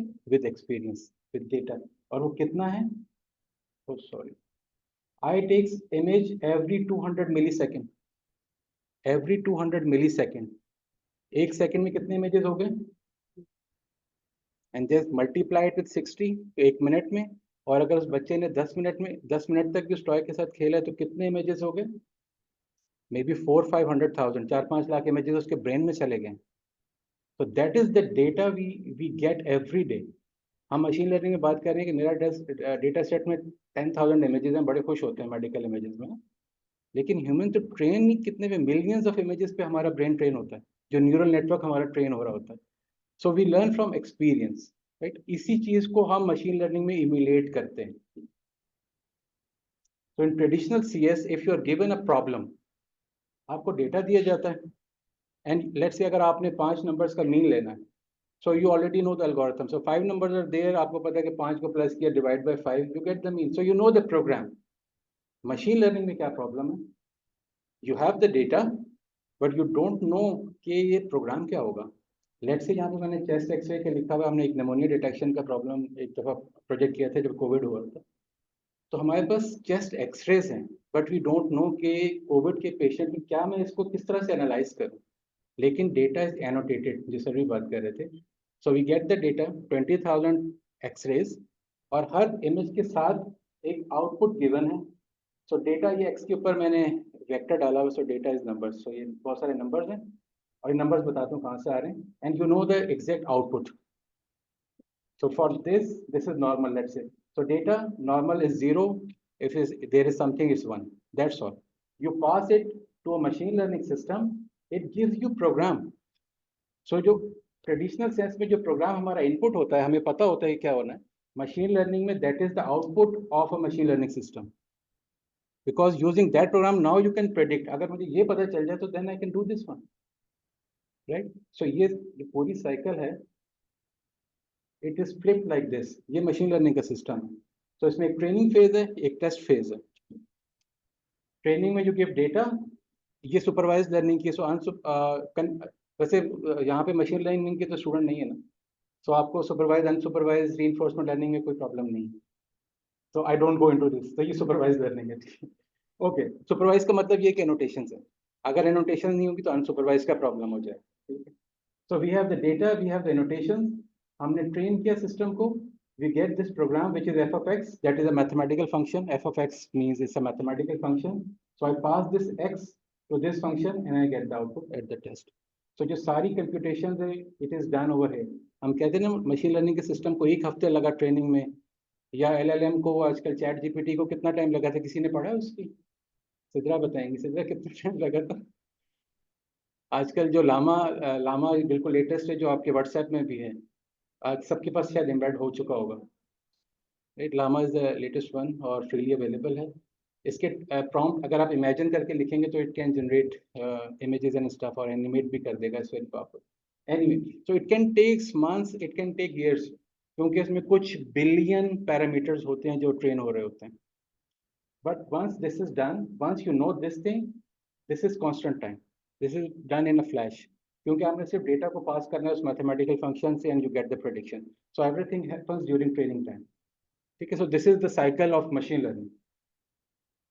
अच्छा, जो machine learning में कुछ मैंने classifiers के नाम लिखे हुए हैं जो शायद आप लोगों ने सुने हो, अभी उसमें बात करते हैं. Okay, so your data and your output, this is X and this is Y.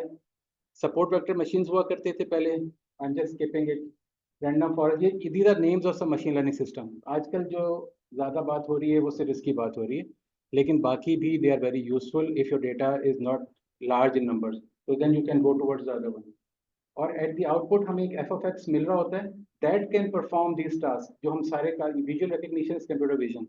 NLP is natural language processing, speech recognition, predict stock price, house price, disease prediction, everything. So that output, that f of x does this, all of this stuff. Okay, so artificial neural network जो deep learning का base है, ठीक है, जो अब बार बार हम बात कर रहे हैं, deep learning is artificial neural network and that is inspired by human brain. ठीक है, मैं this time I'll be a bit quick क्योंकि time कम है. And our brain is center for all this stuff: perception, cognition, emotion, behavior. ठीक है, आप लोगों को शायद मुझसे ज़्यादा पता होगा, so I'm skipping it. And brain is a combination of 100 billion neurons, जो मैंने आपको शुरू में इमेज भी दिखाई थी, और इनका synaptic connections होते हैं. So they are more than 100 trillion connections. अभी भी जो हम deep learning की बात करते हैं वो इतना deep नहीं है. अभी भी जो लामा की बात कर रहे हैं उसमें इतने बिलियन न्यूरॉन्स नहीं है. ठीक है, मैं I'll show you कि उसकी इमेज किस तरह की होती है. बट जो try to think about the scale of brain, जो अल्लाह ताला ने हमें एक चीज़ दी है, ये cognitive gadget is something that we even don't understand these days. कि इतना कुछ करने के बाद भी हम कहते हैं कि 10% ही पता है कि ब्रेन में क्या हो. तो दिस इज अ न्यूरॉन जिसमें आपके पास ये डेंड्राइटिक ट्री है. तो data comes at these dendrites. Soma is the nucleus. It sum ups all the data. यहाँ पर इलेक्ट्रिकल सिग्नल्स आ रहे होते हैं. आई डोंट नो कि मेडिकल वाले, तो प्लीज फॉरगिव मी अगर मैं कोई गलत बता रहा हूँ. ठीक है. So if that sum is greater than some threshold, we say that neuron is firing, otherwise neurons remain inhibited.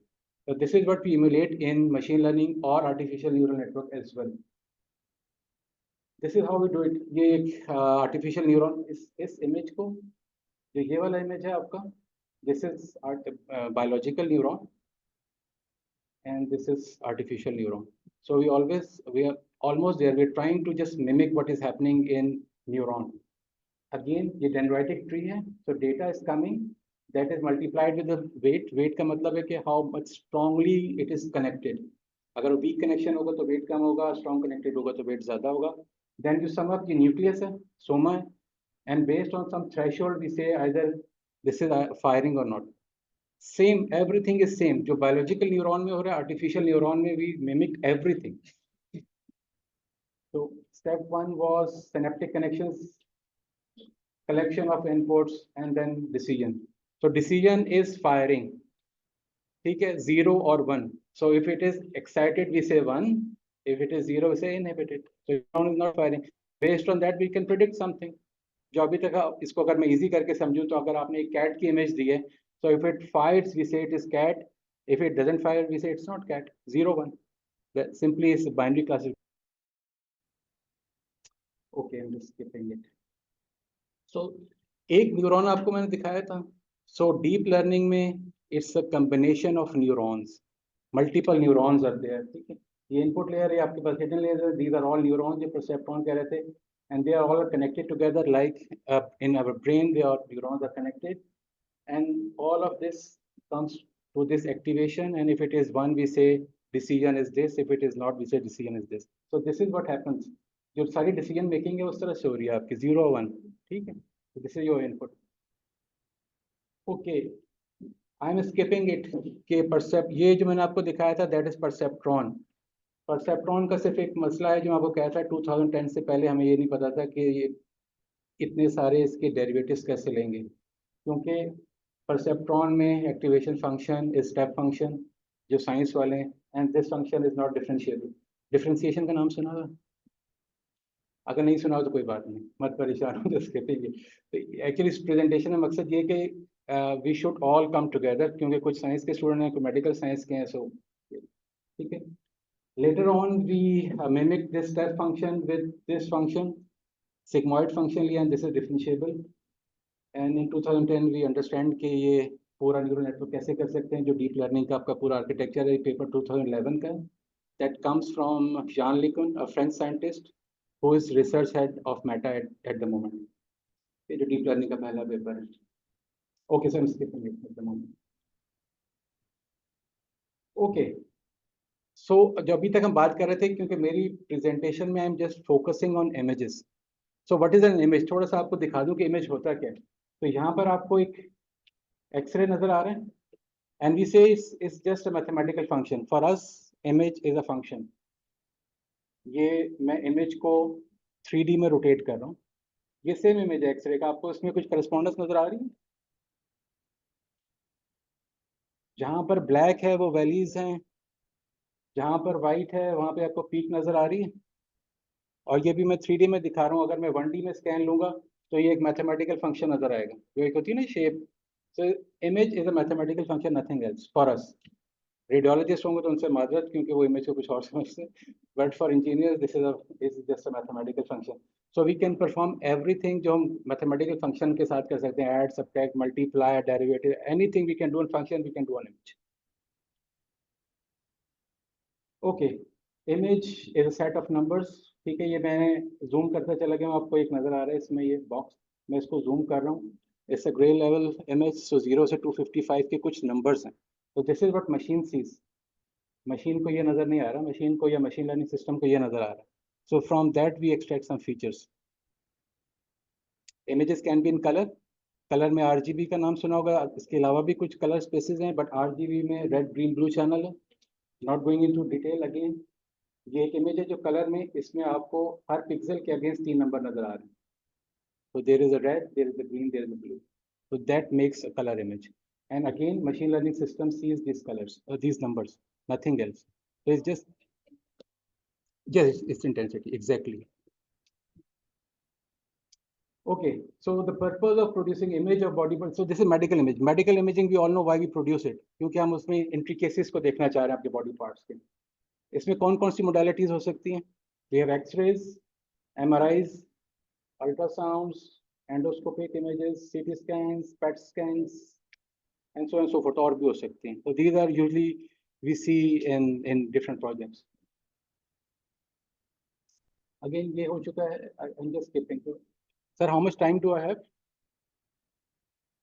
हैं? अभी तो आधी. Okay, I'll be quick. So before applying medical image, okay, so these are, I'm just skipping. मैं आपको कुछ results दिखा दूँ. So before giving this image data to a machine learning system, we pre-process the data. तो data में कुछ आपके noise हो सकती है, कुछ और problems हो सकते हैं, we remove it and then we apply that. Okay, ये important है. This is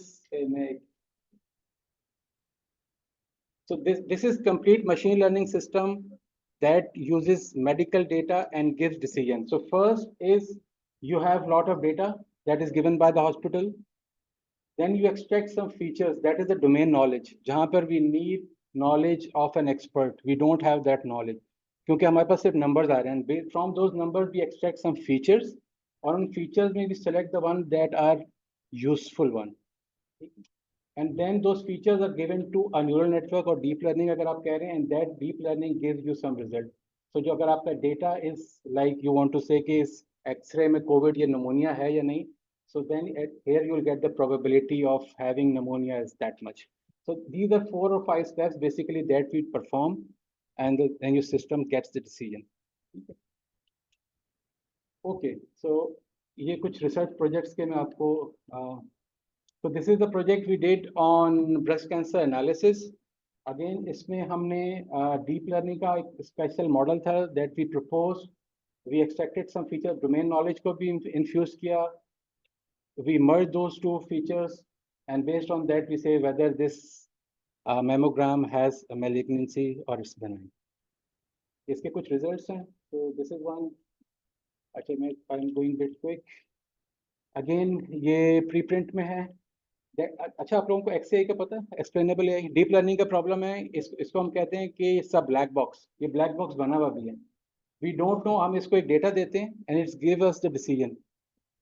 so what is happening in this black box? This is the major hurdle जहां पर मेडिकल प्रैक्टिशनर्स मशीन लर्निंग को यूज नहीं करते, बिकॉज इसे हमें पता ही नहीं है कि डिसीजन क्यों आ रहा है. To make this black box into a white box or transparent, we use something called explainable AI. So we explain the decision whether it's a malignant or benign, how we can say this is malignant. तो यहाँ पर कुछ ये preprint में ये research हमारा, तो यहाँ पे हमने कुछ XAI की टेक्निक यूज की थी, ये these are convolution neural network के results हैं. So these are results on mammograms. तो ये हमारा डेटा था mammograms का, ये इसका ग्राउंड ट्रूथ है, जहाँ पर बेसिकली ये रेडियोलॉजिस्ट ने ROI इसकी दी हुई है कि जहाँ पर मोस्ट इंपॉर्टेंट फीचर है दैट शुड बी लुक्ड. इधर इस रीजन में ये कैल्सिफिकेशन भी हो सकती है, कुछ और भी हो सकता है, right. And these are the results of some explainable model. So we used GradCam, LionShap, जो तीन बहुत ज़्यादा यूज होते हैं मॉडल आजकल. And we did some evaluation कि कौन सा इनमें बेहतर है. So this is in preprint, probably it is published soon. This is we did on autism spectrum disorder using MRI images. विचेल्सन स्कीन का पता है किसी को? ब्रेन के सेंटर में क्यों होती है उसको कहते हैं कॉर्पस्कुलिज्म.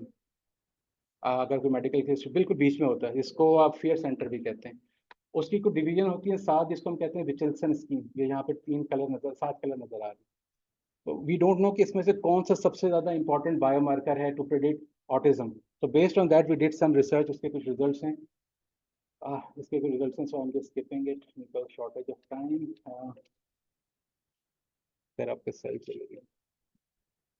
Okay, pneumonia detection we use GANs. I think I'm just skipping it. These are few collaborators जिनके साथ मैंने काम किया है, जिनमें से एक सिद्रा यहाँ पर हैं भी इस वक्त. We are working on that. And just one last stuff, and then I finish this last video. Is the symbiotic relationship between the human and machine that brings the magic of AI to medicine in a meaningful way. Now we have the tools to make a huge difference to human life. Cancer research is increasingly powered by data. Those data remain siloed across institutions.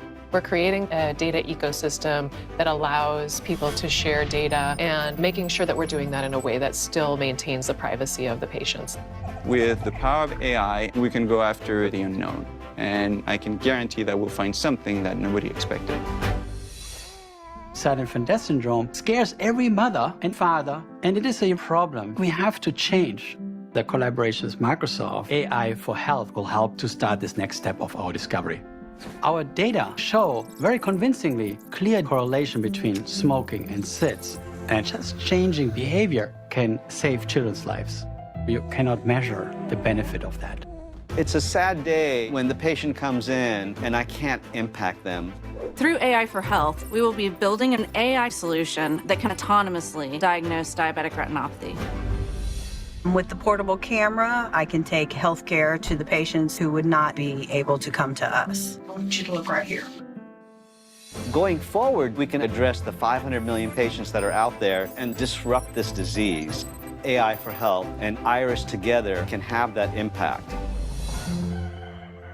Today, there are 200,000 leprosy patients diagnosed every year. If you catch it in the stage of a skin lesion, you can cure the person. We are teaching an AI algorithm to recognize leprosy in an image of a skin lesion. With AI, we can help patients help themselves to get to the right experts at the right time. If you can help a child to not lose their fingers, that means everything.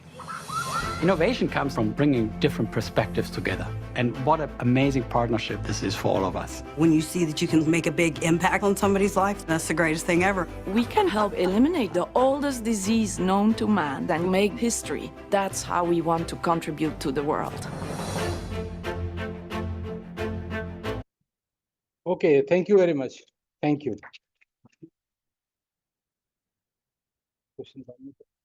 Okay, so we can have questions offline if you have anything, because I am over the. Thank you. Thank you.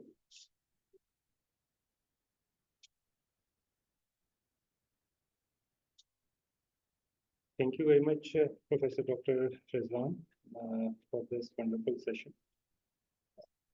Now, I would like to introduce our first presenter, Mr. Saad Hussain Salam. He has joined Center for Artificial Intelligence and Health Sciences as Research Associate.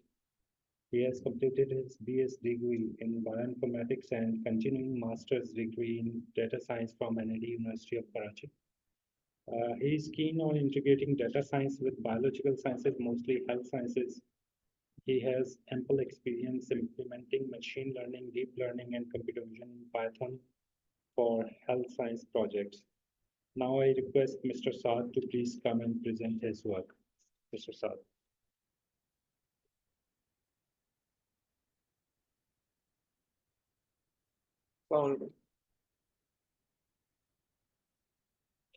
So I am currently serving as a research associate in AI in iccbs under the project of AI in health sciences. And a little about myself. I originally started off as a bioinformatician, did my BS bioinformatics from Comseth University, Islamabad, around the year 2021. And after that, I was mostly a bioinformatics data analyst, freelancer for most part of the year. And afterwards, I won an Erasmus Mundus internship from an Erasmus Mundus intern program, and which allowed me to work very closely with Parkeri, Istanbul, as a data scientist trainee. And then afterwards, I was working as a full-time data scientist there for a year and 2 months. Afterwards, I joined here, iccbs, and since then, I have been working here as AI research associate. I also had the privilege of going to Al-Khwarizmi Institute of Computer Sciences, UET Lahore, and under the care of Dr. Usman Ghani, and was a guest researcher there, learned a lot. Moving on, my current paper, which I recently I am pursuing right now, is on polyp segmentation. This approach is mostly competing against all the benchmark SOTA architectures, state-of-the-art architectures, and the best architecture there is this paper, which boasts around 92% accuracy, and it's on pyramid vision transformers. Using that, it is doing polyp segmentation. So under Dr. Usman Ghani's guidance, I was tackling this problem, and during my period, under that, I was tackling this problem in different phases, where not only I established the technology needed, but the type of approach needed to annotate the data, and not only that, how to best move forward with like the images and their accurate pixel density. Like if I am to work on such a segmentation project, I really need a better quality image. So in order to compete better with the SOTA architectures. And then third step, where I was using the other architectures in parallel with my own, and in order to prove my own model's efficacy. Then lastly, well, not a month, but it took more than that for paper writing and etc. And still in the phase, inshallah, it will be going forward for submission. So this was the baseline, pyramid vision transformer, polyp segmentation, and in actuality, it was working way better than the ground truth. From ground truth, I mean to say is that the annotated data by the doctors, they label this image like this is a polyp, and they would be labeling it as, yes, this is a polyp. But the model itself was predicting the polyps way better. So this was really a challenge to beat. And what I utilized was Facebook's hybrid model, where not only I utilized one architecture, but two. Firstly, I use Facebook's Meta AI SAM architecture, segment anything model. And what it does is it allows a user to segment segment the object they want in any image. But it's not just it just doesn't stop there. You can go to videos where you can segment any desirable object in the videos. So this is also a work in progress for Facebook SAM, because they haven't officially introduced most of its qualities yet. So, but still they have just now this year, February, I guess, they have published this paper on this model, and where the model would allow the user to take not only points, but box and text as prompt encoder, and those prompts would be taken in by the model, and it would be then making masks or segmentations of different objects in the images or in the video. So up till now, SAM's architecture is only allowing that a user can use point prompts and box prompts.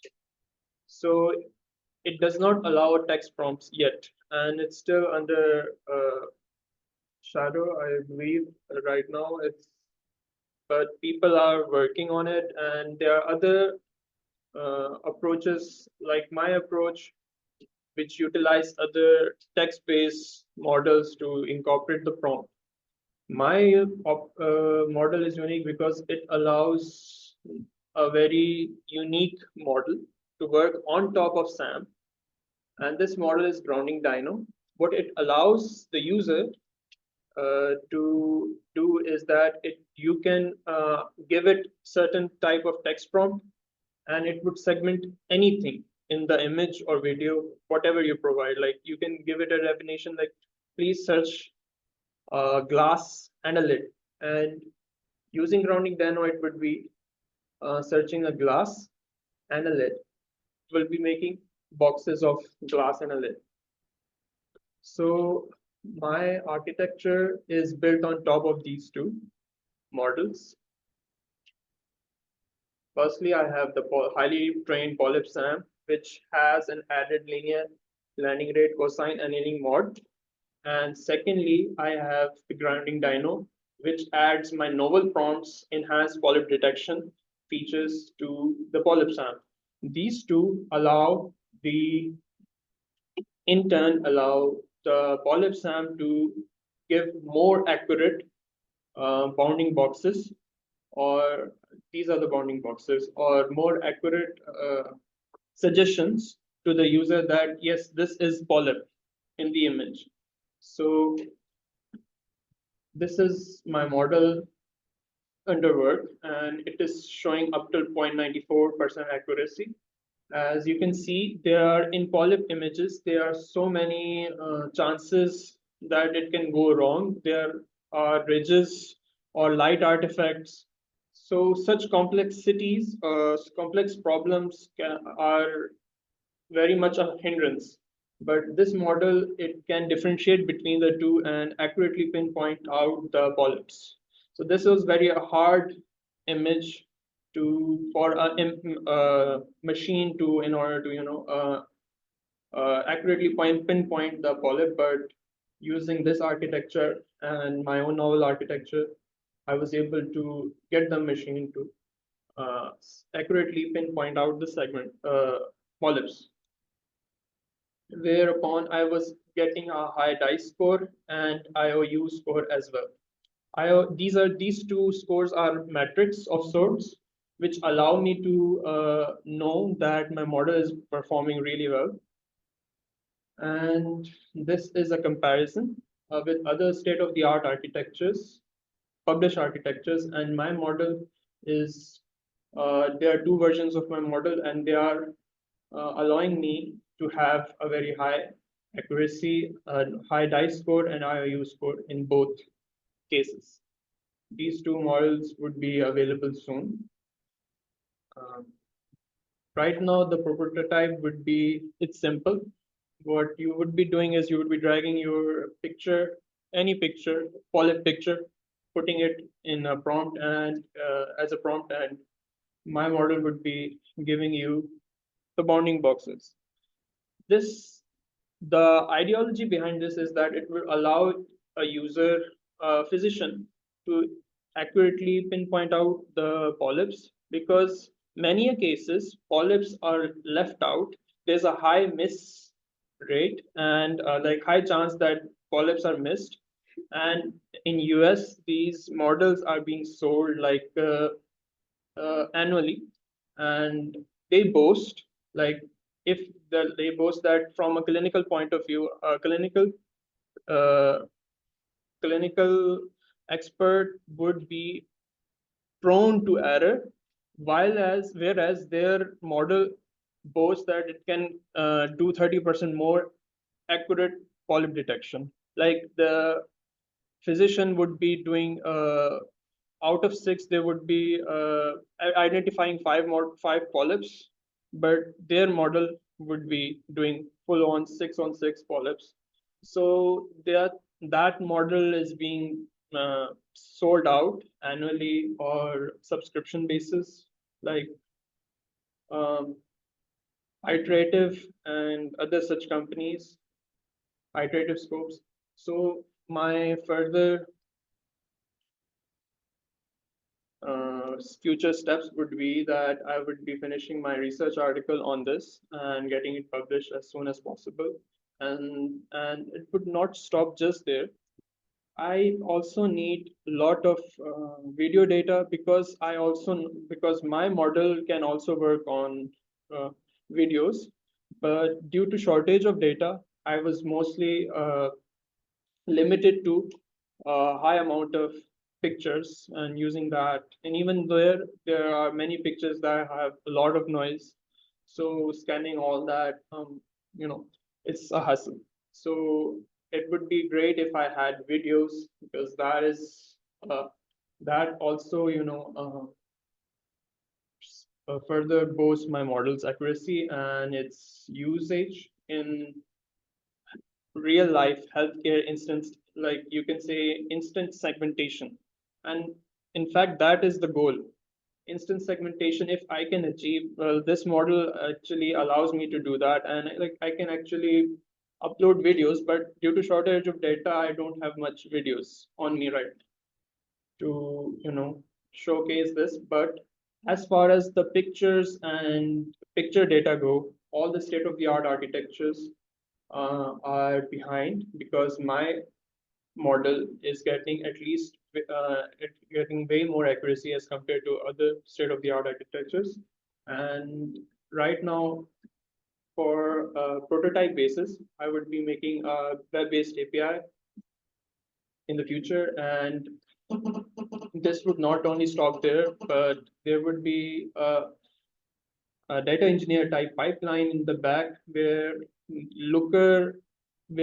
a looker, you should say, ID would be generated and it would be given to the doctor for each patient they are getting, and they can in that dashboard, looker IDs dashboard, they could access and see what type of data is available after the model is done with the data. So that's the end. Please let me know your questions.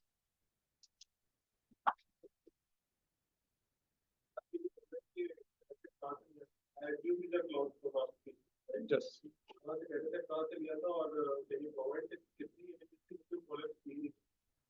अच्छा sir, मेरा data set जो है mostly ये databases हैं CVC Clinic, DB, Kawasif, Stack, CVC 300, and there are way more. I mean, अभी तो मैं इन तीनों पे सर at least मेरे पास 1000 images plus थे. सर पॉलिप नहीं थे, ये बात नहीं, नॉइजेस बहुत पॉलिप थे जी सर, एग्जैक्टली. अब यहाँ पे ये है कि मैं आपको दिखाता हूँ ना, ये लाइट आर्टिफैक्ट्स वगैरह भी ना, ये उनके दरमियान भी डिस्टिंक्शन कर सकता है कि अगर कोई लाइट आर्टिफैक्ट आ गया या कुछ ना कुछ ऐसे गलत रिजेस आ गए, and that's not a polyp, it won't classify that. The mass generated would be an empty. कैसे पता है पॉलिप के बगैर वाला कैसे पता है? सर मैंने टेस्ट किया हुआ है एज सच, जो मुझे प्रीवियसली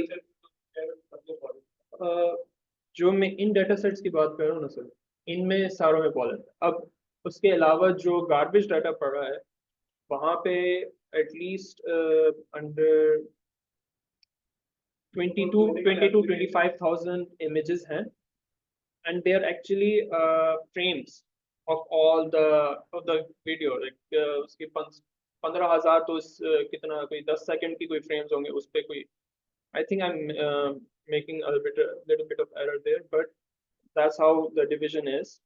Actually 15 सेकंड के उस पे उन्होंने images बनाए, वीडियोस नहीं, 15 सेकंड की पूरी वीडियो है जिसपे उन्होंने इमेजेस बनाए हैं, फ्रेम 1, फ्रेम 2, फ्रेम 3, फ्रेम 4। तो उस पे मैंने इसको चेक करके देखा है। एनोटेटेड जी, एनोटेटेड XML एनोटेशन। तो what do you get?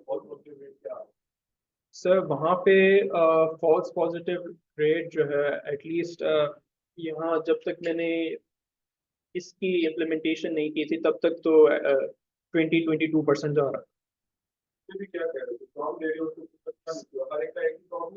Sir वो एक ही प्रॉम्प्ट इसके बैक एंड पे लोड हुआ है, एंड बिकॉज मेरा नोबल प्रॉम्प्ट है।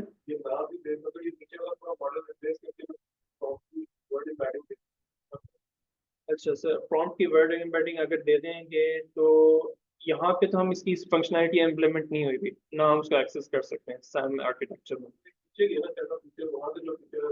हाँ सर, एक्चुअली इसमें यहाँ पे यही हो रहा है, ये वर्ड एम्बेडिंग इसके साथ इमेजेस के साथ जा रही है। अच्छा सर, असल में हम केस स्पेसिफिक भी काम कर रहे हैं ना, पॉलिप्स पे जब काम कर रहे हैं तो इस एग्जैक्टली मैंने पॉलिप्स की यहाँ पे डेफिनेशन अगर मेरे पास पढ़ी हो तो मैंने अब polyp is a small bump, like अब ये आगे पूरी मैंने जी जी जी एक ही एम्बेडिंग। हाँ अगर होता ना पॉलिप के साथ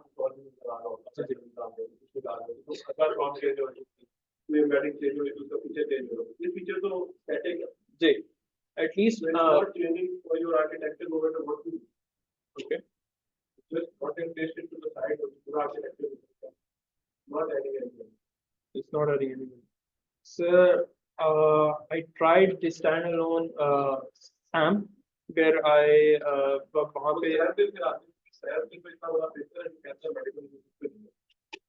SAM नहीं सर, वो तो आपने एटलीस्ट उसके अर्लियर वर्जन्स निकाले हैं वो जी जी सर मुझे समझ आ गई, आर्काइव पे आपने अर्लियर वर्जन उठाए। अच्छा सर, अभी सैम को माइक्रो सैम तक आप जैसे हिस्टोपैथोलॉजी की बात कर रहे थे वहाँ पे भी इसको इस्तेमाल किया गया है, एंड दे आर बोस्टिंग के भी अच्छा ठीक ठाक एक्यूरेसी आ रही है।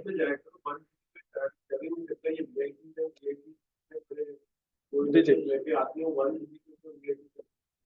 वो तो उसमें तो मैं बात ही नहीं कर रहा हूँ ना, वो तो प्रॉब्लम ही इतनी नाजुक प्रॉब्लम है कि उसमें जा ही नहीं रहा, मेरा खुद उस प्रॉब्लम में कोई 6 महीने लगे।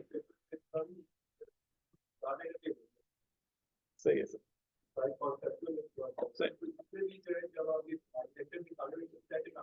अच्छा ठीक है सर, चेंज किस सूरत में करना है मुझे? अब यहाँ पे मेरे पास लेट्स सपोज अभी तो हम वीडियोस पे अभी आ रहा हूँ मैं, अगर मैं वीडियोस पे आता हूँ कहाँ पे मेरे पास अब जैसे आपने कहा वेरिएशन आ जाएगी, रेजेस और आ जाते हैं, अब कहीं कुछ लैप्स भी आ सकता है, कहीं एक फ्रेम बार बार रिपीट हो रहा है, तो हो सकता है कि वहाँ पे मॉडल इनएक्यूरेटली रेजेस को जब कर जिससे तीनों डाटा सेट सर ये एटलीस्ट 800 images हैं, these are 500 images and these are 300 images। अब ये अच्छा सर, ये इमेज 500 by 570 रेजोल्यूशन पे है, ये 600 by 750 रेजोल्यूशन है, ये 400 by जी सर, वो रिसाइज तो जरूर नहीं सर, एक्चुअली यहाँ पे जब हम इसमें आ रहे हैं मैंने ये वाली अप्रोच रखी है, इसमें मैं ये यहाँ पे पहले ट्रेनिंग कर चुका हूँ। अब पहले जी पहले 500 by 500 पे डिफरेंट इमेजेस को रिसाइज किया, इसमें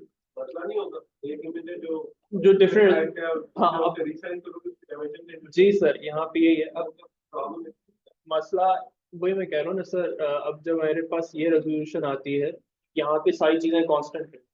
अब जहाँ पे अब बनी ही ये 500 इसमें उसके हिसाब से है। जब तुम ट्रेनिंग कर रहे हो उनके टेस्टिंग वाले हैं कि ट्रेन की तुम दोबारा कर? सर वो जो ट्रेनिंग डाटा है एग्जैक्टली 500 बाय समथिंग का डाटा है जो 1000 इमेजेस का है। अब वो मैं मेरे ख्याल से इसमें मैंने ऐड नहीं किया, that is separate from yes exactly. तो ये मेरे पास सेपरेट डाटा है, इसी वजह से मैं इसको उठा सकता हूँ कि भाई हाँ यहाँ पे इतनी कॉन्फिडेंस तो है।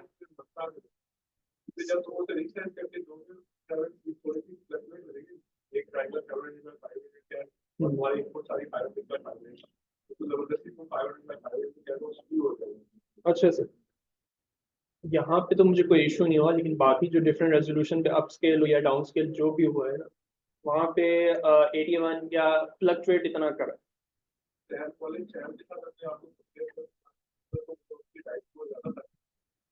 कॉलिप्स हैं 92 88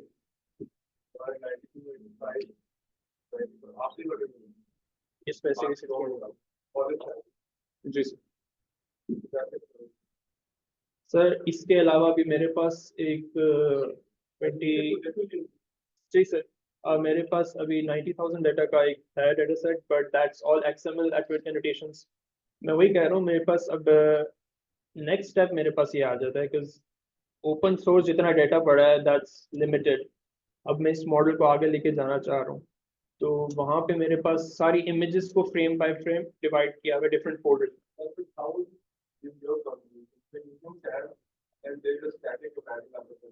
जी सर।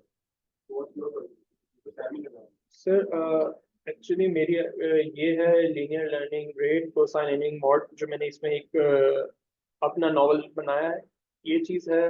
बाकी यहाँ पे मेरे नॉवल प्रॉम्प्ट्स हैं।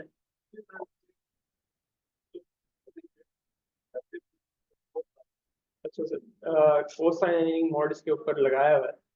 नॉट ओनली दैट, जी सर, पैरामीटर्स जी सर वो भी चेंज है। नॉट ओनली दैट, यहाँ पे इसके लेयर्स भी चेंज हुए हुए हैं एंड जी सर, हाँ सर।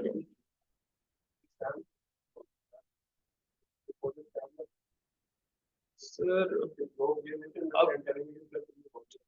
अच्छा, अब जहाँ पे हम इसको डाउन सैंपल कर रहे हैं, इमेज एम्बेडिंग्स तो वहीं जा रही हैं। अब यहाँ पे मुझे यही आया है कि पैरामीटर्स तो हर कोई चेंज कर रहा है। आप एफनेट की बात कर रहे थे, रेजनेट हो गया, रेजनेट 80 हो गया, वहाँ पे तो पैरामीटर्स लेयर्स हर कोई चेंज कर रहा है। अब उसको कोई ना कोई किसी ना किसी जगह सेल कर रहा होता है, लेकिन वो नाम तो वैसे का वैसे ही जा रहा है ना। वो तो मेंशन किया है हमने कि हमने यहाँ पे ये ड्यूलिटीज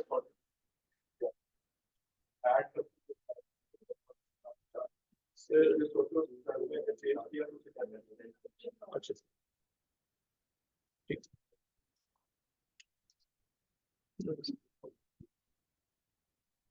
Any more questions?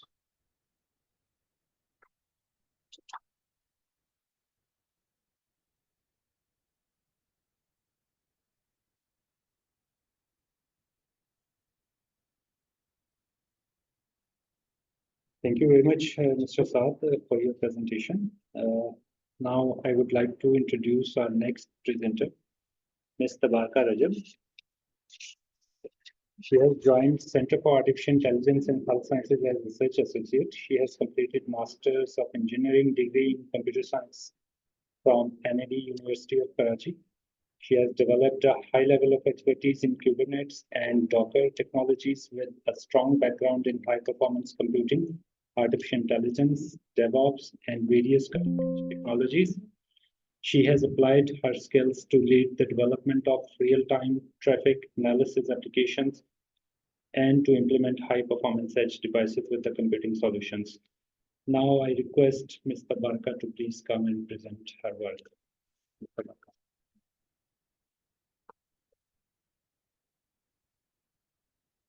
Thank you, sir. Assalamu alaikum. My name is Tabarka Rajab, and I have been working as a research associate in iccbs for the last 2 years. So recently I have came from Austria training, and I've been working as a guest researcher in Software Competence Center in Heidelberg, Austria. Okay, so let me talk about my education background. I have done computer systems engineering from bachelor's in computer systems from Milan University, and I have done computer science from Kennedy University, and I have done a diploma from IBA in enterprise business. So moving towards my projects that I have been working, and after coming back from Austria, these are my projects that was running, and this is still running. So this is my first project, transfer learning for prostate cancer classification using virtual technologies. Let me give you some background of this. This project we are basically working with in collaboration with the tissue diagnostic company in Austria, and they have been working with us from the last 1 year, and still we are working on. So the idea behind this project to initiate or to overcome to diagnose prostate cancer in early stages using transfer learning. So the first thing is like to diagnose the prostate cancer, and the second thing that we are facing nowadays, like it's very common in men. So still doctors are working on this to diagnose, and this is curable, but on some stages it is not curable. So after meeting with our doctors and some meeting with our community, that they have said some of the issues regarding this disease. So we came to know like we can overcome this using the AI technology. So what is the objective that I have been working on this project? Basically, we are collecting the data set. This project is not, it's very common. Nowadays, everyone is working on this. But what we are doing is actually we are collecting data from different regions. Different region means like we are targeting European Unions and Asia for collecting the data and making a model that can be utilized to diagnose on any image. If we get it from Pakistan, and if we are getting image from different country, so it can diagnose early and it can give better results. So right now what we are doing is we have three kind of classes for this project, bearing, malignant and normal image. So to diagnose the cancerous and non-cancerous images in the whole data set. So right now we got the data from Australia, and we are actually waiting for other countries like Germany side, and Austria is also included in this. So we are actually waiting for Germany side, the hospitals to collect the data from different sources. And one thing is like we are lacking in this thing, that we didn't get the better annotation for this images. So we are still waiting for the data set to in the meaningful form. So what we will develop for this project, we will implement a model that can utilize to diagnose any kind of image. And second thing is that we will utilize this project and develop a mobile application and website. So to publish it into the scientific community. And the fourth thing is like pathologists can diagnose in early stages. So this is the project that I've been working, and still we are working. And these images are basically a whole slide images that you have already have. Dr. Hamal has shown you, but this is the original form that uh, you have seen, like these are marked by some markers. This is the annotation by doctors. Not the. This is not meaningful for us because we need some annotated form of images. So this is still non-meaningful images. So moving towards my second project. Okay, this is our transfer learning for endometrium cancer. So this project I've been working with the Eve Diagnostic company also. Both projects are the same, but the disease is different. So the background of this project is also to diagnose the cancerous images in the data set and develop a model. And this disease is basically diagnosed in females, as you know this thing. And we will develop this by predicting the whole slide images. These are the whole slide images that you can see. The upper side images are basically whole slide images, and these are the original form that we got it from tissue diagnostic company. And these are also from Australia data set that we have from. And this is originally we got 313 images from them, and we are also in get in touch with them and to get the more data for them. So we are developing a system that can diagnose and predict histopathological images using transfer learning. Initially, we applied the image segmentation for this, and the second part is to classify as well. But now, right now, we are working on image segmentation. So the lower picture you can see this. The first picture is original image, and the second image is mask of that original image. And the third image is basically a prediction. We use UNet algorithm for predicting this thing. Right now, we are not diagnosing, not classifying what kind of stage of this cancer, but actually we are just detecting like, is it a cancerous image or not? And it is meaningful for the model to diagnose. So the last image you can see after so many meetings with the doctors and the diagnostic company, we came to conclude this thing that they found the originally the images that they have given us, the first one and the second one, they found the last image is basically more meaningful for them, and they said like this is the more meaningful for them to classify and all those stuff that they can go further. So technique, I already said like we applied UNet algorithm for this, and before that we actually applied feature matching algorithms as well for our testing purpose. But feature matching algorithms were not so meaningful or not promising, so we move forward to that, and we apply the padding technique to, because you can see these images are not in the form of structure one. So you can see the first image that they have a white areas as well. So we have to color that part as well to to get the full image and remove the scenarios. So this was the project again working. This is the third project. I will not go in depth in this because one of my other colleague is also working with me. So I actually work on data acquisition part. So this is also we are working with Austria, but the company that we are working with is Software Competence Center. And this basically project is about paralegia disease that is found after those patients who having accidents, who having a spinal cord injuries. So this is very common in Europe as well as other countries as well. So they found this like they can use this thing and they can provide us data and they can implement into form in AI model, and they can predict and they can diagnose at early stages, and they can provide the trainings to those patients who are having they are basically paralyzed from their body.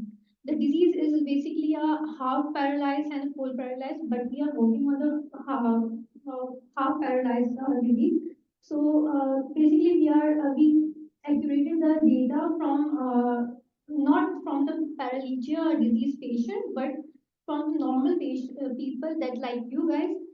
in our office in Austria, and we collected some of the demographic data from them, like blood pressure, heartbeats, and their information regarding what's their age, because these information is very important for us.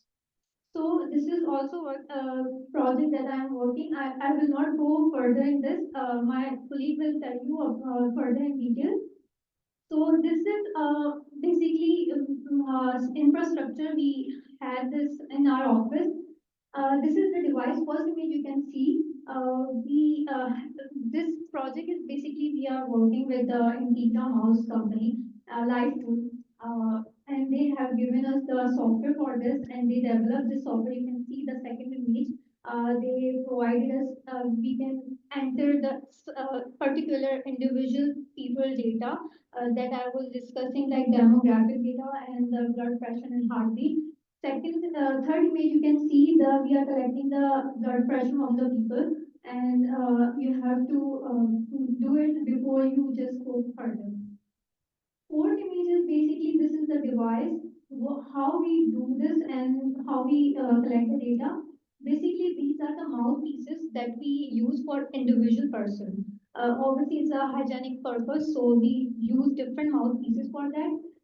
The image that you can see in the fifth image, that the person is blowing the some and he is breathing. So what exactly is, it takes your breath and it measure your breathing accordingly, whatever your stamina is. So when you just give your breathe and it we collect your data from that, and it collects the data in the form of these scenarios, and this is the thing that we used to do. So this is the image that images that we collected during the project, and we are still collecting the data. We collected the first phase we collected 40 people data, more than 40. And after that, there is a second phase as well that we will be collecting the more, and this is the goal. So, okay, so this is the publication that have been done work so far in the last 5 years, and the first one that the project I mentioned, we actually published our paper as well. So it's been accepted now, and it will be publicly available soon. So this was one. Thank you. If you have any questions, you can ask. I think questions to skip card. Sorry. Your time constraint. He make the other if you have any questions. Thank you very much, Mr. Valka. We will have a question answer session later with you. Now I move to the next presenter. I would like to introduce our next presenter, Mr. Shahzeb Khan. He has joined Center for Artificial Intelligence and Health Sciences as Research Associate. He has completed MS degree in data science with specializing in artificial intelligence from NAD University. He has experience in working with different types of machine learning algorithms, deep learning frameworks, as well as cloud services for implementation, computer vision image processing, time series analysis, and related fields. I request Mr. Shahzeb to please come and present his work. Mr. Shahzeb.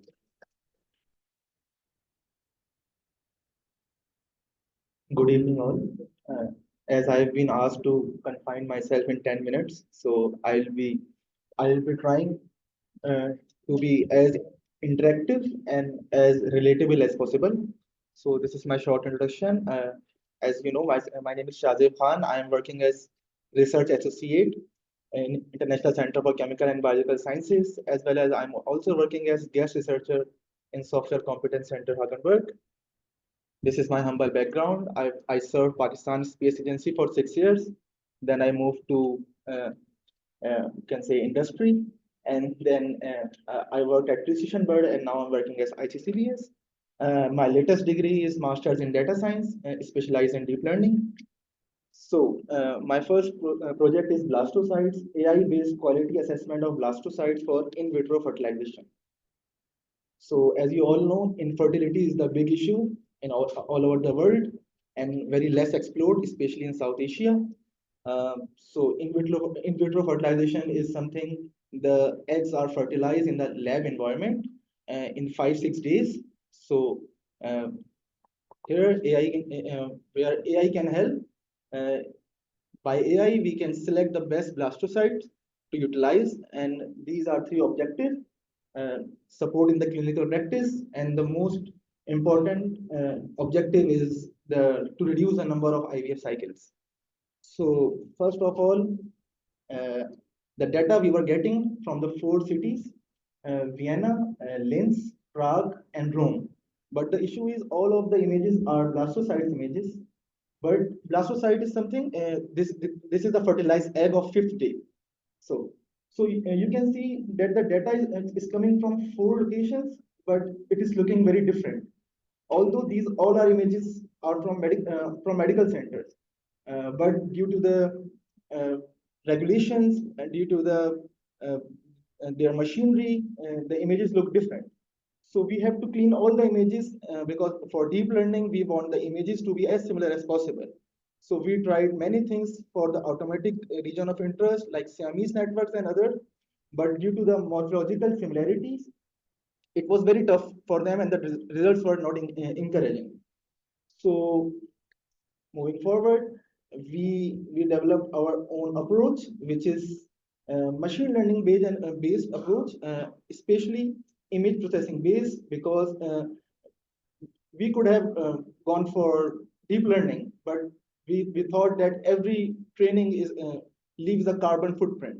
So we tried machine learning first, and it is our novel architecture. So these are some basic image processing technique combined together. What we did is we separated the images in 2 folders. In first folder, we inputted 5 images, which are very best looking images, and we extracted shift features, scale invariant features, and then we tried to match those features in the other folder images. And when we find those features, we just crop the area and give some margins. So you can see the first image after processing looks like the second one. So by this technique, we got almost all the images. Now they are looking as similar as possible, so we can process further. So this is the first part, that automatic extraction of the region of interest. Now comes with the main project or main part. We tried many deep learning based approaches, but the issue was we need annotation, and for the manual annotation, the images are very complex. So there was very low agreement rate. So inter annotator agreement was very low, and it's very costly to annotate and time taking. And if we go towards deep learning, less accuracy and less explainability. So explainability is a very big issue in the deep learning, because you have to develop the trust, because you always rely on the doctor, and you have been visiting the doctor for years and years, and now if the AI model will give you something, so there's a trust deficiency. So explainability was the big issue, and it was also computationally expensive. So what we suggested, that not to process the image by deep learning as a whole image, but to segment the image in the 3 parts. So we had this gold data set. You can see a one image ID and its annotation like expansion, ICM, and perfectogram. So these three are the parts or the compartment in the blastocytes. So you can see the annotation and also the annotation agreement. So we selected the images in which the agreement was high, so that we can develop the trust. So this was our novel approach, which we proposed, and it worked. That we segment all the images. You can see that these are the segmented images. Okay, so first we did annotation, then we did segmentation. After segmentation, we did the scale invariant feature on each blastocyte compartment, and after shift, we did local binary patterns, and after this encoders. So we tried many approaches and come up with a novel architecture, in which in the end it annotates our not annotate but give the Gardner scores, like 3 scores, which was as similar as the gold data set. So this is our architecture of that. So we had very good results. And now coming to the last topic, which my fellow learned colleague already described. So my part was the exploratory data analysis, data visualization, statistical test, and predictive modeling. Very shortly, I want to define the perspective. So it's a device, but you can take as the analogy of the gym trainer. Whenever you go to the gym trainer asks your age, your physical fitness, ask some question, and then tell you, okay, just lift 2 kg dumbbell. And after some time, he see that you are getting better and better, and then he recommends you another milestone. Okay, now you lift 4 kg dumbbell. So this was our part. So we took the test, we took the data. Now we suggested them optimal hole size because okay. So this device have different holes. So when you are inhaling, so difficulty level was different. So we suggested initially some hole size, and after some trainings, we get the data. We modeled, we make some predictions, and we analyze the data, and we change the hole size, and then we suggested the hole size. So after 3-4 suggestions, we see that the paraplegic person is getting better and better. So there were some correlational tests, some exploratory data analysis, and we had to generate some data because we got the data of only 40 participants, but yeah, the model needs more data, so we had to generate the data too. So here you can see that there is a lot of data, and a lot of it is generated by us. And then we had the notion of optimal hole size because we had to go with the rule-based notion that what is the optimal hole size for each person initially, because after some time you can recommend them by looking at their data, but at first you had to recommend them by looking at their metadata. And then we made our model, and model performed good, and these are, you can say that ground truth and estimated are somewhat near, and we published this, and it has been accepted in the Eurocast Spain, and I hope it will be online soon. And this was me completing my presentation in 9 minutes. So if you have any questions, or maybe you can meet me outside. Thank you so much.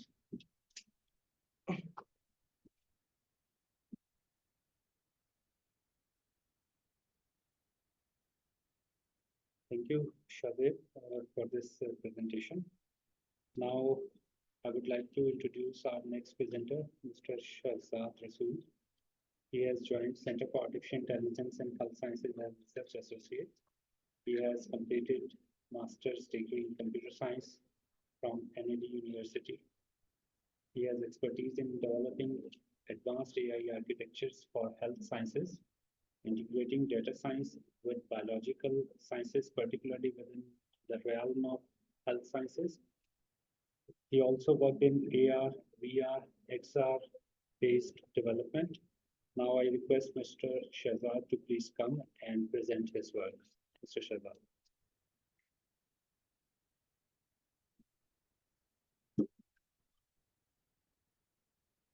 Assalamu alaikum. My name is Shahzad Rasool, and I am working as a research associate at iccbs, and I would go through my background. I have my software engineering from Newton University, Quetta, and my master is from NAD University of Engineering and Technology, and where I used to work with the NCAI and AI labs. Currently, I am working as a research associate at iccbs and a guest researcher in the Center for Software Computer Center, Hagenberg. So I would like to cover my 2 projects, and first project is Medic AR. As we know that a long team of doctors from Dow and Aga Khan is here.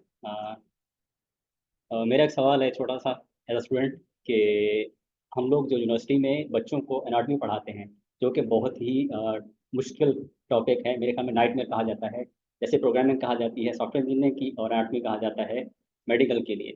तो उसके लिए जो students को training दी जाती है, उसके लिए I think कार्डिवर कहते हैं उसको, क्या चीज़ कहते हैं उसको, कैडावर, सॉरी, कैडावर कहते हैं, जो कि रेप्लिका है या मतलब कि डिकम्पोज ह्यूमन बॉडी है।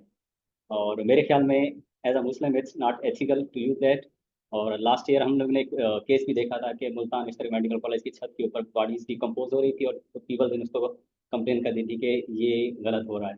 So for overcome that problem I came with the solution that is Medic AR, digital twin for medical practitioners and students. The second project is blastocytes, which Shazid explained very well. I would go through the first one. So, what is Medic AR? Medic AR is the digital twin for. Oh, sorry. आवाज आ रही है मुझे? Sorry. Yeah. First of all, Medic AR is a human body replica, which will be used for training and teaching purpose of anatomy. So, digital twin is a replication of human body for visualization. So, ये application का जो है user interface है. जो application मेरी काम ये करती है कि ये पूरे का पूरा ह्यूमन बॉडी का जो है ना एक रेप्लिका है. उसमें आप नर्वस सिस्टम और उसमें स्कल का और बॉडी के सारे पार्ट्स आप उसको डिटेल में विजुअलाइज कर सकते हैं, ट्रांसपोज कर सकते हैं, रोटेट कर सकते हैं और डिजिटली उससे इंटरेक्ट कर सकते हैं, जो कि एक चीप सोल्यूशन है कैडेवर का. आई थिंक सो कि आप पॉकेट में लेके हर जगह घूम कर फिर सकते हैं, क्योंकि अगर आप स्कल का सिस्टम लेने जाते हैं तो I think so it's very illegal to have it. And medical students और कुछ डॉक्टर्स के पास ट्रेनिंग के लिए होता है. So this is the architecture of the application. First of all जो मैंने किया है कि 3D मॉडलिंग की है ऑल ओवर द बॉडी, कि ह्यूमन की बॉडी के जितने भी पार्ट्स हैं उनकी मॉडलिंग हुई है. उसके बाद मॉडल्स को इंपोर्ट किया गया है यूनिटी के अंदर, उसके अंदर उसकी कोडिंग और परफॉर्मेंस की गई है. तो ज़्यादा जाने से पहले मैं आपको उसकी वीडियो दिखा देता हूँ कि एक्चुअल में एप्लीकेशन करती क्या है, उसका क्या है, तो आपको उससे ज़्यादा बेहतर आइडिया हो जाएगा. So this is the basic UI और ये उसका फर्स्ट फ्लो है. और जूम कर सकते हैं, इंटरेक्ट कर सकते हैं, इसमें टैग्स हैं और इसमें बॉडी के सारे पार्ट्स आपके देना कवर होते हैं. फर्स्ट हमने ये बनाया है मेल के ऊपर और हमारे पास फीमेल का भी बॉडी मॉडल है, हम उसको भी करने की कोशिश में हैं और इंशाल्लाह हम उस पर करेंगे. सो अभी ये हमारे पास 3D एप्लीकेशन है, लेकिन हमारा जो नेक्स्ट स्टेप है इसको VR के ऊपर कन्वर्ट करना है ताकि इसकी जो है ना इंटरेक्शन हमारे स्टूडेंट्स के साथ ज़्यादा हो सके. इंगेजमेंट के लिए हम लोग इसको VR के ऊपर लेके जाएंगे, जो कि ह्यूमन बॉडी से डायरेक्टली इंटरेक्ट करेंगे. इंसिजन भी हो सकती है इससे. इससे बच्चों को relationship between two systems like skull और नर्वस सिस्टम के दरमियान क्या रिलेशनशिप है, कि कहाँ पे स्कल और नर्वस सिस्टम मैच करते हैं, तो ये सारी चीज़ें इसमें डिटेल में आपको नज़र आएंगी.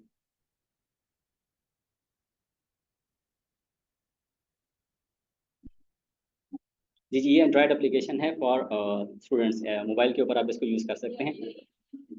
जी जी, पहले से मार्केट में अवेलेबल हैं, लेकिन वो कॉस्टली हैं और उनके अंदर किसी के अंदर एड्स आते हैं, किसी के अंदर मतलब होता है. अमेरिका के अंदर एक कंपनी है जो कि प्रोवाइड कर रही है यही चीज़. मैंने उसको चेक किया है, वो लोग दे रहे हैं एक सीट के $5,000 चार्ज कर रहे हैं. सो और मैंने उनसे कॉन्टैक्ट किया कि मैं द स्टूडेंट हूँ, मुझे पढ़ना है, उसको देखना है. तो उनको बोला कि first of all you have to provide the proof that you are student, then we will give you that for 300 only for 3 days. So I think we are, yes, for $300. No, it's not available for the public, but first of all we have to patent and then it will be available for public. So इसमें आपको 2-3 को school को medical आपसे interact करके आप एक साथ देख सकते हैं उनका आपस में कोरिलेशन क्या है, किस तरह ये काम करते हैं.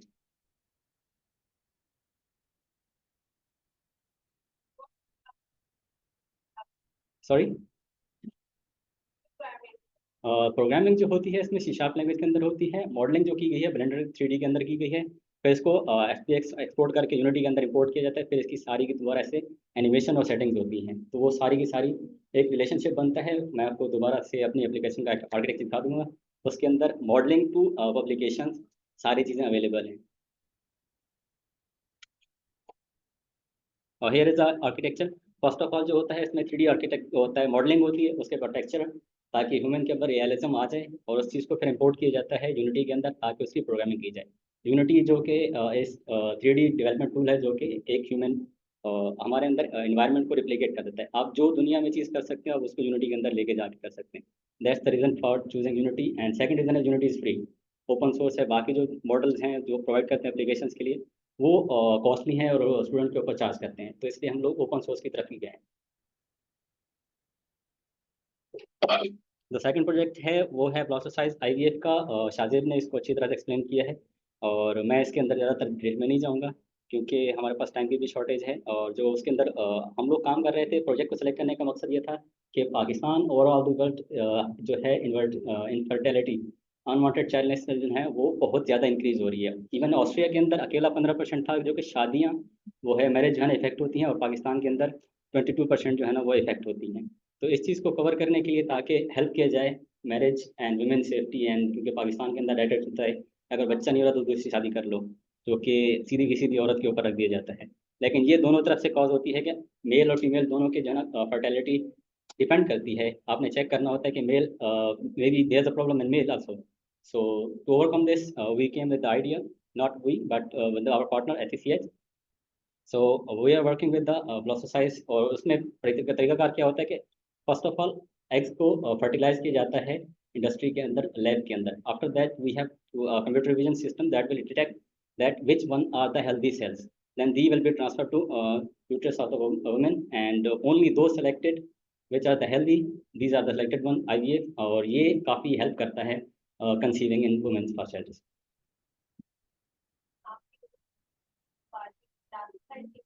जी जी जी, ये माइक्रोस्कोपिक इमेजेस हैं उनके पास, यूनिवर्सिटी ऑफ वियना के हैं, लेकिन हम डिटेल में नहीं जा सकते क्योंकि हमारा MOU है उनके साथ। तो या माइक्रोस्कोपिक इमेजेस होते हैं जी जी, उनके ऊपर फिर आप कंप्यूटर विजन की लगाते हैं सिस्टम के एल्गोरिथम्स लगती हैं। और जो मेरी अप्रोच थी वो फ्यू शॉट लर्निंग थी। फ्यू शॉट लर्निंग हम लोग ने इसलिए यूज़ की है क्योंकि डेटा की जो अवेलेबिलिटी है, this is the very big problem for all over the world. So Austria के अंदर भी, पाकिस्तान के अंदर भी, ऑल ओवर द वर्ल्ड जो है ना डेटा अवेलेबल नहीं है। So these are the techniques we are going to use, क्योंकि हमारी जो कोलैबोरेशन है वो भी कंटिन्यू कर रही है। हम लोग इस प्रोजेक्ट पे भी काम कर रहे हैं, ना कि हमने इसको फाइनलाइज करके पब्लिश किया हुआ है। So these are the topics that will be covered. Few shot learning is like when we have very few data, like 15 or 20 or 10 data set, तो हम कंप्यूटर के जो सिस्टम से पहले से ऑलरेडी ट्रेंड हैं किसी मॉडल के ऊपर, जो कंप्यूटर विजन की किसी प्रॉब्लम को सॉल्व कर रहे होते हैं, हम उसको अपने मॉडल के साथ ट्रांसफर कर देते हैं। तो unsupervised domain adaptation will be like हम लोग पहले से ट्रेंड मॉडल उठाएंगे, उसके ऊपर अपना फ्यू शॉट लगाएंगे, ताकि हमारा जो सिस्टम है वो दोनों को अडॉप्ट करके आगे चले। तो that was my presentation। और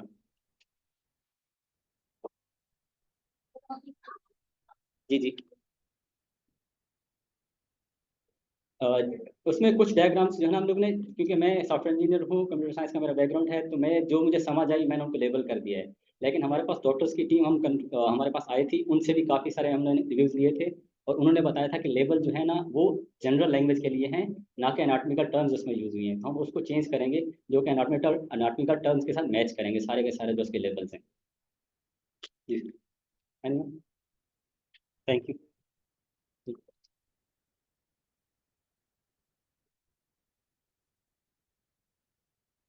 Thank you very much, Shehzad, for your presentation.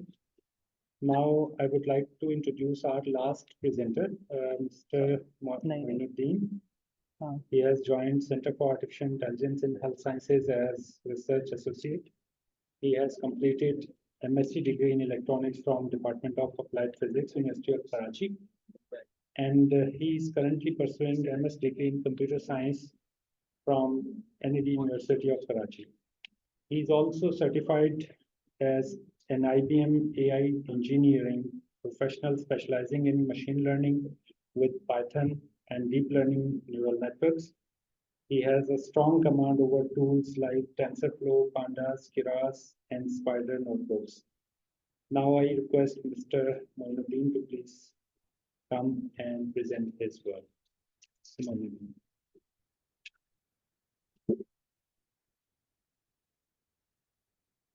Assalamu alaikum everyone. Myself is Moinuddin and I am working as a research associate in this lab of AI for health and sciences.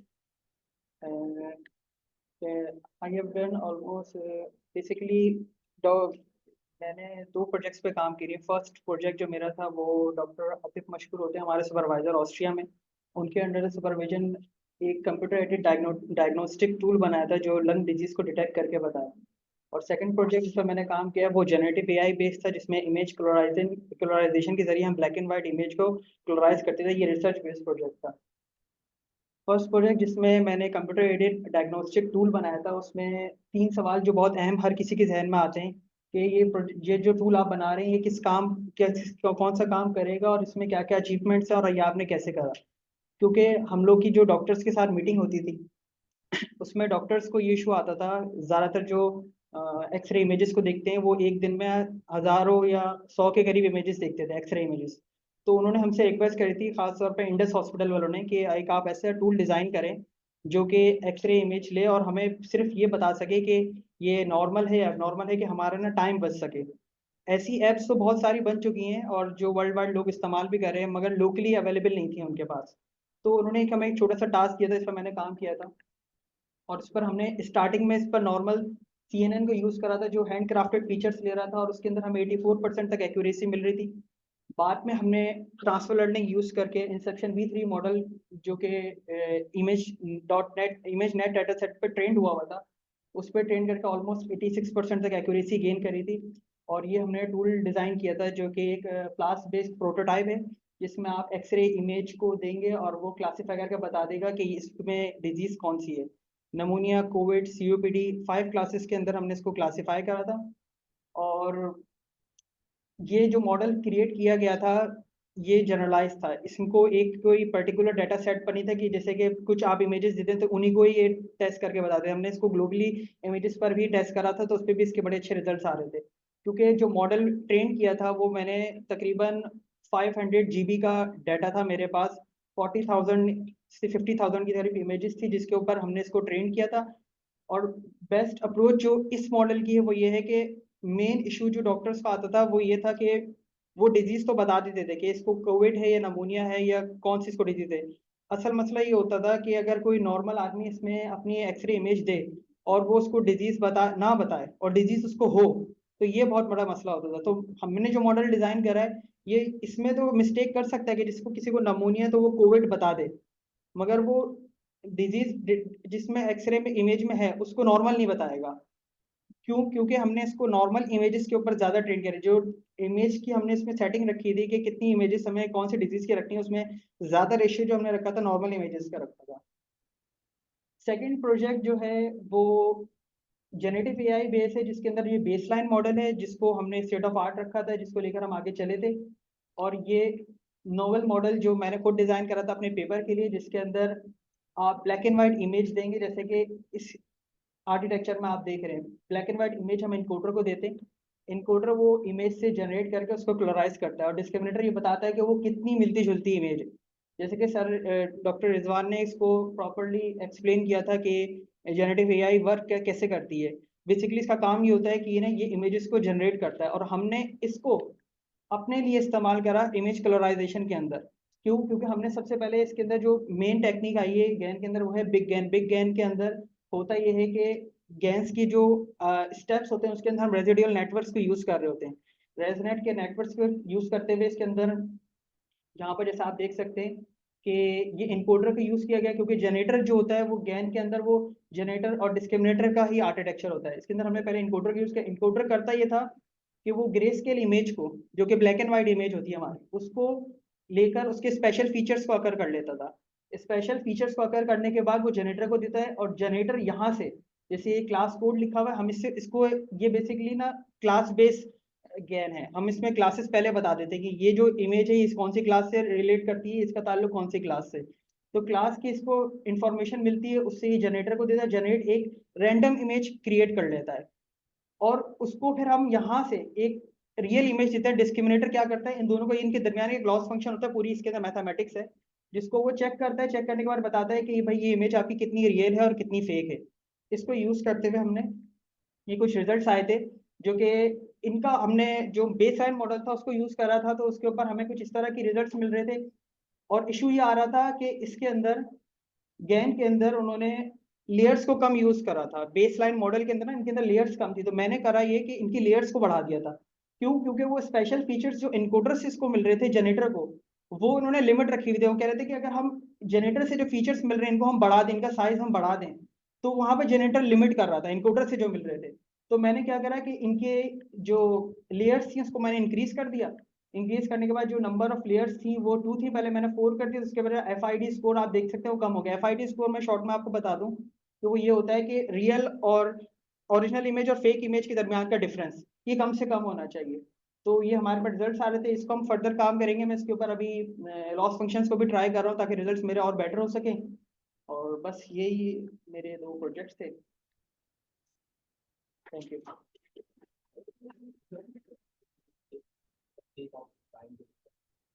What do you think is colorization of data? What is the application of such thing? Sir medical field के अंदर जैसे कि हमारे पास अभी doctors की एक team आई थी और उन्होंने हमसे सवाल किया था कि जो बोन क्रैक होती है ना, बोन किसी की क्रैक होती है कहीं से, तो उनके साथ ना वेंस का इशू आता है। तो ये क्लोराइजेशन को हम वहाँ यूज़ कर सकते हैं कि हम उस एक्सरे इमेज को जो बोन के साथ वेंस वगैरह होती है, क्योंकि हमें मेडिकल की इतनी चीज़ें की टर्म्स का इतना आइडिया नहीं है। हमें तो जैसे डाटा मिला जाता है, हम डाटा से उनके काम की चीज़ उनको दे देते हैं। जैसे कि हमें डॉक्टर रिजवान ने और डॉक्टर उस्मान ने हमें बताया है कि हमें डाटा अवेलेबल अगर हो और हमें दिया जाए, उनकी जो रिक्वायरमेंट्स होंगी वो उसको मेडिकल के अंदर बहुत इजीली यूज़ कर सकेंगे। और दूसरी बात ये कि जिससे पहले जो मैंने एक्सरे वाला काम किया था, जिसमें ब्लैक एंड वाइट इमेजेस थी, अगर हम उसको कलराइज करके मॉडल को ट्रेन करवाएं उसके ऊपर, तो और ज़्यादा अच्छे रिजल्ट्स आ सकते हैं। क्योंकि क्लोराइजेशन होने के बाद जो इमेज होती है उसकी डिटेल और ज़्यादा हो जाती है, और जो न्यूरल नेटवर्क होता है उसको और ज़्यादा इन डेप्थ जाना इतना नहीं पड़ता, और उसको रिजल्ट्स बहुत जल्दी बहुत अच्छा कर हो जाते हैं। ठीक है, थैंक यू।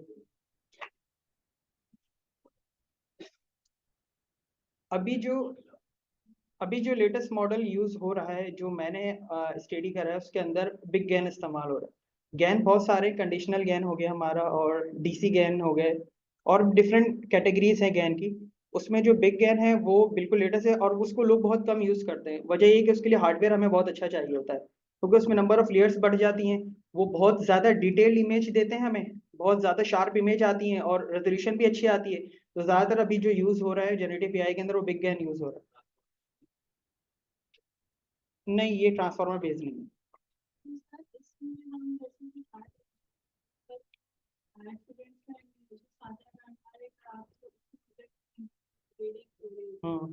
इमेज तो फिर ये बताता है ना ग्रेडेड कहाँ है, कहाँ पे स्पाइलिंग है, कहाँ पे, तो क्या हम उसे इंटरनल ग्रेडिंग वगैरह के इमेज सेक्शन से हम आइडेंटिफाई कर सकते हैं? बिल्कुल कर सकते हैं। उसके लिए आपको इमेज की सेगमेंटेशन करनी होगी, वो डोमेन अलग है। वो जैसे अभी सार ने बताया, जैसे पॉलिप में इन्होंने किया, उन्होंने बेसिकली सेगमेंटेशन की है कि जहाँ एनोटेटेड डाटा की पूरी इमेज है आपके पास, जहाँ आपको इशू आ रहा है, जो चीज़ आपको प्रॉब्लम कर रही है, आपने उसको सेगमेंट करके अलग कर दिया इमेज में से। जैसे आप कह रही क्लाउड बनता है किसी के ब्रेन में या कोई इशू आता है, तो आप पूरी इमेज की सेगमेंटेशन करके, सेगमेंटेशन की बहुत सारी टेक्निक्स हैं वो आप यूज़ करके कर सकते हैं। इससे अलग है वो, ये सेगमेंटेशन नहीं हो रही है, बेसिकली ये क्लासिफिकेशन हो रही है। ये हम लोग कैटेगराइज कर रहे हैं कि ये शुरू में लंग्स में भी कैटेगराइजेशन हो रही थी, इसके अंदर क्लोराइजेशन हो रही है। इस वाले सेकंड प्रोजेक्ट में डाटा जनरेट हो रहा है, समझ लें आप। ये जनरेटिव एआई की एक समझ लें ब्रांच है जिसको हम यूज कर रहे हैं।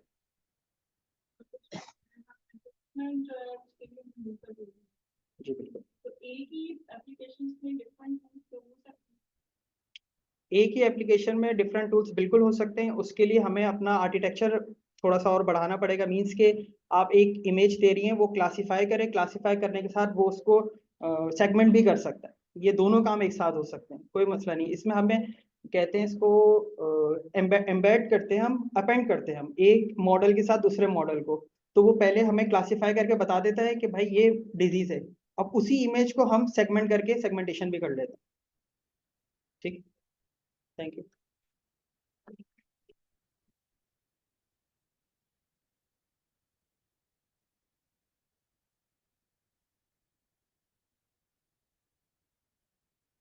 Thank you very much, Moin, for your nice presentation. Now it's time for concluding remarks. I would like to request Dr. Riazuddin to please come and deliver the concluding remarks. Dr. Riazuddin.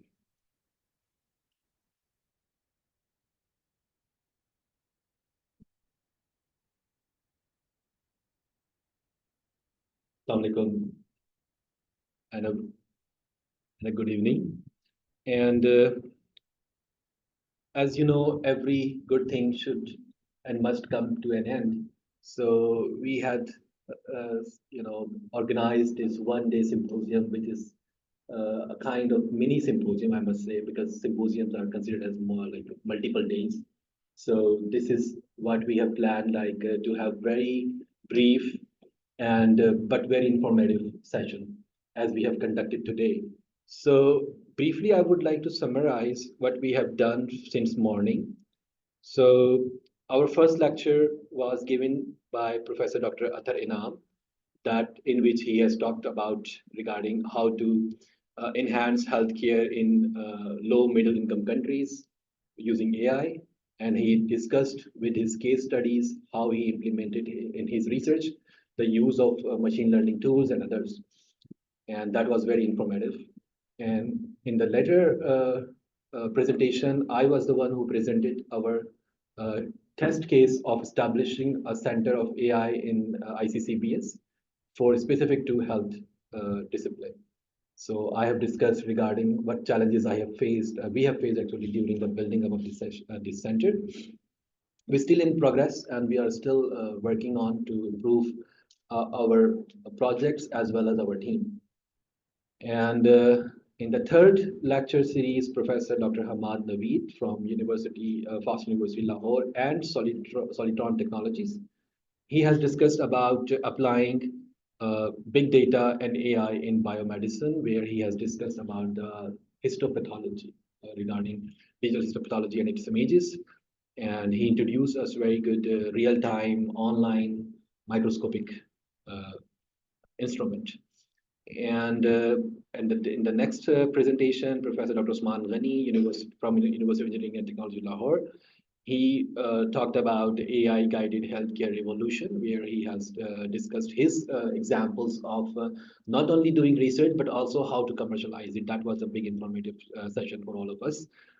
And after lunch session was started by Professor Dr. Rizwan Ahmad Khan from Salim Habib University. And he has discussed about his area of research as well as the new educational paradigm of AI, the confluence of AI, computer vision, and medical imaging. And his expertise in this area is amazing, and he shared with us his ideas. And moving on further, we have got about 5 presentations from our scholars. We just finished with this now. So with that, we have come to conclude of this mini symposium today. And I thank you all for participating in this one-day event. And I hope you have learned something new today. And for example, if I want to ask to audience, particularly from the medical background, do you agree with me, like you have learned something new?